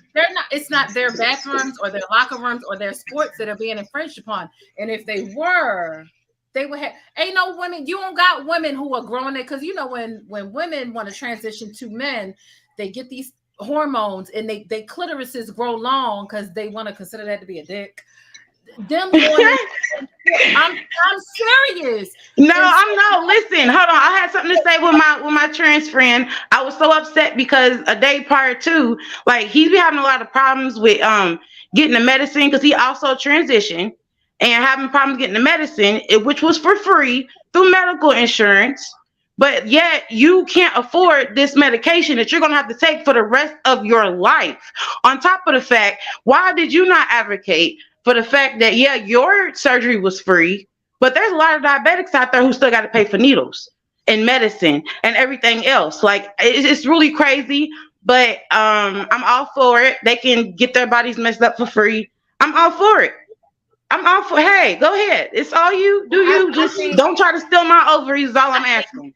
I think the more that we talk to the men about it and how, because when you tell a man about it, they're automatic. Like when I end this live, I'm going to call one of my best friends is 55 years old. He's 55. And I'm going to call him as soon as I end this live because I got to do my nails. And when I call him and I tell him he's not in the loop with shit. And when I call and I tell him and I'm like, there's a little war right now because the people who have penises, they want to be called women, and we're just supposed to lay down and accept them being in our bathrooms and taking over our sports and everything. And they're like, what are you, so it really takes us informing them and whatever. But once you inform them and they understand the spaces, I'm telling you, they show up and they have vitriol towards these people, especially when they hear, especially like I said, I'm in the space earlier today, and this person who's born with a penis, I'm fully transitioned, but if any of you women misgender me in my face, I'm slapping the shit out of you. And we're like, well, stop calling us sis. We don't want to be called sis. I'm not going to stop calling you sis because that's what you are. That's only because they know we don't have men around. You think if we had men around, they going to slap us? It's crazy. It's crazy. It really is. Thank you. I really appreciate you. This whole conversation needs to keep going. These people are sick in the head. We need outlets to stop. Simple fact that they're talking about gatekeeping. Like, how can I gatekeep something that I was literally born with and you can't steal? Like, swiping, no swiping. Something that I can't get. Not only can I not give it to you, but if I could, oh, baby. I still wouldn't. If I could, I would, baby. Take this shit every month. Summertime and hot girl. Literally, that's what I be wanting to know too. Like, this is crazy. Our breasts be hurting. We gotta wear a bra. Like, y'all like this? Y'all want that? I know we make this shit look good, but it ain't no lifestyle, baby. We was really born this way. We was really, really, truly born this way. Nobody want to bleed every month of their whole fucking life. Like, who? And then the cramps and the moodiness and the childbirth. Like, who wants that? We don't have a choice. So and guarantee, and have you ever seen the simulations of the men? They've got these simulations of childbirth. Yes, the cramps, and they be folding. They cannot handle it. It be like on two. And they be over there crying. They cannot handle it worth shit. So anyway, even if we wanted to give it to them, even if we could, because you know what, we live in the Don't get me started on epidural. Give them epidural. I'm all for it. We live in a land of reality. No, you're never gonna get it. Never gonna get it. Never gonna get it. Never gonna. It's reality. But if y'all want to live in delusion and wear your wigs and get your titties and wear your dresses, and that's cool. But you're never gonna be able to bleed like this. And I would love to give it to you, but I can't. And I would give every dollar out of my bank account right now to give y'all what the fuck y'all talking about. I would give every dollar out my bank account right now. But the fact of the matter, it's not gonna happen. So what the fuck is next? This is common sense. Like, okay, and one thing I gotta say, I'm not about to go, I swear. Y'all over here befriending these gay men, not realizing they be secretly trying to fuck your nigga. So hey. And she really clicked off too. Damn, I had a point I was about to make. What the fuck was the point I was about to make? I had a point I was about to make about something. I remember the point, but I don't think I'm gonna word it correctly. So I'm gonna hold on to it. All right, we've got one more caller, and then we're gonna wrap this thing up. It's been a great night, great callers, great show. Okay. We've got one more caller. What is going on? Emotional cancer. How are you feeling about Jess Hilarious versus T.S. Madison, and or natural born women versus trans women? Where do you land? Well, first of all, good evening. Thank you for having me. No problem. Actually, this was my first time watching your show. It's very insightful. I did subscribe. I do want to set a fair expectation. I am trans. Okay. So I do want to give just an unbiased, just good dialogue, have good vibe, conversation, something that everybody can take something away from. Okay. I do want to address because I've listened to a lot of people. I listened to actually all of your callers, and I've taken notes. And the biggest thing that I will say so far is the key to education is to be open to learn and grow. A lot of the things that people have called in tonight, and again, they're giving their own experience, so 100% you're entitled to that. But miseducation creates ill-informed opinions. I also went and I listened to the clip that went viral. I listened to it from both a trans woman perspective, but also from the perspective of my trans brother's perspective to get a deeper understanding. And I think first and foremost, no one reached out to the person just to say, hey, there are many layers and nuances with what you said. Can you expand on it?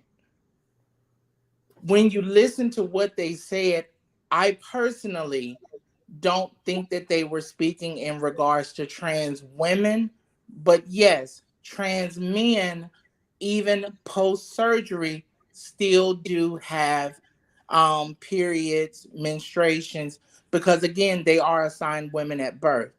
There are also women who are assigned women at birth that fall into the spectrum of non-binary, pansexual, as you explained earlier. They still have periods. Also, the whole trans surgeries and things of that nature. Again, just being respectful is late. I tell everybody, educate yourself on it. Yes, T.S. Madison and Jess, they were both heated in the moment, and from there, um, a lot got mixed in the shuffle. I apologize, I'm nervous. I've never done this type of show. As far as the M that you spoke on, as a trans woman myself, I've never heard of the alphabet. I would like to research it more and get a better understanding of it so that I can formulate an opinion, because yes, I do agree. Children are absolutely off limits. When you say you have never heard of the alphabet, what do you mean? The M part that you said they want to add to it, the maps. Gotcha. I would like to educate myself more on that, because again, we're fighting so many battles behind the scenes, just getting appropriate documentation or information that would properly correlate with how we live our lives is not just as cut and dry as someone who lives a straight life looking in on the outside perceives it. And I know a lot of people may be confused, but again, educate yourself and stop listening to the one trans person in your family, or just listening to a lot of heterosexual people giving experience, because again, that's where miseducation and ill-informed thought processes come about. What else I had wrote down a lot. Please forgive me. About the term cisgender, I will speak on that. Very rarely do you really hear trans women or trans people refer to non-trans people as cis. When we're saying cis as in like my sis, my brother, SIS, not CIS. I just want to show you this page really quickly while we're talking. Yes, They have ma'am. Go for it. they have an entire website. So I totally hear you saying do your research and and educate yourself. And I hear that from a lot of people within your community in particular. And sometimes I wonder if your community even desires to educate themselves on what makes us comfortable or not. There are several things that we're uncomfortable about. There are several times that Okay. we've spoken about it in good faith. I ain't talking about the people that's just getting smart and trying to read y'all for filth and diss y'all and all that, whatever. But there have been plenty of times where I feel like your community has an opportunity, especially when they're and I don't know if cosplay sounds rude, but I'm they going to say it does. And I'm going to say okay. why cosplay sounds rude.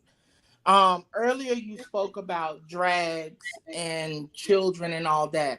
Drags and trans are two totally different spectrums. There is no D in LGBT.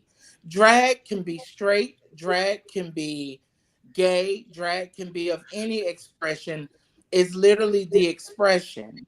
People try to lump drag in LGBTism because originally that was pretty much like safe havens, or you would go see the local drag shows.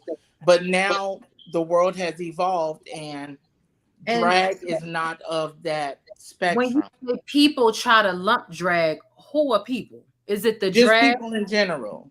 I'll give just RuPaul's Drag Race. People normally go to LGBT with it, And those are but people who are already a part of the LGBT community. Nobody's trying to force them there and say you're a part of them. They come out and they're like, it's raining men, and they're a part of it. Like we're not trying to put them in that group.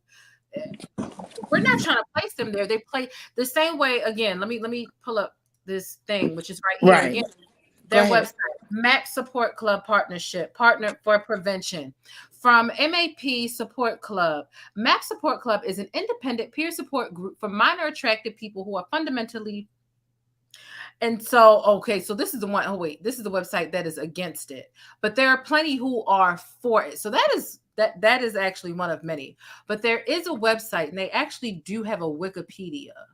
Okay. Okay. Where they're actually trying to add an M. And it sucks because I can't find the website right now, like out of nowhere. But they have Okay. an actual website and they have a Wikipedia where they're an M and they're like, we're minor attracted people. There's nothing wrong with it. We're a part of the LGBT community and we're adding this M onto it. And I feel like for you, not for you, not I'm not No, I talking about don't. We're because having good I don't know conversation. you and I don't know what your whatever is, but they've been trying to attach themselves to you all's community for the better, almost about a year now. And there's no way, right?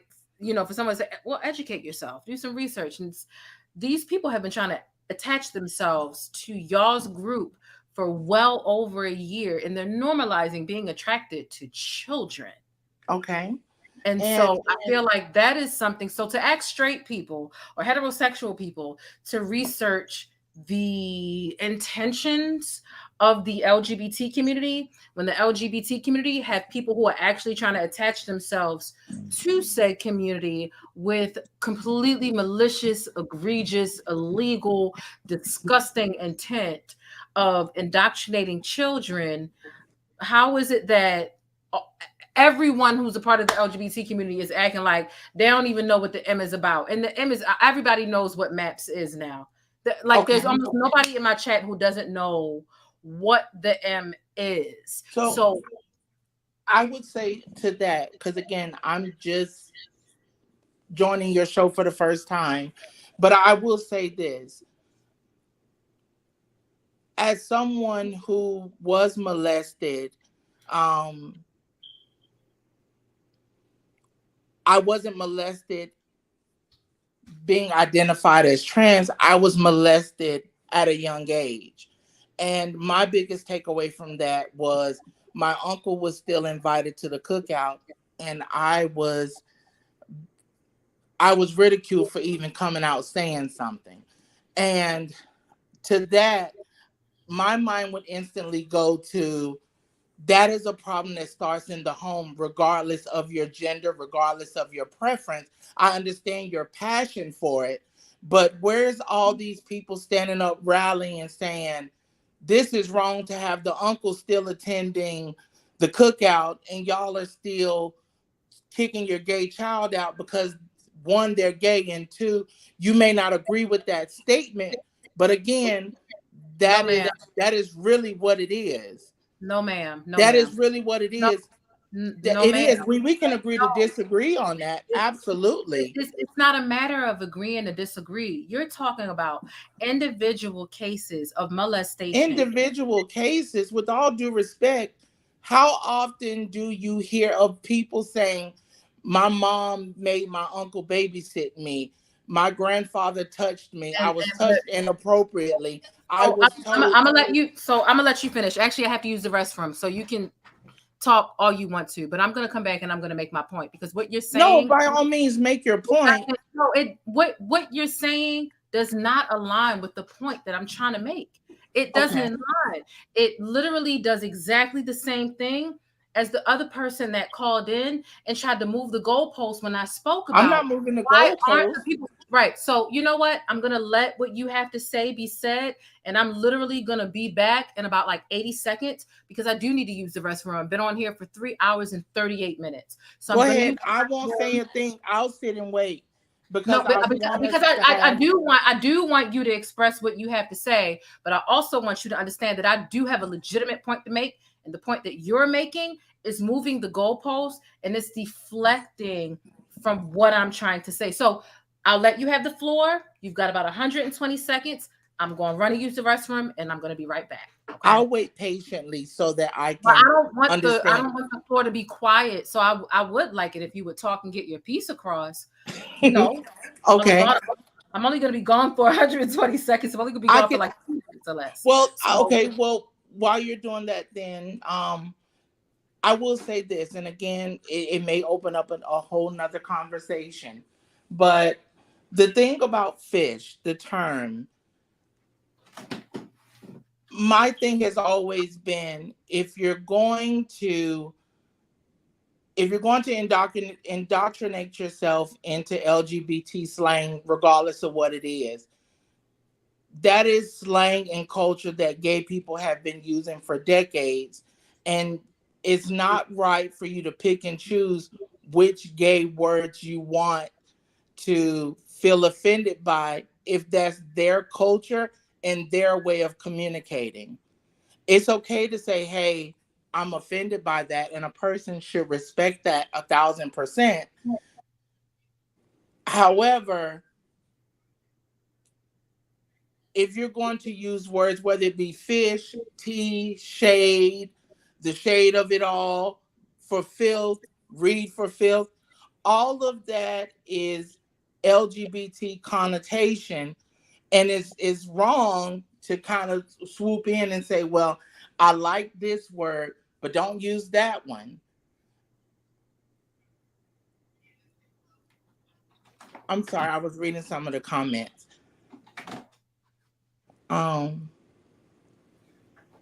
You're fine. You're good. Oh, okay. Okay. But yes, please go ahead, go with your point of view.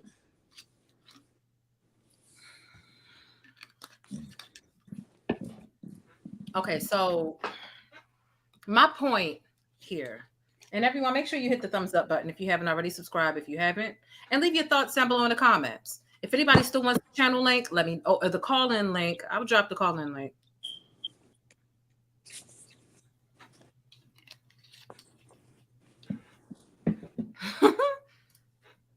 People said they need a commercial. You know what? Let me play one quick, just little funny clip, just to lighten the mood, just to lighten the mood, just a smidge. Let's just go to the bush, y'all, and we'll come back. It was gone. Let me just go in the bush and weep. Let me just go in the bush and weep. I just have to go in the bush and weep. Really.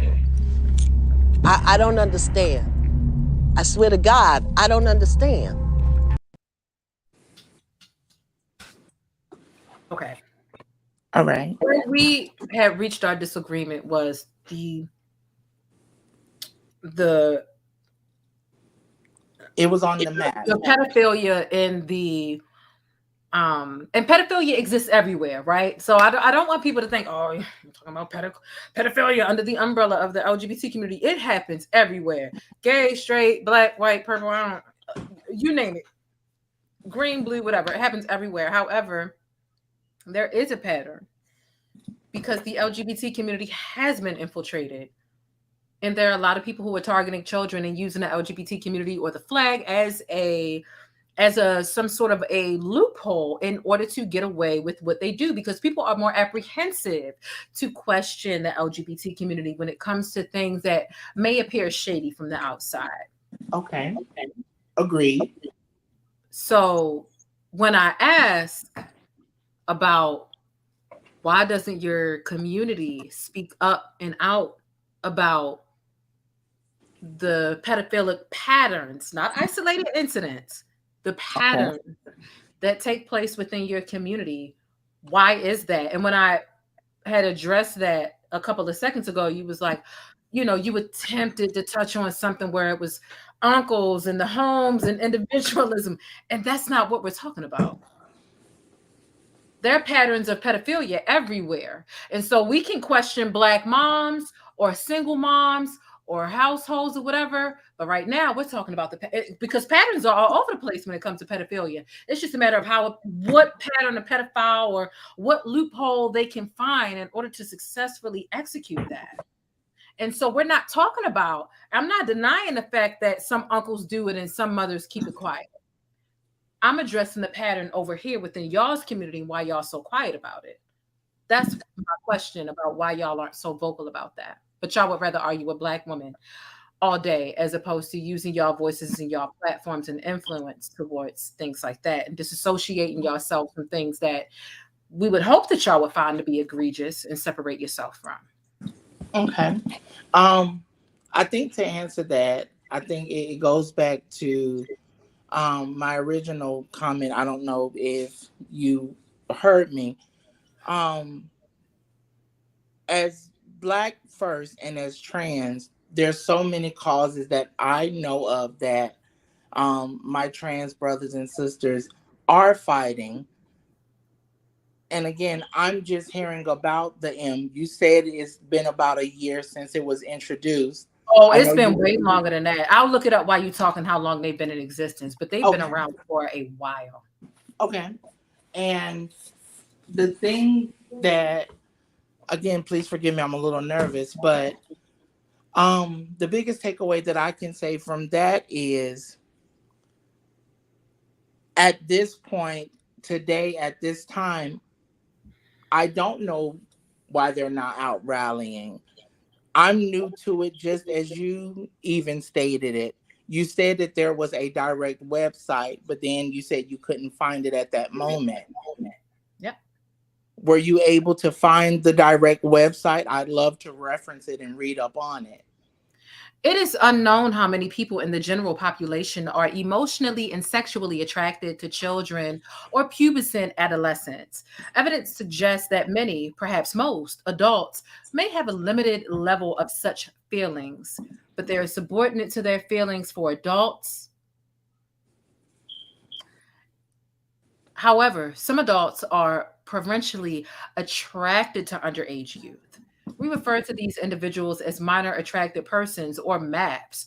Most of those who have been identified are males, and current theories about age-related sexual preference posit that males are more likely to be attracted to younger persons or females.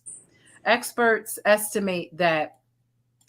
Hold on now. So I do have a question with what you just read.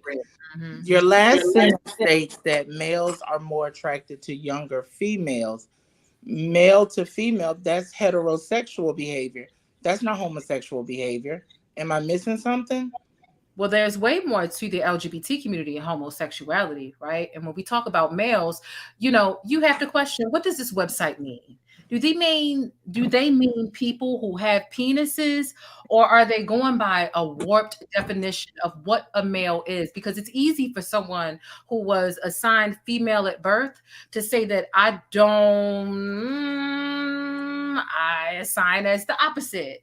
or I assign as this. So with this actually saying males, what are they talking about? Are they talking about people who are assigned male at birth and now have feminine pronouns? And so what, now they don't classify as the males that this website is talking about? This is a real thing. You can deny it all you want to. Maps are a real thing. And you can type in maps, minor attracted person, into Google right now. And I'm telling you, 355 websites are going to pop up right now because it's a real thing. So you can play semantics as if you're some sort of attorney and find the loophole all you want to. I'm But not this finding is the a real loophole. thing. I'm repeating what you stated.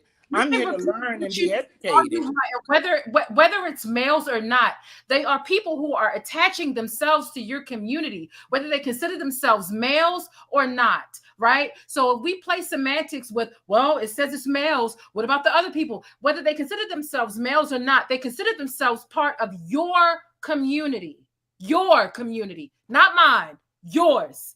And they want to be, and they want to attach that M into all of these different letters that y'all have. LGBTQIA plus M. They want to add that M as if M is a part of being pansexual or gay or non-binary or transgender or whatever it is. It doesn't matter whether they consider themselves male, female, in the middle, or whatever the hell it is. They're attaching themselves to you. Okay, What so are you since about you it? seem more well versed with it, strike up a coalition, call out to the LGBT community to go out there to No, because again, no, baby. I'm asking you questions about your people. I'm not striking up a goddamn thing. This is your community. but And you asking don't want to strike it up, but yet you're so passionate about the cause. I've asked you a simple But if you're so passionate about the your cause, community, and then this why is not strike up a very coalition? common. Let me go ahead and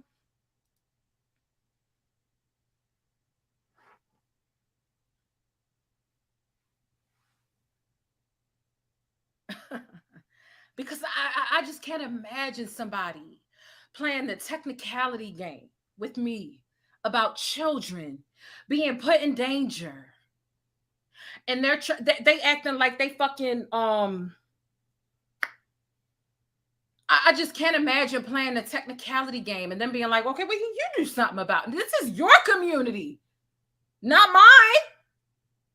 They're not trying to attach themselves to heterosexual people.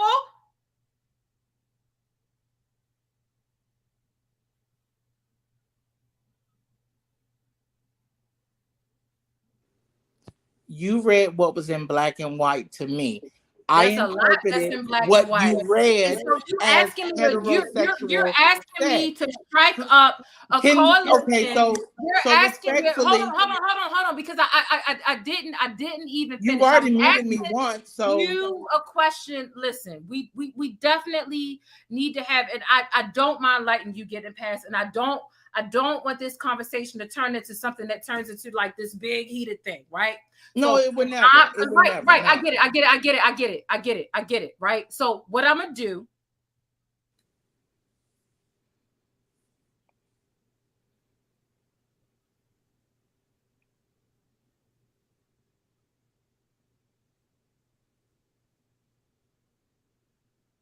is I'm gonna make my point, and then I'm gonna be quiet, and I'm gonna let you make yours. Okay, that's fair. The biggest takeaway is we So can I'm gonna agree make my to point, and disagree then you're on the gonna make yours. stance. So I definitely have to make my point first, and then Absolutely, you can make go for it. I'll mute it myself. Right. So I don't have to mute you. You don't have to talk over me, and I don't have to talk over you. I only need about 15, 20 seconds. That's it. And then it's your turn. That's it, right? I feel like that's fair.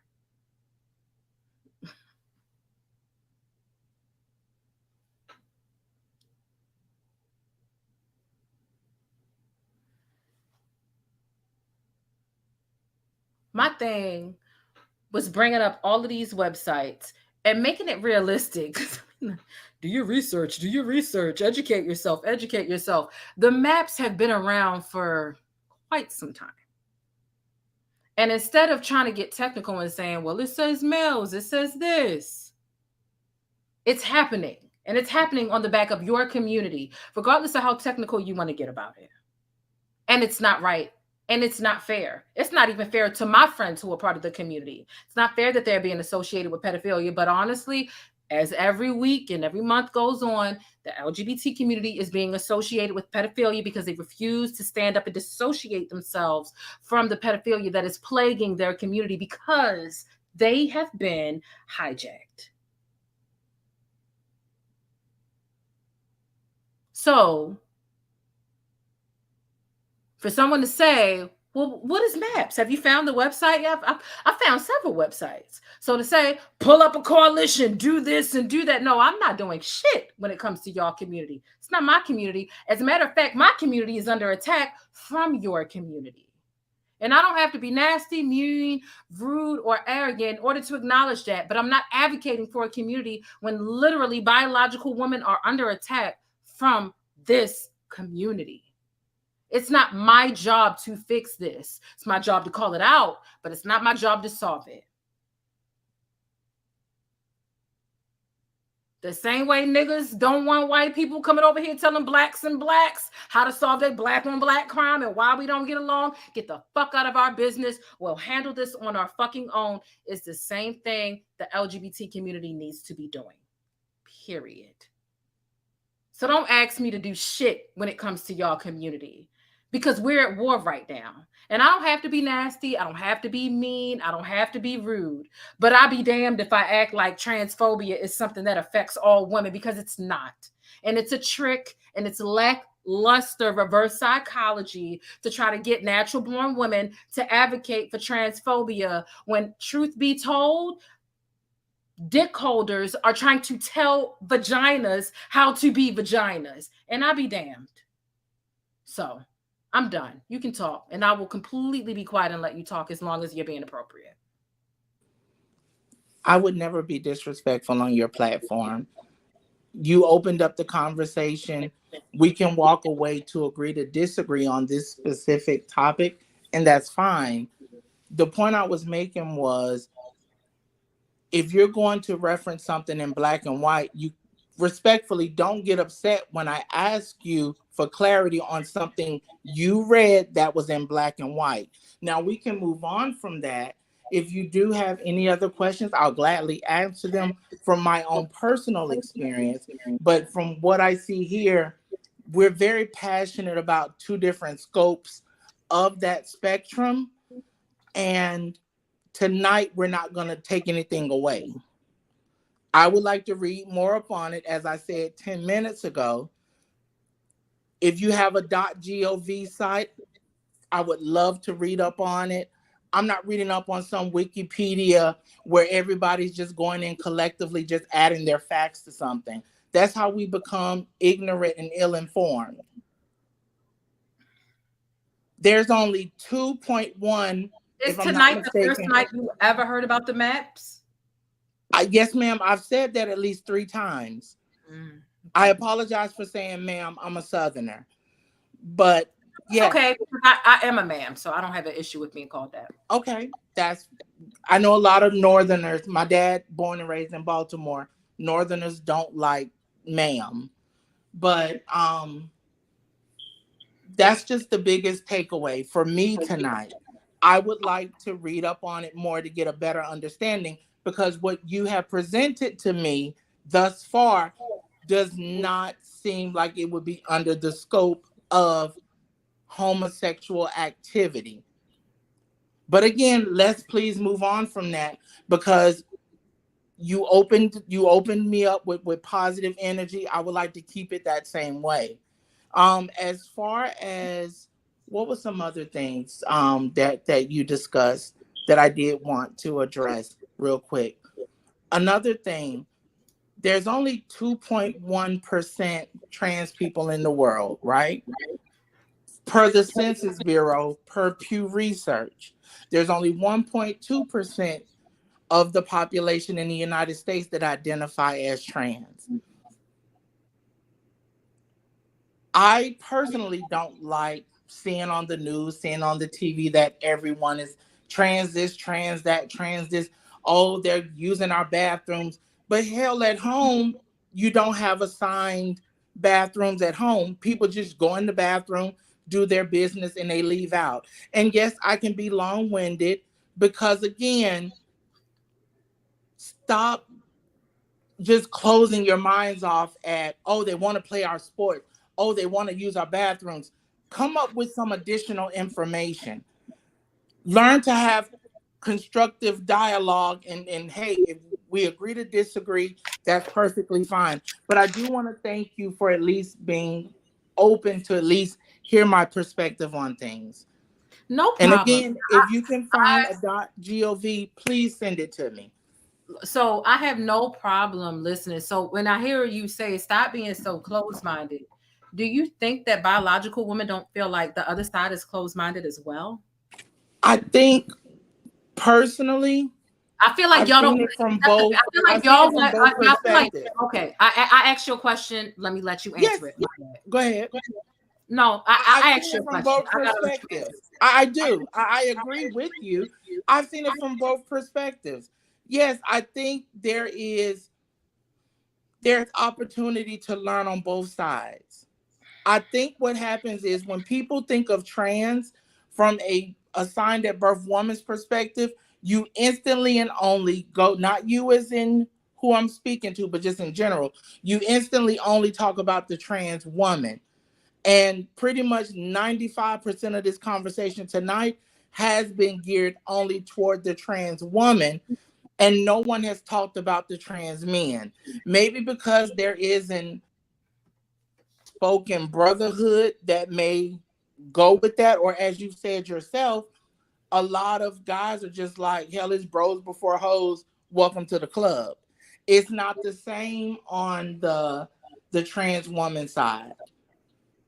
On the trans woman side, it's the you want to be like me, you want to do this, you want to do that, and it's not always that case. Right. And when we say stuff like that to y'all side, Okay. y'all toss it. Y'all toss it straight out the fucking window. Y'all are allowed to have that. Stay open-minded. Just and when we give that to y'all, y'all just toss it straight out the fucking window. So what are we where we at now? The fact that this website here even exists, this is where we really need to get back to. Is he like, do you have a .gov? Why would this whole website exist if there wasn't an issue? This is a website that is against the maps. Why would this website exist if the maps didn't even exist? This is a website that is advocating to shut down the maps. But the maps have already moved forward and classified themselves as a part of the LGBT community. So they are a classified class. And that is why they exist. That's the only reason that this website right here, Partner for Prevention, exists. So when you say y'all need to be open-minded on that side, we feel like y'all need to be open-minded. And I get it. Y'all feel like it's disrespectful for us to say that y'all are cosplaying us. Okay, at the end of the day, y'all want to be considered the group of women that y'all are also insulting at the same time. So I'm going to ask you, because again, what do you consider cosplay? No, I'm just asking. Good, bad, or indifferent. Okay, so cosplay if I'm open to asking, I'm open for the answer. Let me ask you. You want me to answer your question, or you? Yes. If I'm asking you for the answer, I'm open to whatever you're telling me. I can't get mad at what you're telling me. I'm asking for your perspective on something. What is your definition of cosplay? My definition of cosplay is you dressing up at something, you trying to be something that ultimately you will never be. I could go right now to a Pokemon convention. And I had Pokemon Yellow when I was growing up, and I had a Game Boy Yellow. It was amazing. It was beautiful. Listen to my experience, because we got to listen to y'all's. So listen to my experience. Oh, well, I play Pokemon Go, so we're on the same page. Right. You asked me a question. Let me answer it. Go for it. I played Pokemon Yellow. I had Game Boy Yellow, because you had regular Game Boys, which were fat. The first Game Boys were fat, and then you got Game Boys, and they got a little skinnier. And then you had Game Boy Color, and they came in different color. I got the yellow. I had Game Boy Color. I got it in yellow. I got Pokemon yellow. They got Pokemon conventions. And so there are a lot of people who cosplay Okay. these conventions, and they show up and they dress up as things, as characters, as whatever. They Okay. ultimately will never be those things. I'll Okay. show up. I could show up in my Pikachu outfit tomorrow at the convention for the Pokemon. It's cosplay because I'm ultimately I'm never gonna be a Pokemon ever in my life. I could pray to Jesus. I could pray to Satan. I could pray to any shit. I could pray to Ash if there was a real Ash. But I'd be dressing up as Pikachu. As Misty. Misty was the girl in the game. I will never be Misty. I will never be Pikachu. I will never be none of that shit in that game ever. But I want to be. But I would dress up as it. That's the definition of cosplay. So I say all that to say, cosplay, when it comes to people who were assigned male at birth, who have feminine pronouns, fine. I'll call you whatever you want to be called. But at best, it's cosplay. You're never gonna have ovaries. You're never gonna bleed every month. You're never gonna decide, do I want to wear a pad or a tampon today? Do I want to wear both? You're and hell, shit. You may even cut your dick off and have some the doctor construct a coochie for you or something. I don't know, but you're never gonna have two X chromosomes ever. So who said I wanted to be you? Nobody said that you wanted to be No, anything. not you as No. Who said You I asked wanted me a to question. be No, you? you asked me a question. Okay, I'll wait. Go ahead. You're right. And those two questions aren't really related. They are related. Who said I wanted to be you? Again, Nobody another said you wanted to be you. misconception And that of question trans has nothing to experience. do with the other question. You want she, her pronouns. You want to go through the world being called she, her, but ultimately you will never be a she, her. You will be dressing up as a she, her. People make the clothes don't make people. You had another caller that said they wanted to identify as a peacock. If that's what you want to do, go to the zoo, stand by the birds, and say, I want to be one with your people. I don't and that still don't make and that still don't make them a bird. That's cosplay too. That's cosplay too. It's no different. You'll never be a bird. You want to be called a bird. You might want to be called a bald-headed peacock because that's what the person said. They want to be called a bald-headed peacock. Oh yeah, so tell them to go stand by the zoo and be one with their people. I'll call you a bald-headed peacock all day long. It'll never make you a bald-headed peacock. But if it makes you feel better, if you feel like it respects you, and if I disrespect you, if I call you anything outside of a bald-headed peacock, if you feel like it's disrespect, then I'll call you a bald-headed peacock. But that don't make you a bald-headed peacock.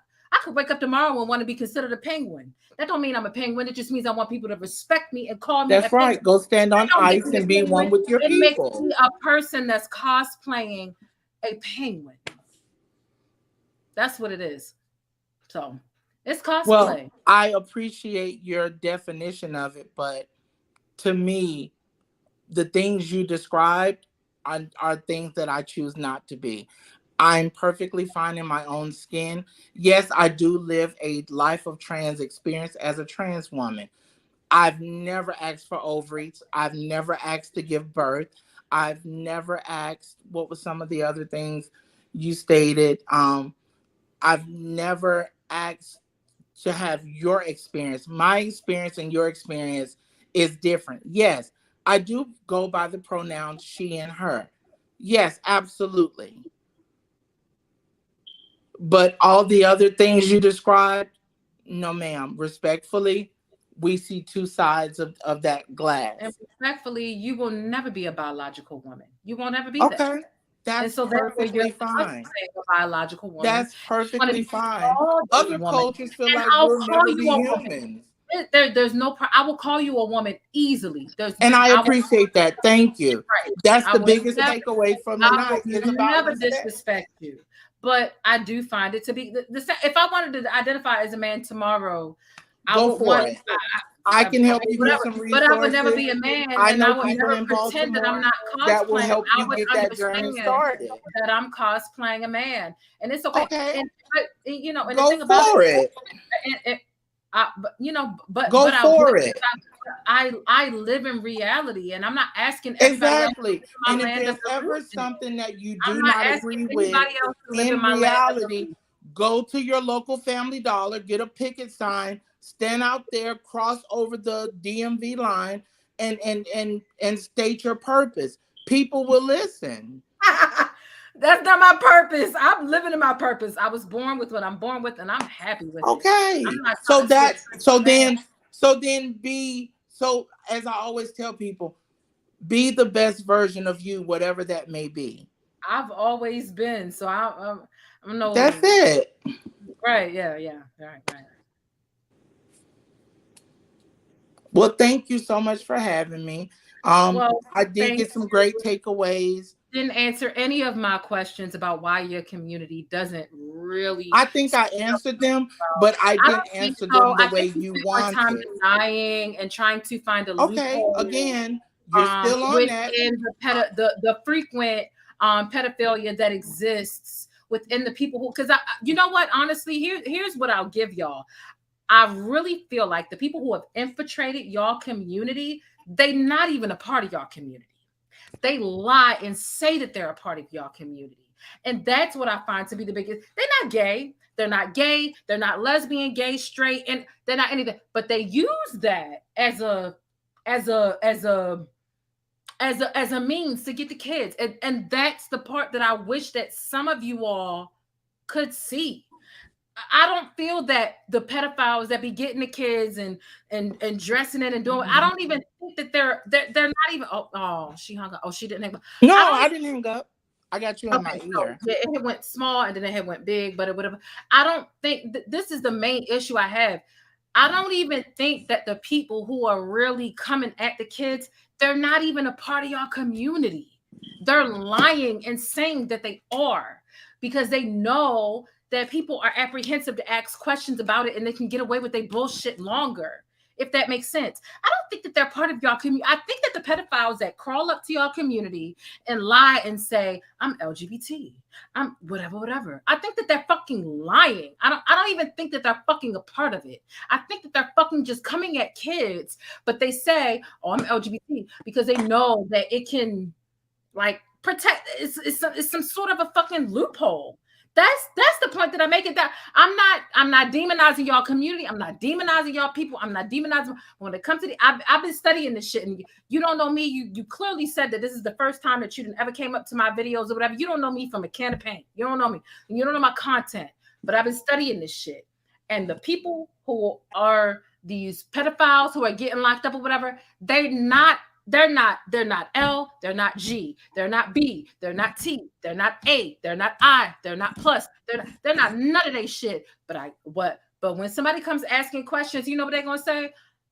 They gonna lie and act like they one of them things because they know people are more apprehensive to ask questions and to really dig down on it because y'all are a protected class. And I feel like a lot of y'all can't see that. I feel like a lot of y'all don't want to hear that. I feel like a lot of y'all want to more so argue these facts. They not even a part of y'all community. These pedophiles are just using y'all flag and y'all identity to get to kids. And I just wish that more of y'all could see that. And I just wish that more of y'all could speak out about that. That's it. But whatever. I'm not about to argue with you. And I get it. It seemed like we've been arguing or whatever the case is. But I'm just being honest. These people that are coming after these kids, they're using your fucking flag as a loophole to do what they do to children. And if more of y'all spoke up and spoke out about it, it would disassociate y'all, but whatever. It's y'all community. It's not mine. It is what it is.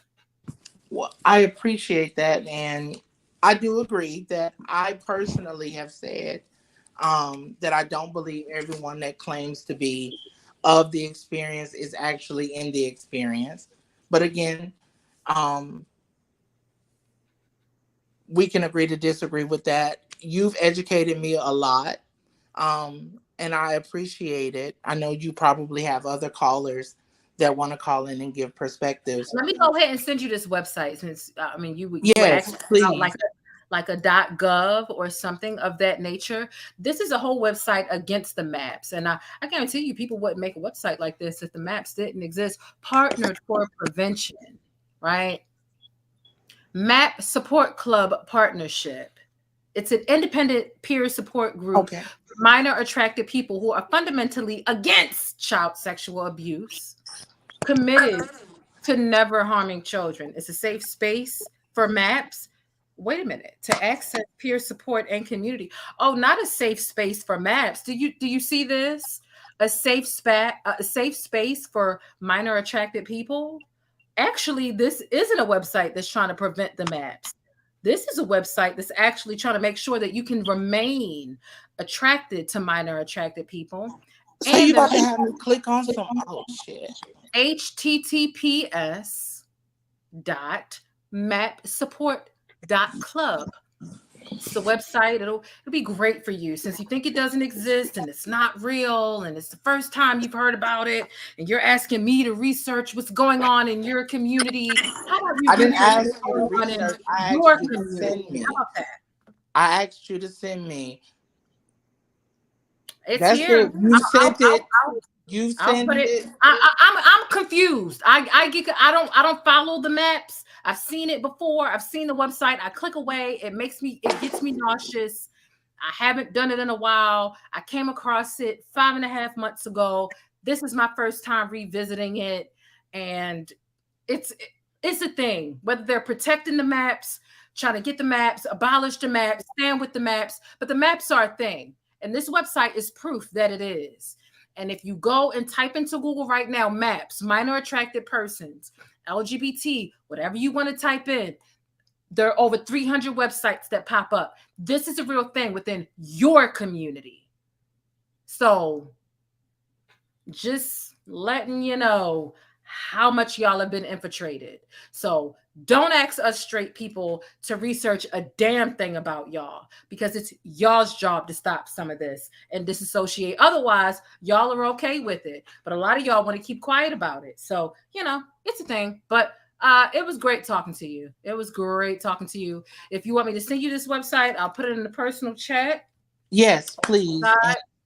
And, I've already subscribed, so I'll go back and watch some of your other videos as well. And thank you for having me. I just saw it in the chat. Thank you. All right, no problem. Good night. All right, you too.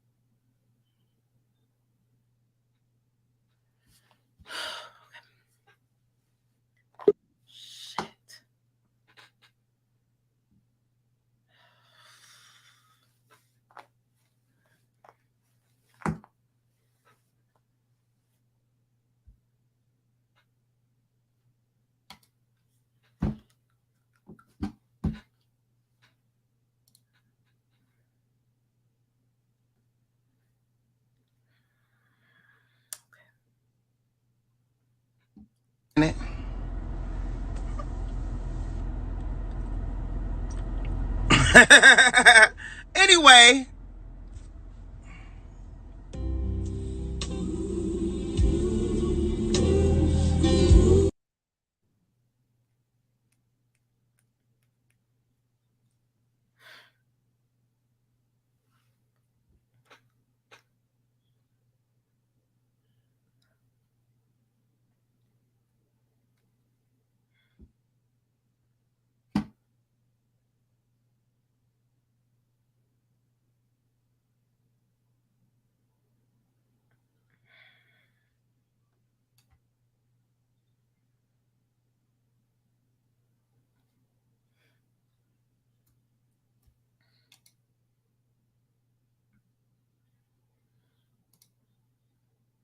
What y'all had for dinner? Where y'all calling from? What's going on? We got one more call. I got one more call. I got one more call. I'm just trying to get myself together because what the fuck?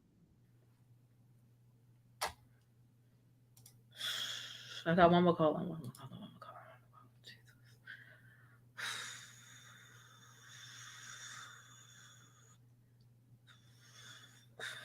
Somebody said, come through with the Pokemon. What?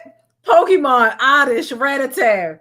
You running through the forest like you don't got Rattata. You got cut through there.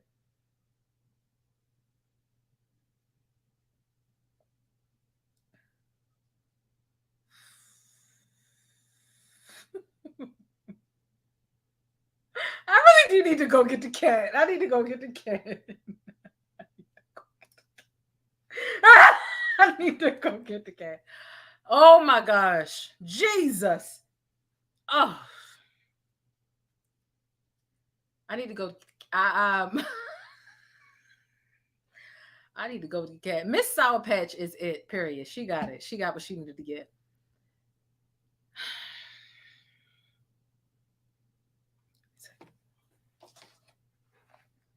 Let me see. We need to get the cat. The Leo need to pop up in here right now. Oh my Jesus. All right. I messed up the chromosomes so bad, and I think I'm gonna keep this thing the same. Period. I messed up the chromosomes so bad in the beginning. Oh my goodness.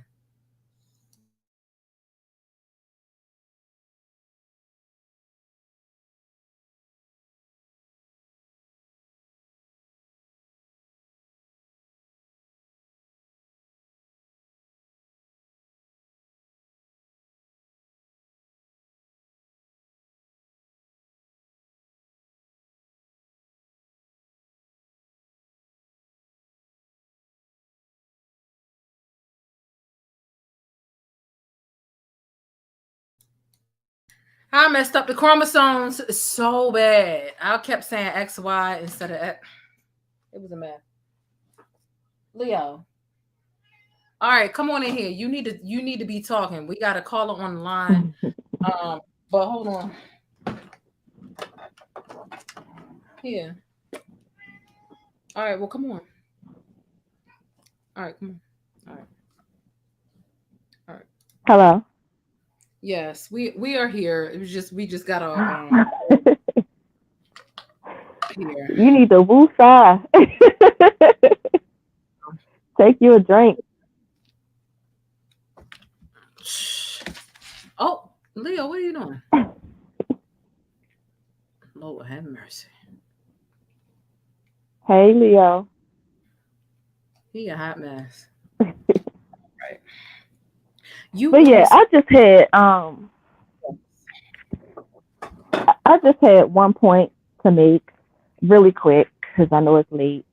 But the way they operate is like they operating from a white male pathology where you go into a group and you extract all the benefits, all the perceived benefits, like, the sport, you get to dress up, look pretty in the makeup and the wigs, you get the attention, you get the endorsements. But in the same time, you diminish the people of that group and you try to, extract their power from them. So it's really from a white male perspective. And a lot of these, the logic that they have is from the white male trans people because they know how to infiltrate a group and take it over. And because there are so many other trans people in other cultures that don't have to do this,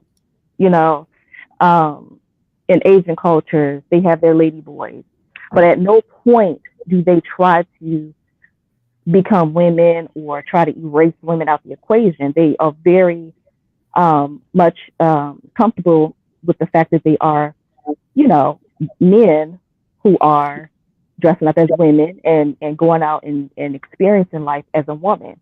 There's no need to kind of diminish the female in their community.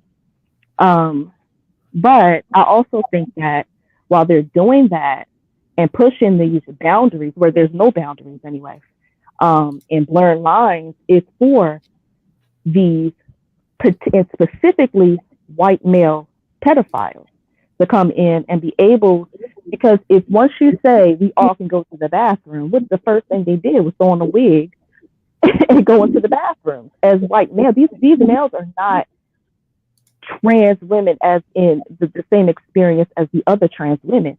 They are just taking the opportunity to do that, and it's going to get worse. And I said, like, and I would say, my last point is that we have to be careful how we are voting. And I say that because we automatically, because the Democratic Party uses a lot of time for us Black women, race as the main reason to vote for them, to, you know what I mean, minimize the effects of racism in our experiences. But along with that, every time is the empowerment of LGBT and their other agendas. And I feel like we have to take particular notice of how we're voting, everything we're voting for, because I think sometimes when you just go Democrat everywhere, state, you know what I mean, everything that you're missing what these people are about. You know, you can't just blindly vote Democrat anymore. You really have to pay attention to what they are trying to get across and try to get past, because we are unfortunately forever lumped in with this group as Democratic voters. You're right. So, but yeah, that's I mean, it's just like a matter of getting to the point where you just not accept no allies, but all right, go up to the microphone, speak for a cause. But it's a way we really need to rethink this, because even if you don't trust them and you're not trying to, if they've spoken at your podium before, right? Even if you don't trust them, but you use them as a white person. Like, for example, Jane Elliott. I'm not sure if all of y'all know who Jane Elliott is. Jane Elliott is this really old lady. She's like an old college professor, and she'll sit and she'll do these lectures, and she'll be like, raise your hand if you want to be treated. Oh yeah, I know her. I know what you're talking about. The way Black people have been treated throughout the years, and nobody will raise their hand.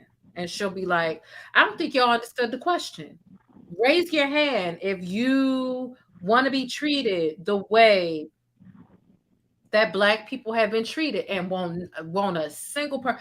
Nobody. So you're acknowledging the fact that we've been treated fucked up, and you definitely don't want to be subjected to that. And so you want to look at and utilize her as an ally, and utilize that study in itself, like as a thing. But and I'm not saying it's impossible for a white person to be an ally. I'm just saying, like, it's just so difficult to find one you can trust. But even if you let them use your podium and you don't trust them, and you feel like, okay, well, I'm just using you as a person that don't look like me to argue my point, which makes my point more potent, right?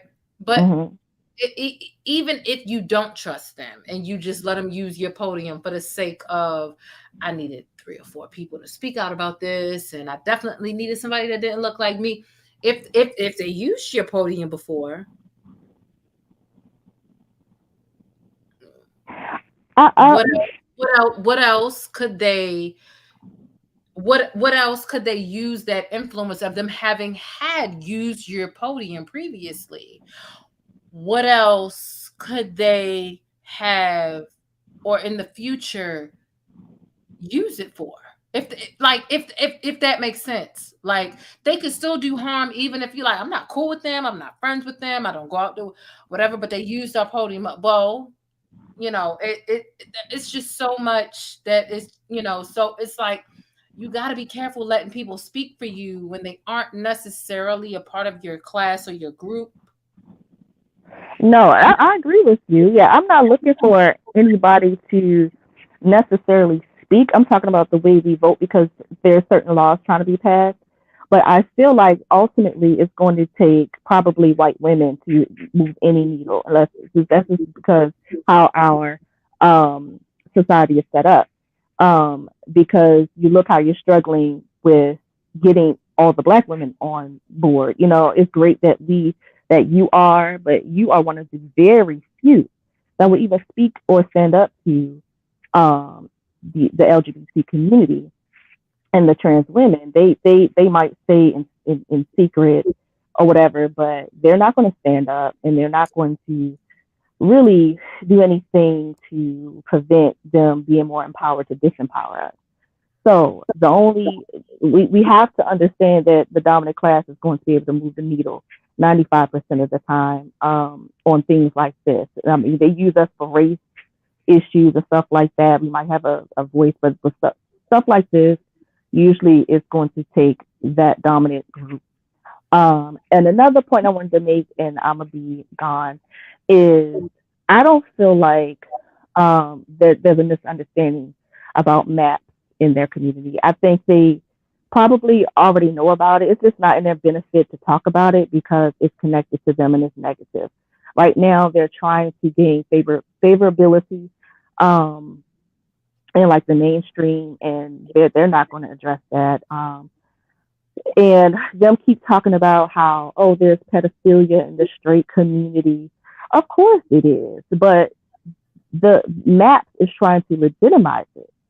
That is the difference. Nobody in the straight community has ever come together and tried to legitimize pedophilia and make it a group with rights attached to it besides this group, and they're attaching themselves to LGBT. So I don't think that they have any interest in anyone else but themselves. They've shown that time and time again. So I think it's just wasted breath on them.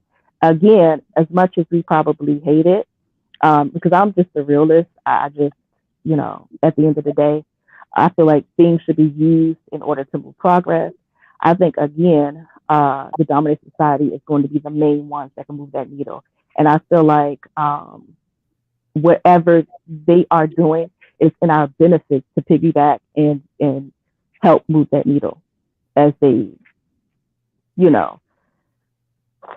I would say, I hate to say lead the charge because I hate to say that about them, but I'm just being honest. But yeah, that's the only point I wanted to make. Only points I wanted to make. But thank you so much. I really appreciate you doing lives like this and really tackling this issue because not a lot of people are. And but yeah, that's all I want to say. You have a good night. No problem. You too. Not only do I want you to have a good night, I hope you have a really good week. Oh, thank you. You too. I'm a fellow Baltimorean. I lost a little bit of my accent because I've been moving around. Over there. Born and raised. All right. All right. You have a good night. Bye. All right. This was such an amazing show. Let me see. What has it been? 4 hours.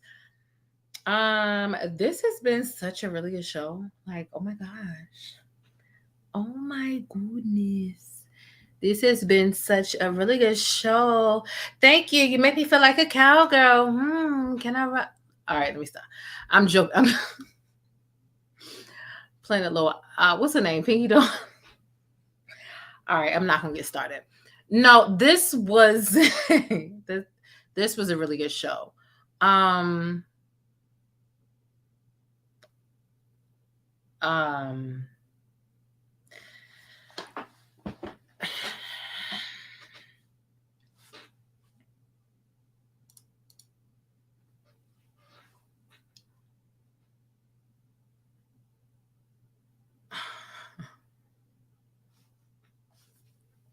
what makes me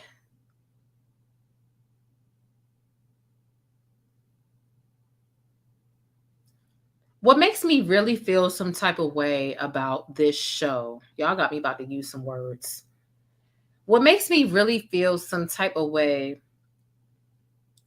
about this show is the fucked up fact that instead of talking about some of the issues within the the LGBT community and really asking them, you know, when they called in, like, hey, let's talk about the, you know, the issues within y'all's community and some of the stuff that it's like, let's try to find a loophole. All of it. Well, it was just like, there are people who are literally utilizing your fucking label to get away with having access to children. Like, that's crazy. And that's not okay. And instead, y'all want to find excuses when you call in. And when I ask you, you want to call in and butter me up. And I could never take your womanhood away, Jane. I know you couldn't take my womanhood away. I wish you could. I wish you could call in and I could just transfer this whole menstrual situation over to you. I know you couldn't. So, like, what is whatever? And we had two people who were,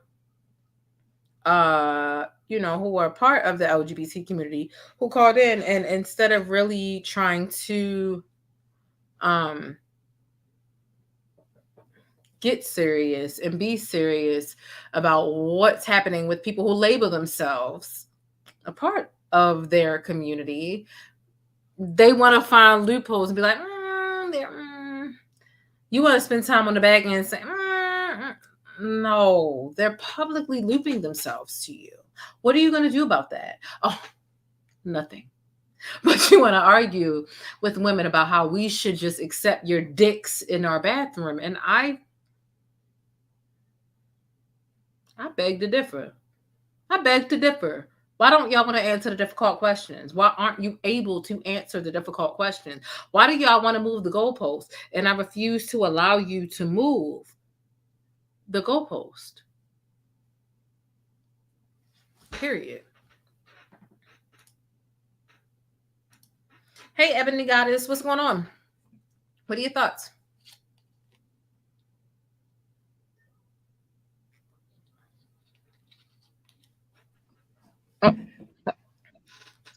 You're here. I was here earlier, and I know, I remember. I just had to come back because 3 hours later, it's like, bless you, blessings to you, because I don't know how you don't bang your head right behind you, right there between them two plants, because it's you and maybe two other Black women content creators are the only ones that I see that like are not changing your stance, like seriously, and are what I would consider larger channels. Like I said, I know your play. I know your old channel got canceled. The other two content creators, one, she still has her large platform, and she has been attacked. The other content creator, she lost hers like you did. I'll get on type. Tomorrow I'll have a lot. I'll have a lot of I'll have a lot of hateful comments tomorrow. Well, that's why we're here, to put the likes and to share and to combat anyone who's trying to do foolishness and to do that, right? Like that's why we're here. But I don't know how you do it, and shout outs to you, like, because it's like I don't know how else you're going to get people to see this, to see the maps, to see the terminology, to see you have locks, right? And some people who are locks wearers, they say, no, you can say dreadlocks. You can say dreadlocks. I don't have a problem with dreadlocks. Some people, they prefer, like my cousin, he's fine with just dreads. He's like, okay, dreads are fine with me. And then my cousin's friend, and they're still friends, he's like, nah, say locks. Like, and he wears locks as well. He's like, no, I want locks. I don't want you to say dreads. I don't want you to say dreadlocks. Black people, some of y'all don't mind colored. Some of y'all say, hell no, don't call me colored. Along with the N word. Like it's like pulling teeth, and I sat here and I listened and I've had it on mute. I didn't even want to return, but I'm like, how does she do this? How do you like leave black women alone? Like at this point, I'm so serious. Like just because, girl, I want you to get some relief. I seriously don't want you even going through this kind of stress anymore, at least until January 2024. How do I do this? Good question. How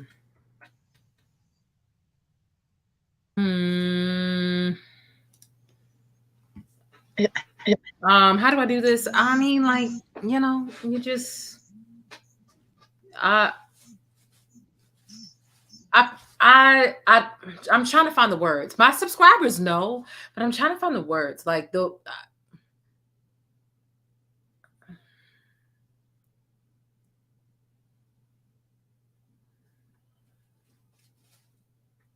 women have been put down, natural born women, people who were assigned women at birth, have been put down so much. I'm a very outspoken person. I've always been, like, I just naturally am. So it's this.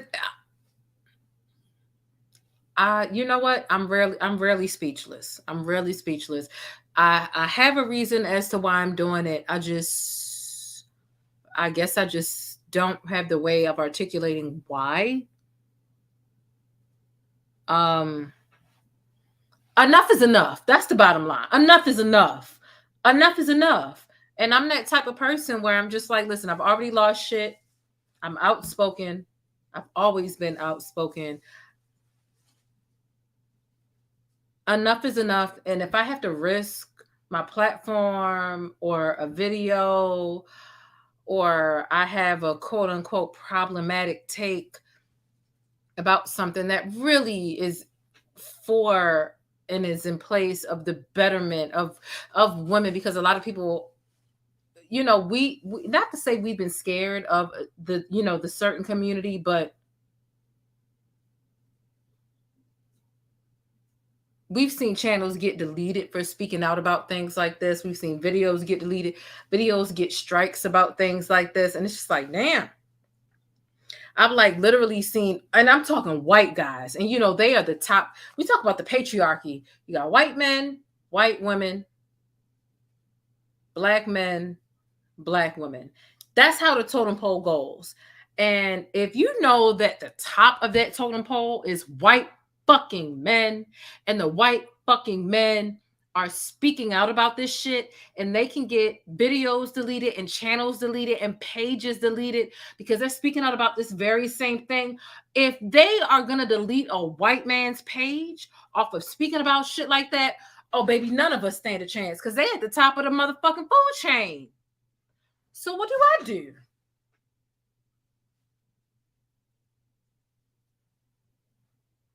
I'm like, damn, they done.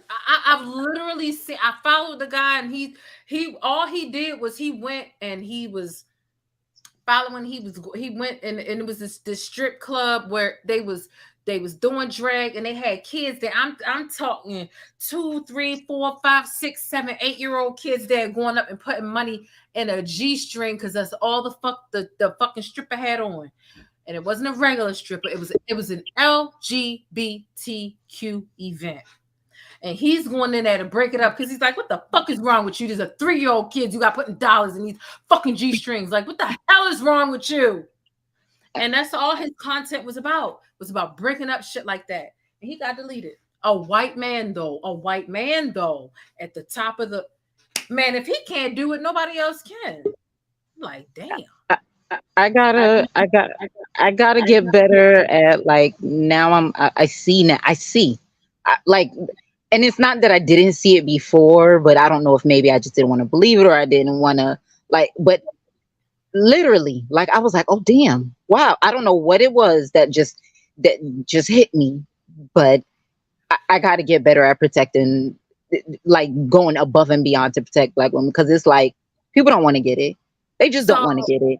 They just so want to stay in their delusions, and they want right. to get. They want to get it. That's why when they ask and I'm bringing up maps and they're like, oh, and I'm reading the definition, they're like, oh, well, you know what you read, it said it was males, but it was. I'm like, Disingenuous. no, they're not. They're like they're connecting themselves to your whatever, and you're trying to find out whether they classify as men, and you know whether they're males or not, whether they were born males or whether they could have been born with coochies, and now they classify as males. So like, there's no difference. They're connecting themselves to you, and you're trying to find a loophole rather than find some accountability. And at first I was just like, oh, I ain't getting my shit, because I was following him and I'm like, damn, this white man is literally, he's trying to break this shit up every day. Like he was trying to break it up every day. And they was trying, like children in there putting money in these straps, and they deleted his fucking page. And I was like, shit, if they're going to delete a white man page, they definitely going to delete a Black woman's page. Like, hello, sexism, racism, whatever. Like, so at first but I'm just like, now, you know what? Fuck it. I don't already been taken down once. I know I can recover. So if I get taken down again, people know I got taken down for a really noble reason, not some bullshit. And they're going to follow me again. And I still fight. It's only about the kids. I'm not just prying around and fucking the LGBT community's business for the sake of giving a fuck about how moist they get with whatever the fuck they got. I don't give a fuck about these adults. I care about what y'all doing to these kids. That's it. That's it, and that's all. Like, so I don't know. Like something. I don't know. Something just makes me want to. Well, shout out to you.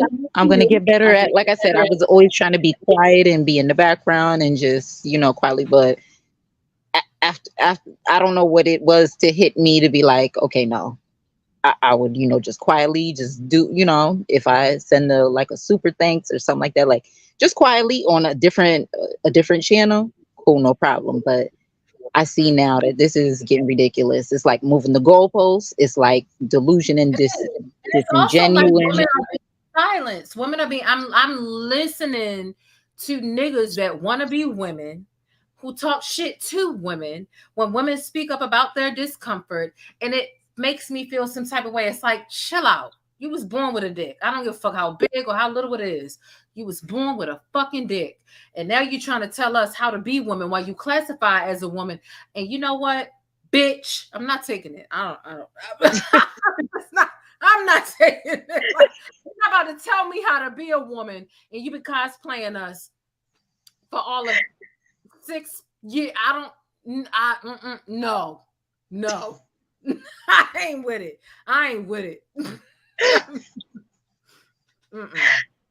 Like I said, I want everybody to take this energy. These black boys, they have low reading levels. Their reading levels are ridiculous. Like ridiculous. These black boys' reading levels are ridiculous, while black girls are excelling. So the unemployment rate is ridiculous for black men. So from the pick-me women that want to just be all into the alphabet community and want to just, well, I'm a biological woman and I don't see nothing. Listen, I need everyone. Men, XYs, the XXs that want to be with the X. I need everybody to tutor some of these boys and get their reading levels up. Like, seriously. Like at this point, seriously. That's what I need people to start doing.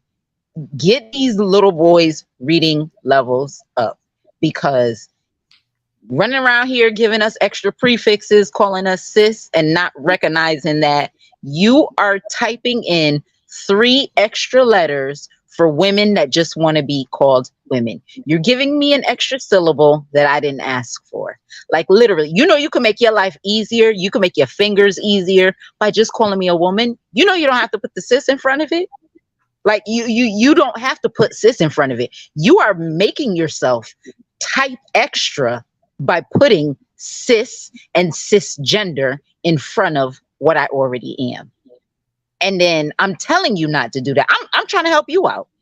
I'm trying to help you have more characters in your tweet than if you just call me woman, you'll have more space in your tweet to say what you got to say. Leave, it's getting ridiculous.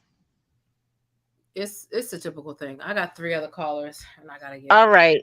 I do have a couple of other points to make, but I do appreciate you calling back in. Thank you. Bless you. Bless you. Bless you. All right. Have a good one. You too. What is this? Magnify. Yeah. Magnify. What are your thoughts? How do you feel about this situation? So hey, thank you for having me on. I think the big issue is that when we have these types of conversations, the walls immediately go up and people stop hearing each other and they just listen to respond versus listening to understand. And that's where the big issue came up, especially with not the last caller, but the caller before.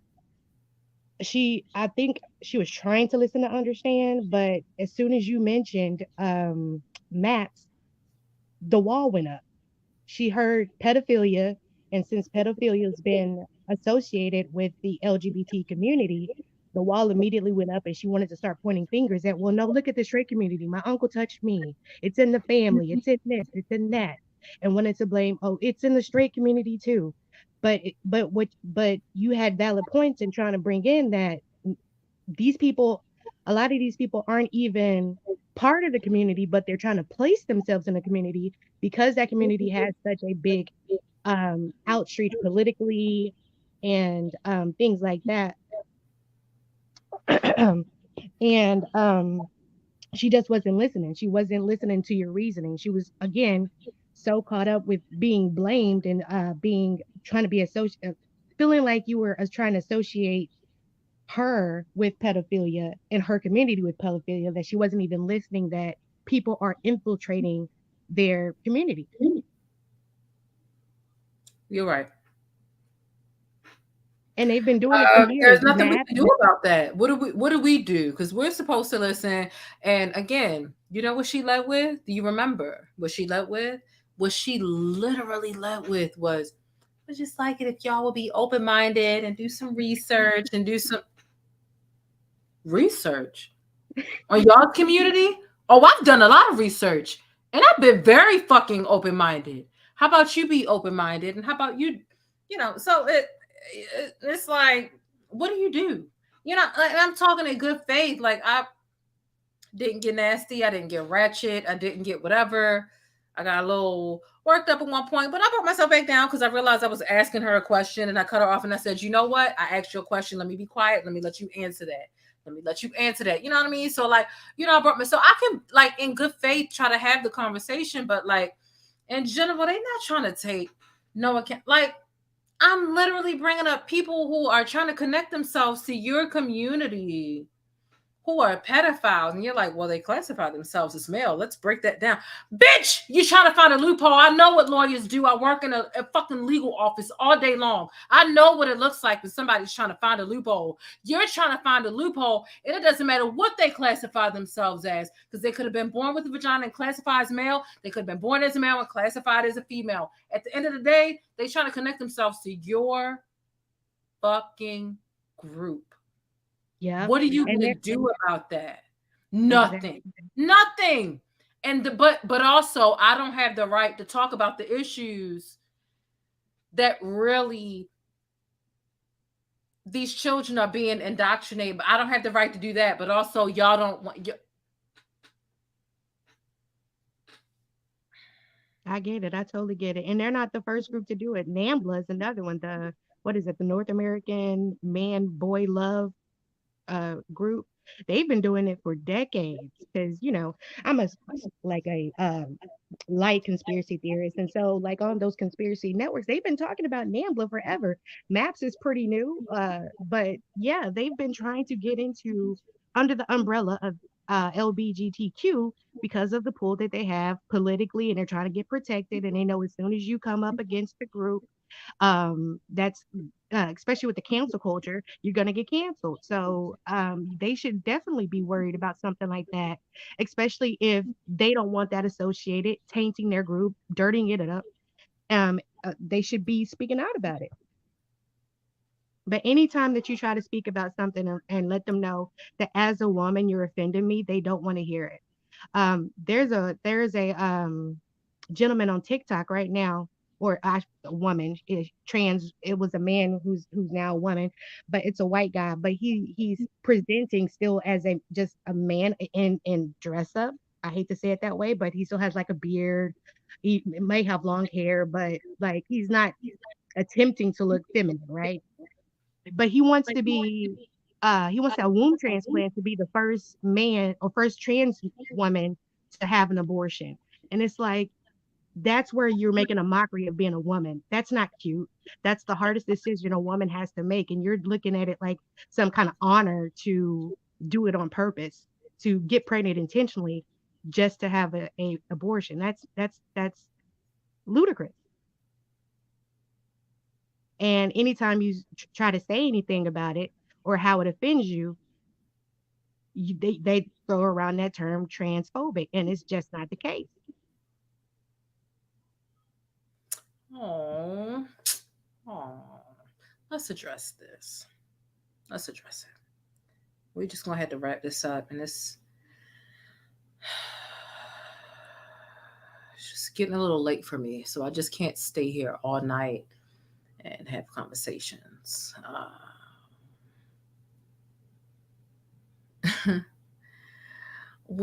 I don't have all night to sit here and have conversations with people who truly their only agenda is to move the goalpost.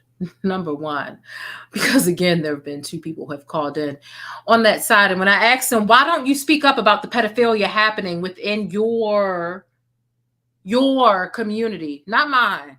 Because if it was us, we would disassociate ourselves. But when it comes to y'all's community, y'all don't say shit to disassociate the pedophilia and the nastiness, which a lot of people from the outside looking in, hey, I'm not saying that that's what the truth is, but a lot of people would assume it because you're not disassociating yourself. And let me tell you something, whether it was my job, my race, my sexual orientation, fuck, my hairstyle, if it was associated with pedophilia, let me tell you the first thing I would do. I would stand up and I would disassociate myself from that shit. But it seemed like a lot of y'all are too pussy to do so. So let me address this comment from this person who was on the panel and act like, I don't know what MAPS is. MAPS, everybody knows what MAPS is. Everybody within the last 10 months who has been paying attention to anything knows that minor attracted persons are trying to take that M and attach it to the LGBT community. So let's talk about it. Since you want to play these motherfucking games, emotional cancer, you said your research led you to cosplay skits. First of all, you told me that you think cosplay is disrespectful for me to say that people with dicks, with wigs, trying to pass themselves off as women. And if I called them women, and if I said it was cosplay, you said you felt like it was disrespectful. But here you are using it too. So here you are using some shit that you feel like I need to stop using because it's disrespectful to you, but you feel like it's okay for you to use it against me. And that's part of the shit and the double standard and hypocrisy between people like you who wish you had a bonus hole, but you don't. And it's not even a bonus hole. We have coochies and asses. Y'all only options is to fuck through y'all asses. And that's really the bottom line. However, let's finish reading your motherfucking statement. Your fee search led you to cosplay skits. You want to have an intellectual conversation with passive-aggressive, snide remarks. Own your emotional intelligence. Oh? Oh, you talking about skits. You talking about skits. Okay.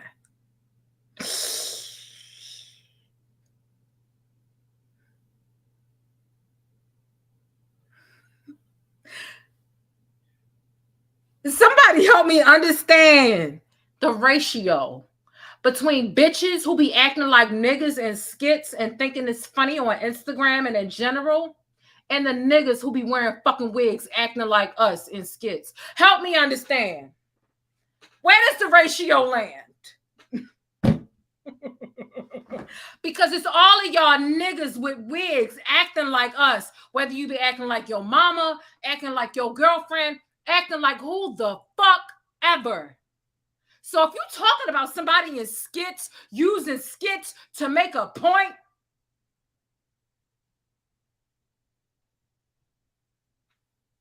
about women and the actual existence of us, blame it on Quay.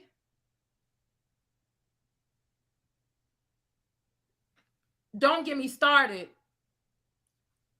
Can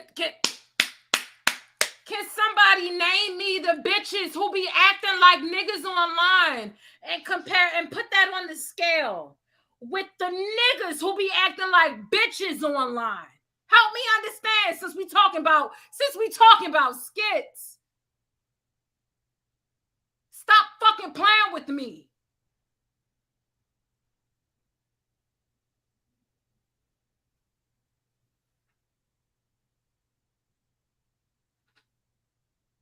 It's interesting, this whole passive aggressive shit that y'all got going on, when again, y'all think that y'all are the only ones who can pick up on the microaggressions and the shit that y'all give off online, and y'all think that women can't pick up on it.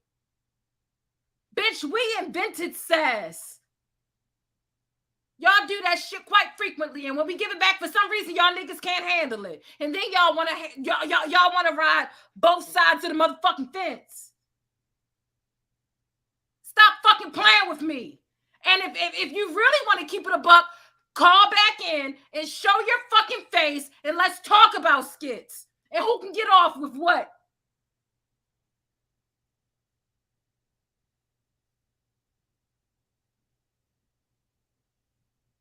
Because I do find some of y'all niggas with them wigs funny as shit. Some of it is funny as fuck. But at some point, y'all start making fun of the bitches that push y'all out of their coochie. And that's the real problem. And that's the real tea. But these are the bitches that y'all also want to put in y'all put in their place. Don't fucking start with me.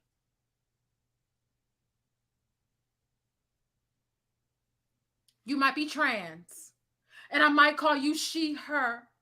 Your name might be Shirley, but you might have been born as Sean. But at the end of the day, you wish you had two hoes to choose from to have sex with. But you got to use that ass, though, don't you?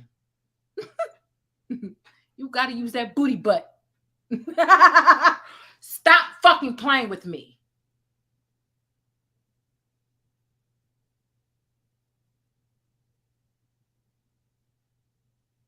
Something's wrong with y'all.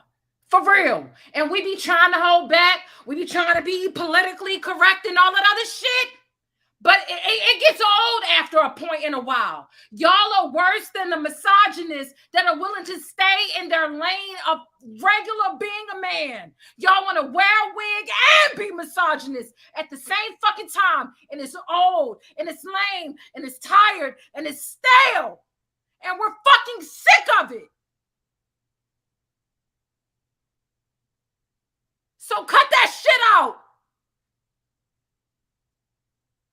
Y'all learned how to be feminine from us because we was, stop it. Y'all learned that shit from our Aunt Cheryl, who gambled a fucking lot. And she knew you had a little bit of sugar in your tank from the beginning. And she stopped us from picking on y'all when we was fucking young. She said, stop, he's a little touched. He got a little sugar in his tank. So we left y'all to fuck alone. But it's getting old now. And we're fucking tired. If y'all don't get the fuck out my face with this shit, Get the bye.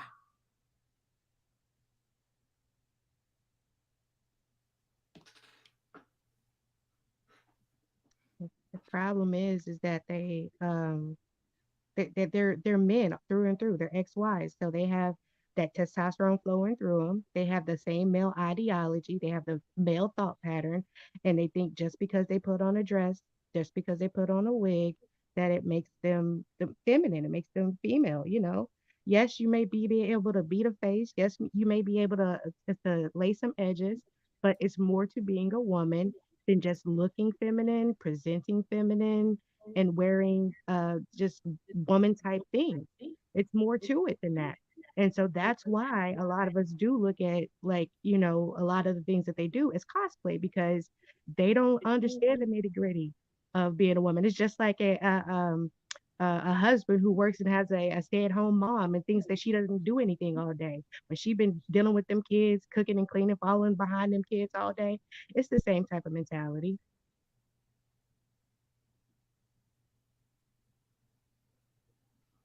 They don't understand and they don't care to understand. Every time we bring it up and every time we turn around, there's something new. You're trying to natural woman, song natural woman's been around for decades, and you want to come for Aretha? Stop it. We've been trying to be nice. I came on here trying to be nice on some real shit. Like on some real shit. I came on here trying to be nice, but honestly, it's tired. Like it's tired. We gotta sit and listen to them. We're women. Y'all need the this is what women when we literally women asking motherfucking trans women that was born with a dick, what's a woman? A woman is it's a social construct. The man said, I was born a man. The motherfucking trans person said, there's no such thing as being born a man. It's a social construct. You know what, bitch? I'm tired of this delusion, bitch. Bitch, I'm fucking tired. I'm tired. No such thing as being a woman. No such thing as being born a man. It's a social construct. You know what, girl?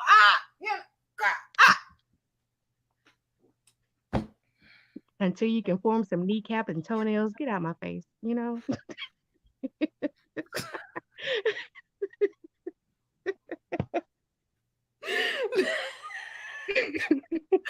I'm weak, like, cause I'm trying to be PC.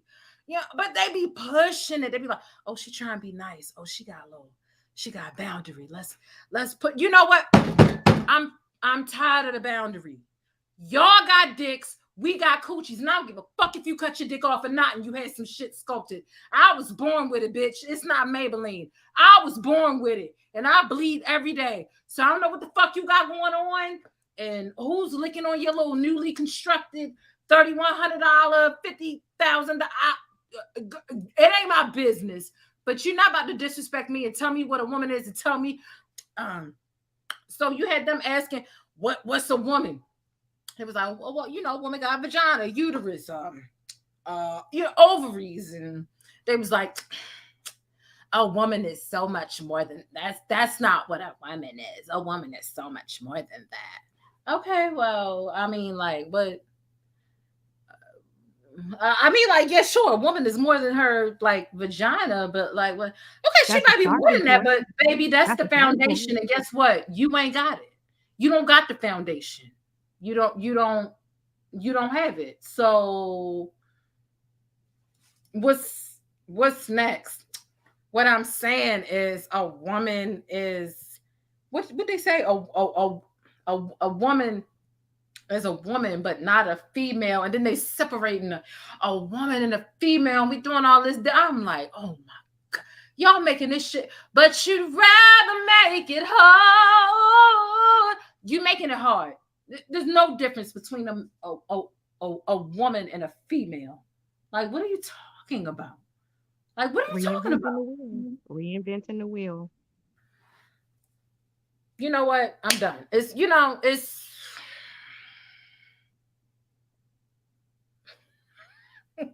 girl, because you be trying to reach some middle ground and good faith with the What? It's been 5 hours I've been on here. All right, I lost my cool after 5, but I tried for 5 hours and then I lost my cool because somebody telling me that I intellectual. So I'm bad at being a woman and you better at it because you. This is a trans woman. So I guess they think that they're better at being a woman than me, huh? Like, bitch, no, you're being misogynistic and you're passing it off as being fucking feminine. And I'm tired of y'all shit, and I'm tired of playing semantics with it. It's been 5 hours I've been doing this, and I was doing pretty good. But bitch, it's over. Bitch, it's over. Like, no. The fuck? I'm bringing the other two people up here. What y'all got to say? Wait. Shit. Oh, my head about to explode. God damn. See, this is the thing, right? I typically I get triggered, right, by feign ignorance. When motherfuckers feign ignorance, it is fucking triggering this shit. I have been in this chat with motherfuckers trying to explain, trying to reconvey what we're saying in different ways, trying to understand what they're saying, beseeching them to call the fucking number, to explain themselves so we have clarity. I've even put people on timeout because I would try to get clarity on what they're saying. They won't clarify. You're looking shady. Let me fucking block you. Boom, whatever, right? But then they sit here and play fucking stupid. It has been explained over and over that we're not talking about all trans people. Okay, acknowledge that you're fucking triggered, just like we're fucking triggered. The problem is the fucking dismissiveness. Y'all are dismissive as fuck because you are a fundamental male, socialized fucking male. That is the problem. You see the bass in my voice? I'm tapping into my masculinity. That doesn't make me a man, because if push came to shove, you could knock my ass out. Let's keep it real. Y'all need to stop this fuck shit. It's fucking ridiculous. People have tried to explain over and over. We have been patient in the chat. We have beseeched people to come up and speak their piece because we're trying to understand your perspective, but you won't acknowledge our experience. Shout out to you, Shayla. You got the motherfucking nerve to bring your ass in the chat and demand she drop a link. You demanded it several times. You didn't say, hey, I'd like to bring some clarity to the situation. I'd like to bring another perspective. Do you mind dropping a link? Is the panel open? No, you ain't got no motherfucking manners. You brought your ass up in here and demanded the fucking link. Y'all dismissive as fuck, and we tired of the fuck shit. We tired of this puss ass behavior because y'all want to be goddamn victims. You want to cry in the car. We don't want to hear that shit. Y'all ain't listening to a motherfucking thing that we are trying to say. Now, shout out to you, emotional cancer. You tried. I don't feel like you were malicious. I honestly, sincerely don't. You came to have a conversation. You and Jane were open to having a conversation, right? You were triggered. You got defensive. She got triggered. She got defensive. It is normal. This is something very touchy. This is something very sensitive. People are going to be triggered. You have to have the awareness and the capacity to step back and say, I'm aware I'm being triggered because this is sensitive. But instead, you motherfuckers double down on some stupid shit. And then you try to act as if we dumb and we don't know what the fuck going on. Your energy became passive aggressive as fuck, emotional cancer. I don't believe that was your intention, babe. I really don't. I really don't believe that. And then it escalated into what it was, and that energy can be felt. Regardless of how logical people out here talking, energy resonates. And so that energy put you in the space of where you couldn't hear what she was saying. Jane has said several times in this whole fucking live that these whole maps motherfuckers ain't y'all. They are using that shit as a vehicle. If anybody in the chat is curious, you can Google, not even Google, on YouTube, you can type in pedo rebranding. You could just type it out or whatever. And the things that will pop up will automatically be associated with the gay flag. You will see all kind of LGBTQ stuff associated with it. That is what we have been trying to convey. No one is saying that you guys are fucking perverts. You all, excuse me, I don't want to say guys. You all are perverts. You all are fucking nasty and creepy. No, because there are creepy motherfuckers everywhere, okay? They run in and out of our fucking households. So don't bring your monkey ass over here with that fuck shit by your brothers, uncles, and fathers, because some of y'all motherfuckers been brothers, uncles, and fathers. You understand what I'm saying? Don't come over here with that motherfucking energy, okay? Because this is typical shit. Just like a goddamn man who keep doing the same shit over and over, and then when he get his fucking ass lit up like the fucking 4th of July, all of a sudden this bitch crazy. So we gonna be some crazy bitches today. Stop fucking insulting our goddamn intelligence. We fucking tired of this shit. Stop fucking playing stupid. Now you can either receive it or not, right? Because that's what the fuck y'all tell us. Times change, accept it or not. Who the fuck y'all think y'all are? We ain't got to accept the goddamn thing. Just like you ain't got to accept the motherfucking thing. Now, if we all gonna just be delusional in this bitch, we could just walk around with our head in the clouds. But there are some people who are trying to have an understanding, have a meeting of the minds, and not simply charge people off as mentally ill. There are some people who are really trying to do that. And y'all fucking making it goddamn difficult. Stop acting fucking stupid. Stop acting like a typical ass man. If y'all want to level up, stop acting like a typical ass man. And don't come for nobody goddamn emotional intelligence over here. Ain't no dumb motherfuckers over here. We don't sit over here with goddamn dunce caps. Jane don't go to motherfucking Wikipedia to pull shit. She's a motherfucking journalist, okay? The New York Times know about Jane. Stop. Don't come over here with that bullshit. Now, considering you're not privy to some of the information that we have and that we have already studied, don't come over here with that energy. I totally get being defensive. I totally get it. It's a goddamn human reaction.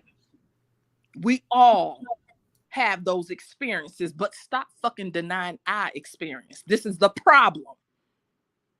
The nerve, the fucking nerve, the audacity. Y'all out of motherfucking control.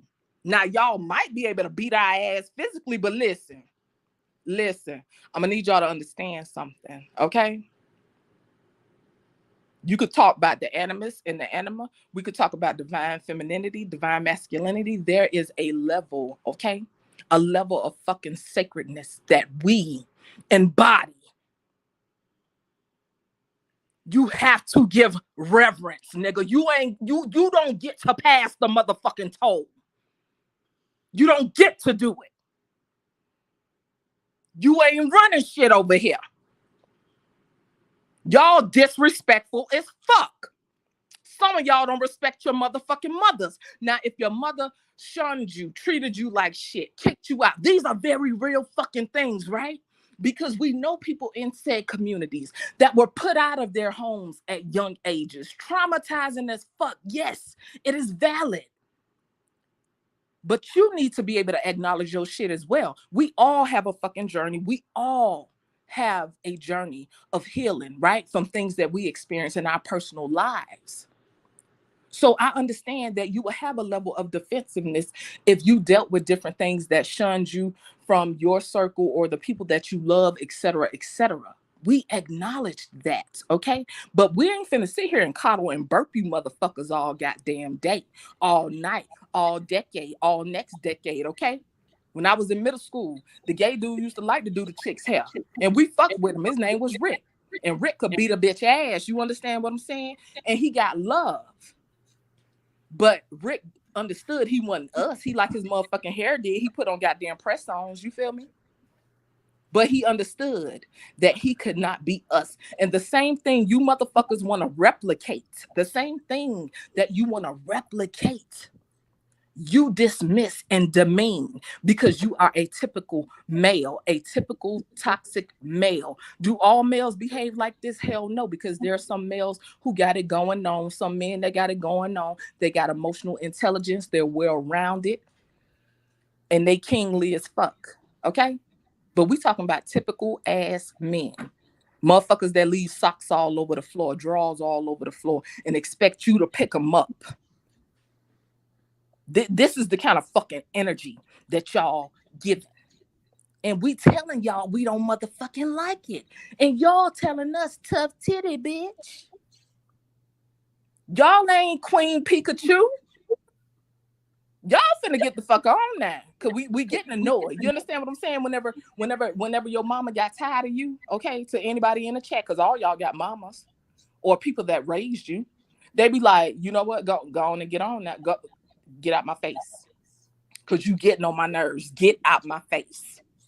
And this the energy that we coming with because y'all ain't fucking listening. So we saying get the fuck out of our face. If you ain't trying to have a conversation, get the fuck on. Like for real, for real. You extend. You like you fucking I don't know y'all expectation. I don't know how much capacity y'all expect us to have. Okay. As women, we have the grace, okay, to deal with many things on an emotional level. Do that mean we always want to carry motherfucking loads? No. We have the grace to deal with our kids' bullshit. Don't expect women to have the grace to deal with every fucking issue in every facet of your motherfucking life. I'm tired of y'all. Tired. Offended. Y'all sit here and act like we don't fucking exist. The same pussies y'all came out of. Now, if you got an issue with the pussy you came out of, I beseech you, go get some healing, okay? Go get some motherfucking healing, because what you're doing is bringing that goddamn energy up in this space. Stop the bullshit. Now, we tired of y'all been playing dumb all day and all motherfucking night in this goddamn chat. We tired now. We motherfucking tired. I should have. The thing is, I wouldn't have reached this level of anger if I feel like it was necessary, but it wasn't. I told myself first of all, thank you, Jesse, for the $1.99 super sticker. I told myself I wasn't going to get to this place. And I'm like, you got to play nice when you talking to this people. But like at the same time, I'm like, we so bold and stand up to racism and whatever. And then we get to the LGBT community and we want to tap dance around and we want to coddle a little bit. Why are we doing all this work for people who are literally stomping and smashing on our rights, our comfortability? They're telling us how to be women while they're literally cosplaying us as women. Why? At some point, somebody, whether it be Kaya, because Kaya don't give no fucks, Tasha K don't give no fucks, and I'm not trying to be like any of them, but absolutely, I realize their delivery is more like, look, I don't give a fuck, Exactly. They coming out the gate.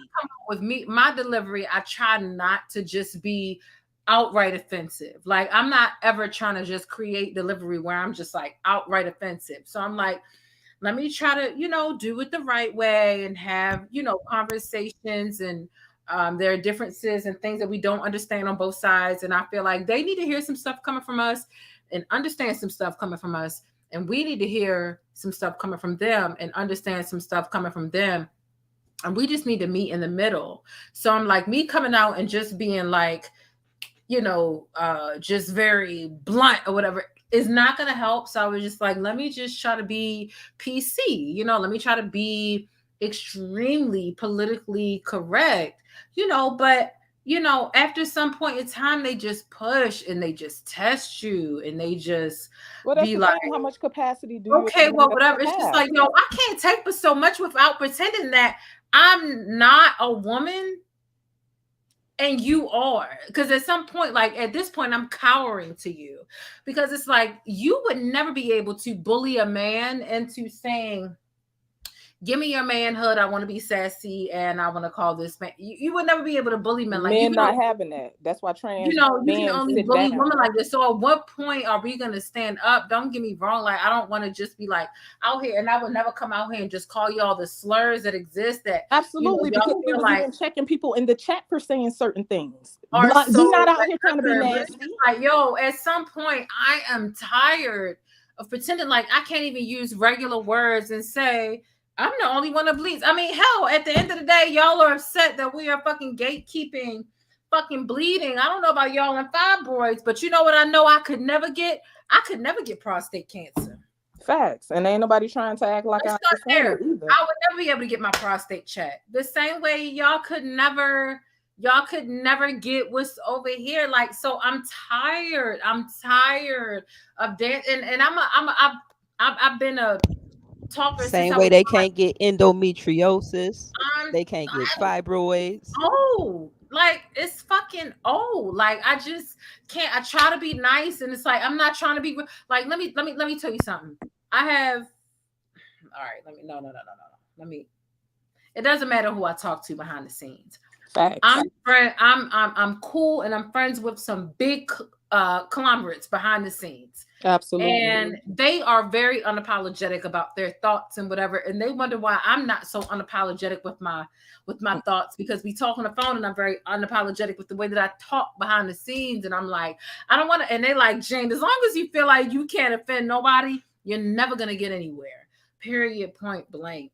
So I'm like, shit, I got to offend people to get somewhere. And it's not even like I have to go out of my way to offend people. It's just a matter of standing up for yourself, your group of people, who you are, what you stand for. Right. If I don't start talking out and stop trying to tiptoe around everybody and everything and everyone and every topic and every group and every whatever, I'm never gonna get anywhere. So at some point I'm gonna have to speak out and speak out loud and proud, and y'all just gonna have to fucking accept it.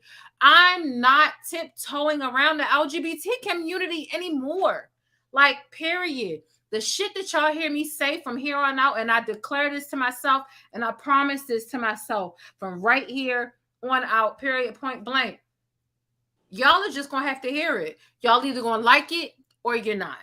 Period. I'm tired of women feeling like they have to be quiet and tiptoe around people who want to be women. People But who are think born about with it. That's the coochies history of that the talk world. around people that got dicks that want to be called women and shit like that. We gotta be careful. I'm not doing it no more. Y'all about to hear me be a real bold and real outspoken with everything I say about this shit. And I'm not sorry. I'm not sorry. Because it takes more energy out of me as a natural born person who communicates, who has to figure out. And first of all, there's no way to make them happy, period, point blank. Doesn't matter what I say. Yeah. Even with everything I said today, and I was tiptoeing, I was halfway being bold and halfway tiptoeing. And and But you honestly, were you still can't do being both. genuine. You gotta You was choose just being one. mindful. You have to choose one. You can't do both. Yeah. You can't do both. You have to choose one. You either gonna like what the fuck I'm saying. You were born with a dick. You will never know my experience. Oh, fucking well. I'm not about to sit here and tiptoe around that no more. I'm not doing it no more. It's too much work. This took a lot of work out of me today. I'm tired. And that's why I'm maxed out right now. And that's why I'm talking the way I'm talking right now. Because I am completely maxed out with trying to satisfy both sides. I'm trying to satisfy the women's side, people who were born with coochies, and the people who were born with dicks, but they want to be referred to as she and her. That shit is tiresome. Fuck it. I'd rather get the fuck off work and speak towards the people who were born with coochies and their women, period, and going about my day. This video would have been an hour and a half long. I would have been off of here and I would have been enjoying my night. But I've been sitting here trying to play the fence with both fucking people and whatever. You watch the Star Report, you watch Tasha, whatever. You know where they stand, this, whatever. You watch my shit and you trying to figure out where I stand. You trying to figure out where I stand. This video is so long, you don't know where the fuck I stand. Right. I mean, like, my day ones know where I stand. Absolutely. But they know that I'm also trying to coddle callers and have callers calling at the same time too. I'm tired of it. I cannot give y'all a 5-hour live every day because I'm trying to play both sides of the fence. I'm tired of both sides of the fence. It's getting on my nerves and my fucking crotch hurts. If you sitting on the middle of the fence, your fucking crotch hurts. My fucking crotch hurts. And I'm tired of it. Y'all are going to catch me speaking black or white, period, point blank. And that's it. I'm tired. That's it. I'm done. Period. Period. Period. Period. Period. Period. Period. I don't give a fuck. I don't care. Well, that's Because the if point you that sit people on the push you to. fence, you're gonna get shot down by both sides. Men Hello, don't you have a no target. loyalty. Oh, well, I'm gonna get shot down either way. When you speak about something controversial like this, it's no way you can please everybody. Exactly. Even with this video right here, even if we cut out the last hour, there are gonna be people who unsubscribe and feel like, oh, she's phobic. She's this. Doesn't matter. Doesn't matter. They're gonna shoot me down regardless. I'm gonna be shot down regardless of when you choose a side, whether you in the middle or you. I could be black, white, gray in the middle. I'm gonna be shot down, and there are gonna be people who don't fucking like it. Oh well. I have to choose a side, and I have to stick with it, and that's it. I've been trying to be nice to both sides, and honestly, it takes too much fucking energy out of me. It takes too much energy out of me. Period. Hey, take a break. Take a breath. At the end of the day, this is the thing, right? We try to be in a space, or at least people who are spiritually evolved, people who take time to self-reflect and think on their behavior and how they contribute to others, right? Those people, man or woman, typically try to think on how they affect others or how they impact others. And especially if they're in a space to try to understand where people coming from, you know what I'm saying? They try to be open to listen. And that's like I said, I'm the type of person, listen, shout out to the Leos in the chat. Leo season, we finna turn up. Cancers, I love y'all. It's time for y'all to go. We don't wrap that party up. But yes, a Leo could punch you in the face and tell you that they love you after they done because you offended the fuck out of them. You know what I'm saying? And so even though I do have this harshness and this abrasiveness about my personality, I totally understand that, right? And I'm not saying that everybody is going to receive me, right? Because everybody don't like everybody, and that's okay. But I still make it my business to go beyond my comforts, right? If I'm trying to come to a place of understanding with another person, we all have different backgrounds, we all have different upbringings, we all have different experiences that shape and contribute to who we are as individuals, right? And so when you try to take that time to listen, you try to be empathetic. You try to understand, because if you truly didn't give a fuck about how you leave other people feeling, you would have said some god awful offensive shit at the gate. That wasn't the experience. And even with many women in the chat who already been offended as fuck, there's a level of compassion that comes with being a woman, okay? This is something that is sacred. We have the grace to deal with things, but the problem is people push it to limits that cause a reaction that a lot of times seems very extreme. It's not that it's extreme, it's that it has built up because we have a certain level of tolerance that sometimes men don't have. That doesn't mean that we are here to be fucking doormats. And that's the thing. Motherfuckers want people to lay down. And we telling y'all we not laying the fuck down. And we try to say it in a way where you could receive it. Because if somebody just come and kick open the door and say, bitch, I ain't laying down, you're not going to hear it. Nobody's going to hear it if you come in with that, right? That's going to trigger what? The limbic system. Okay, the limbic system. That whole area that is responsible for emotional processing and things of that nature. Fight or flight. Okay, so when we approach a situation, we're not approaching it in a way to trigger a limbic system response. We're approaching it in a way where you can receive the information and you can also convey whatever it is you're saying so we can receive your perspective. Does that mean at the end of the day, we all gonna agree and we're gonna all say, okay, yep, I accept it. And you say, yep, I accept it. No, that's not what that's saying. But if you're in a space to actually listen and be open, it's about being open. All this victim shit is played the fuck out.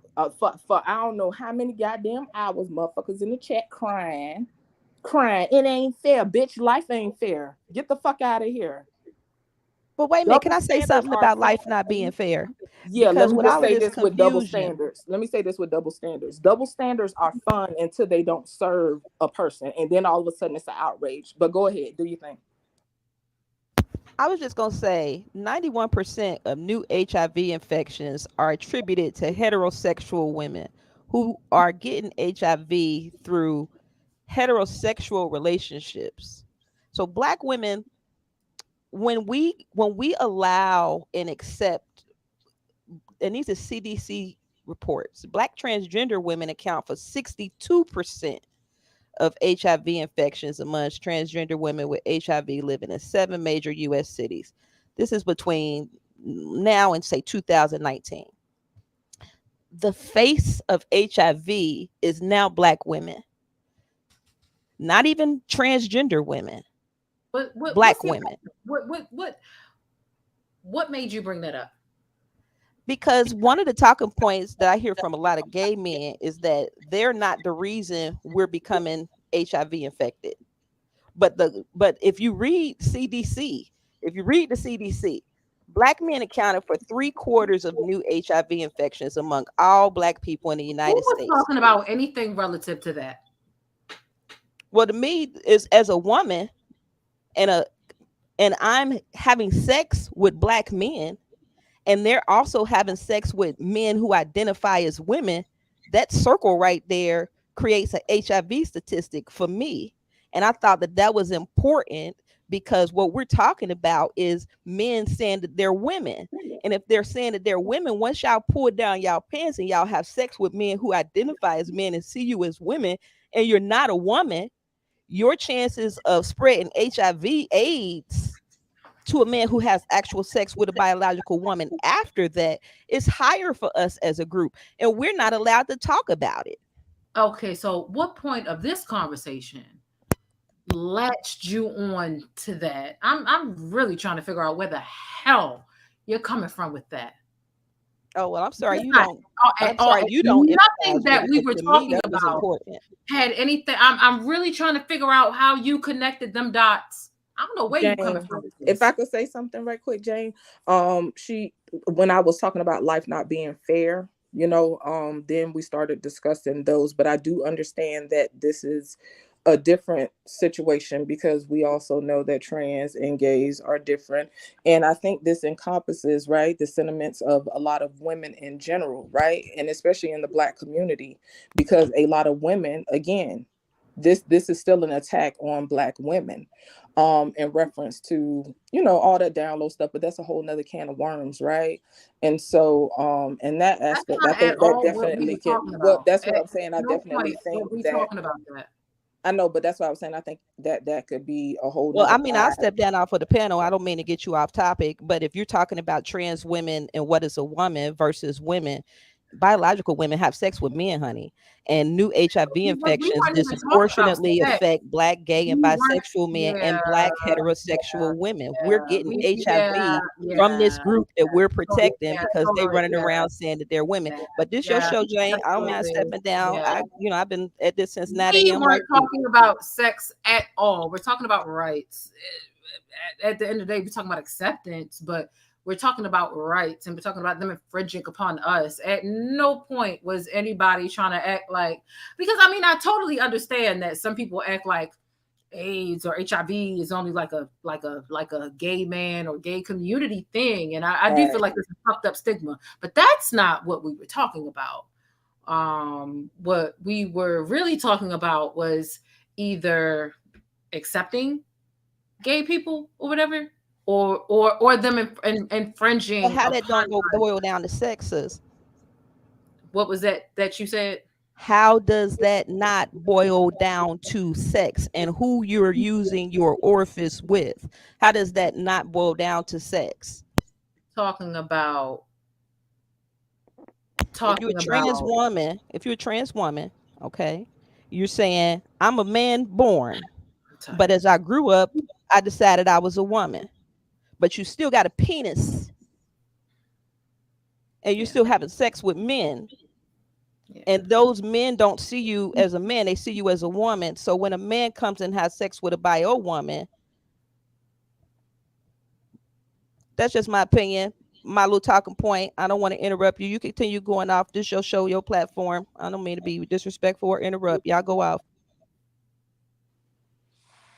Well, yeah. So let's talk about what I was talking about, and then we'll go ahead and we'll end the show. So sex and diseases versus acceptance and not being infringed upon as a woman versus people who are cosplaying as us definitely don't have to get into STDs because it doesn't necessarily talk about or involve STDs. People who are trying to be or come across as women when we were naturally born women and talking about how they infringe upon our rights. We don't jumping to STDs is crazy. Now, if I was sitting here having some type of sideways conversation talking about women only get AIDS from men or some ignorant shit like that, that sounds very ignorant. I could see but that's not what the hell I was talking about at all. I'm sorry. I Therefore, forgot I was not on mute. I'm sorry. It doesn't. I don't even fucking understand where no shit like that will come from when I'm literally just saying you were born with a penis, and it seems like y'all want to overpower us all the time while being considered one of us. You're being misogynistic. You want to be considered a woman and called a woman, while also belittling and being condescending towards women has nothing to do with any STDs or sex, right? This is just politics in the real world or whatever. Like that, like I don't like. That's not. I feel it's definitely a different can of worms. Like what, you know what I'm saying? Like yeah, it was a valid point, but like I do think no, it wasn't. No, it wasn't a valid point. It wasn't. Well, not in reference to this not in context to conversation. the topic. There was nothing that was valid about that. There was nothing valid about that because that's not where the conversation was. Now, if I was talking about sex, if I was talking about stealing my nigga, if I was talking about beards, if I was talking about what's his name, Dwight Howard or whatever, who has been doing that little That's stuff. Beetlejuice. His name Beetlejuice. He got his beard, but he also like men over there. It would totally be. But nobody talking about that. You're right. Is men or people who were assigned male at birth infringing upon people who were assigned female at birth and who consider themselves to be women and whatever. I just don't understand how STDs and sex came up because wasn't nobody talking about sex or STDs. Wasn't nobody talking about that. We're talking about politics and how you're seen and accepted or life thereof throughout the world. Period. I just don't feel like none of that was relevant. And I just like felt like that was a little like weird. Like I can appreciate you staying on topic because I know I ramble. So I might be in my feelings, but I know. No, what the fuck I I'm appreciate about. that. Like, yeah, because it's easy to get derailed. You feel me? So I totally get it. I wasn't there. Like, and talking about sex ain't difficult for me, baby. Listen, just shut up. So when I know that I wasn't there and you went there, and I'm like, wait a minute, what the fuck? Like, like we was. That's not where we was.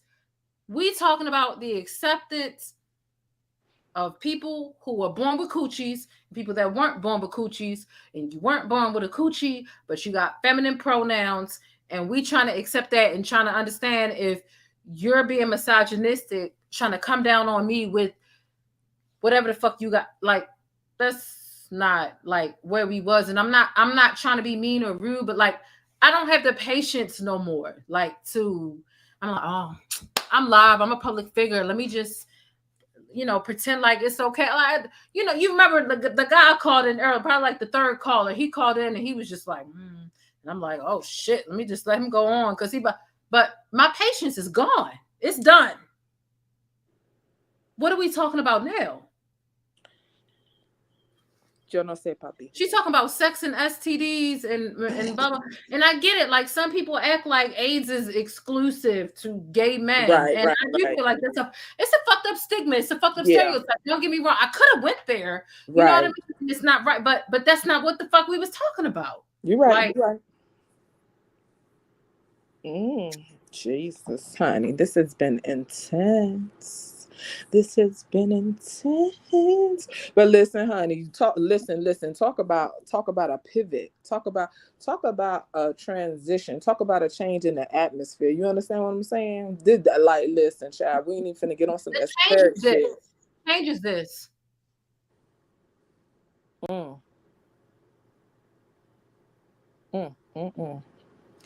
I'm tired of searching around my head, and I have a very large and vast vocabulary. I'm tired of searching around my head for all of these different words and all of these different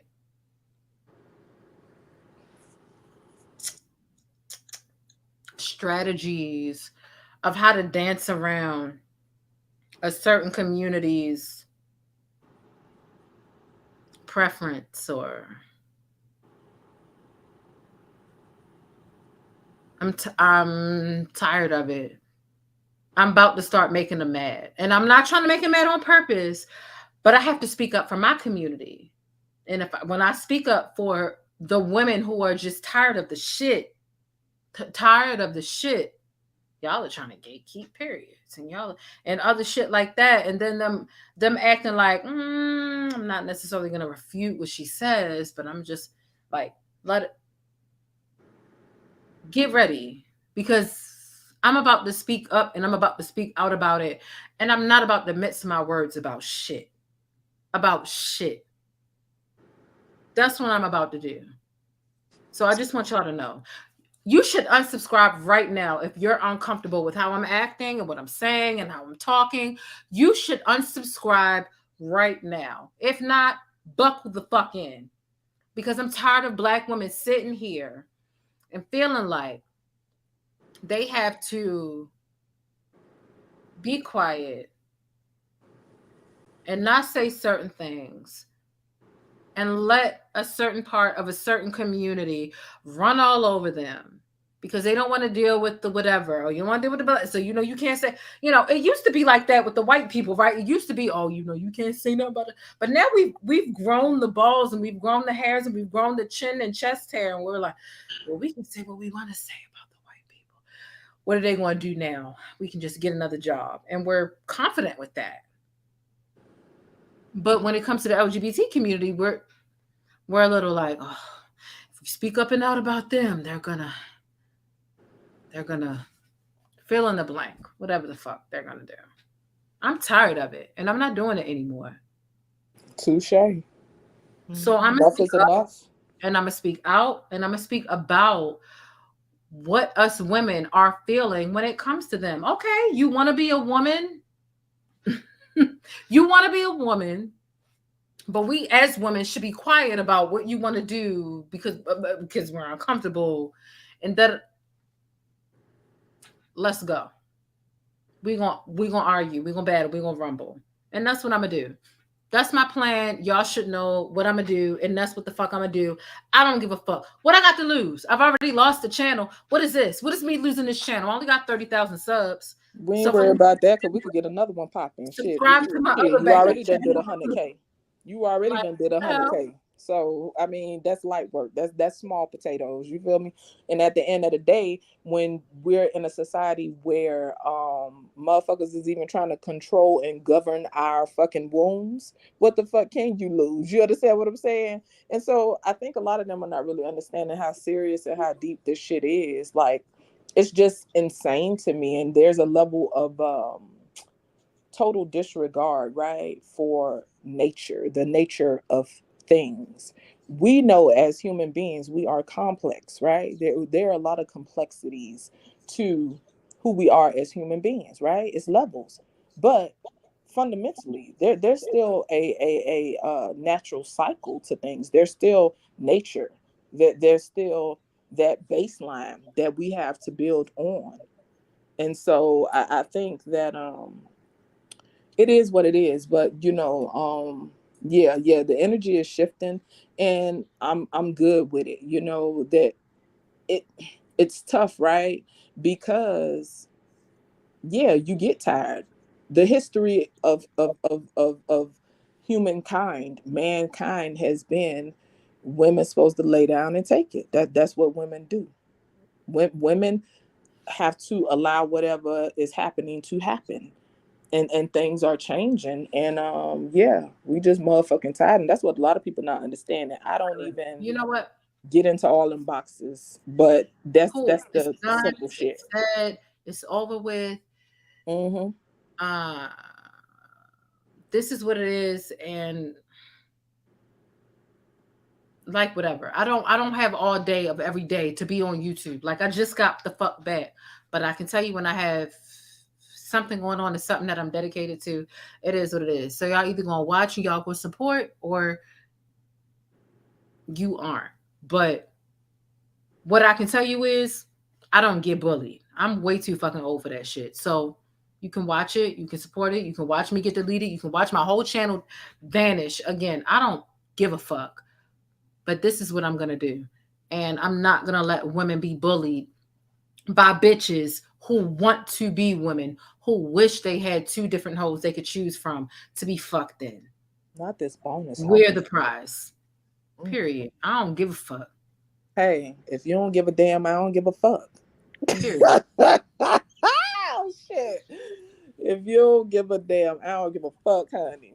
Listen, we could get and while I'm gonna talk about other stuff in the meantime and in between time, but this is what was needed to wake me up. And y'all see how I feel about it?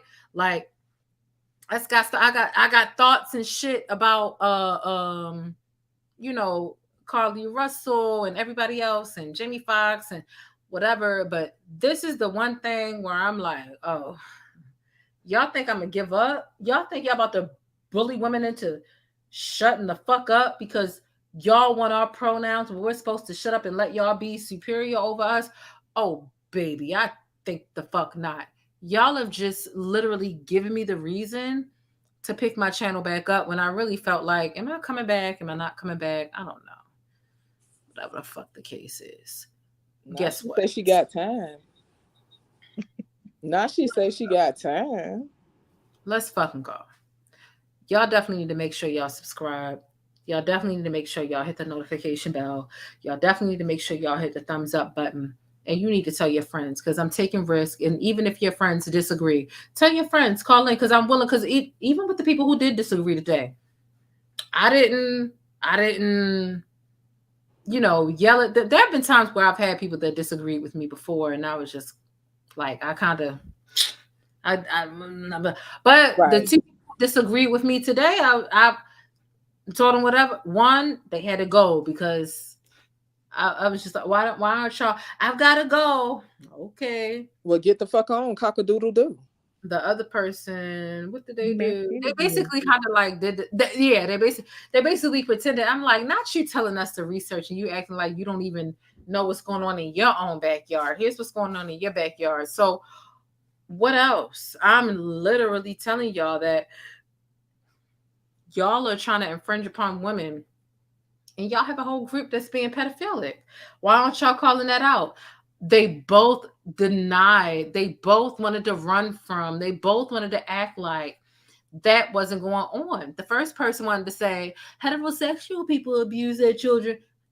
At no point did I act like there's never been a heterosexual child molestation crime. But you wanted to, you know what I'm saying? So I'm going to keep holding y'all feet to the fire. So hopefully y'all understand like where my skill lies, because I can have people call in and I can disagree with them and ask them, hey, how come you aren't whatever? They want to pretend like that's my specialty and that's my skill set. And that's really the main reason why I enjoy YouTube. Everything else, I'll talk about Monique tomorrow. I'll talk about Jamie Foxx tomorrow. I'll talk about Carly Russell tomorrow. But let something come up about people abusing kids, I'm going to push everything aside and I'm going to get dead ass serious. And I guarantee you, the people who are part of the community that I'm talking about, they're not going to be able to handle it. And that's my specialty. So y'all should subscribe. I'm going to go ahead and end this fucking video because I'm fucking tired. And people are disgusting. They're nasty. Oh.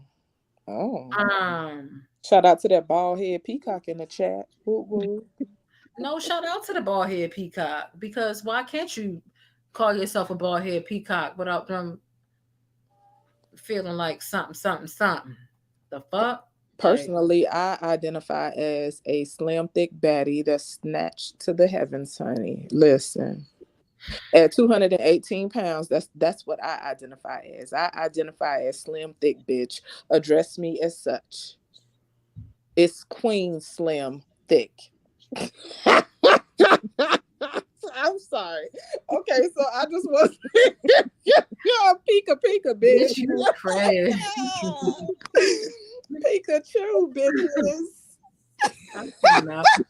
Hey, but I do want to say to y'all in the chat, please do hit up Jane Cash App, because this shit definitely ain't gonna be monetized in this motherfucker. You understand what I'm saying?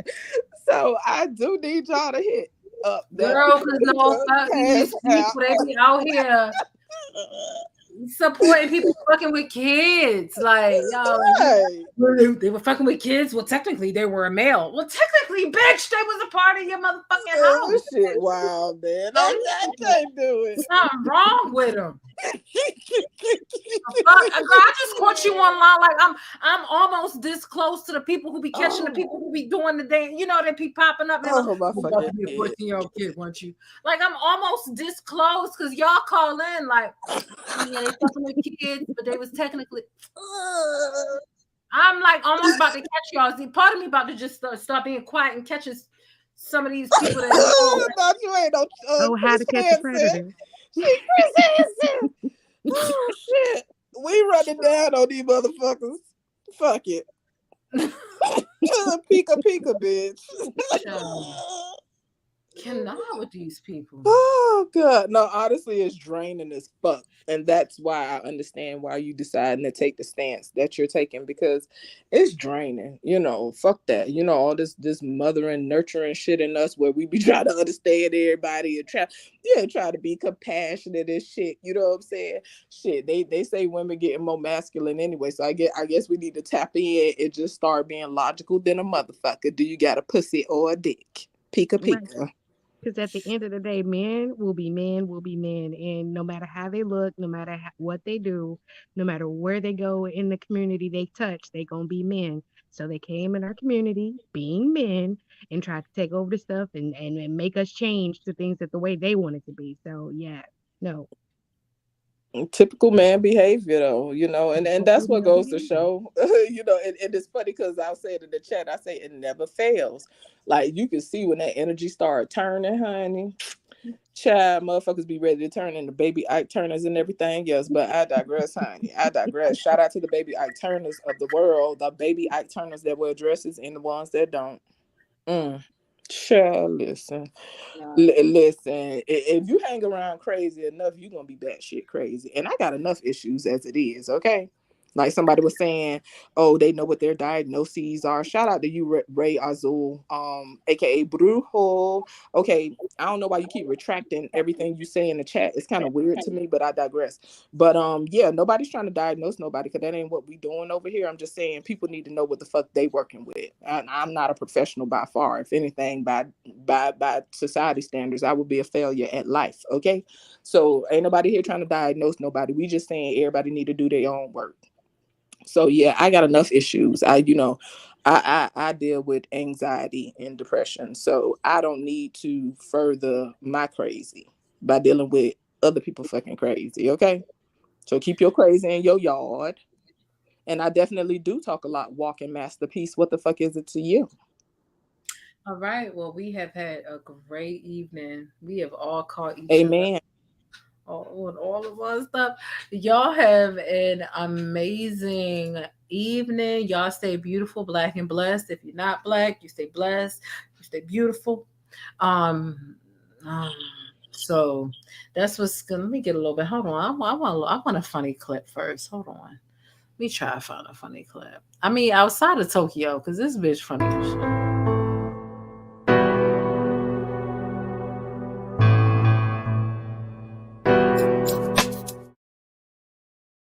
She even My wife's name out your Will Smith just smacked the shit out of her. Will Smith just smacked the shit out of her. Will Smith just smacked the shit out of her. Will Smith just smacked the shit out of her. I mean, I'm sorry. Like, if he ain't do nothing bad, I mean, like, what the fuck? You ain't hit him back. I mean, what you want us to do? Feel bad for you? I mean, like, cry in the car. I mean, I mean, when niggas watching a fight, they watching a fight. Like, bitch, what you want us to do? Like, you ain't take up for yourself. Be like, oh, he just drank. Exactly. I ain't never in my life got in the middle of men fighting. Listen, What you think I'm about to do? Like, I ain't getting bopped upside my head, honey. When men start going, you can even hear it in their voice, honey, when the shit finna escalate. And what I start doing is backing up. Girl, I get out the way in a heartbeat. Because you already know when it's gonna pop off. And I don't want no parts. And I also don't want y'all have a good night. Y'all have a good week. I'm sending y'all positivity, good vibes, and all that stuff as always. And I don't know. Maybe I'll catch y'all tomorrow in a video.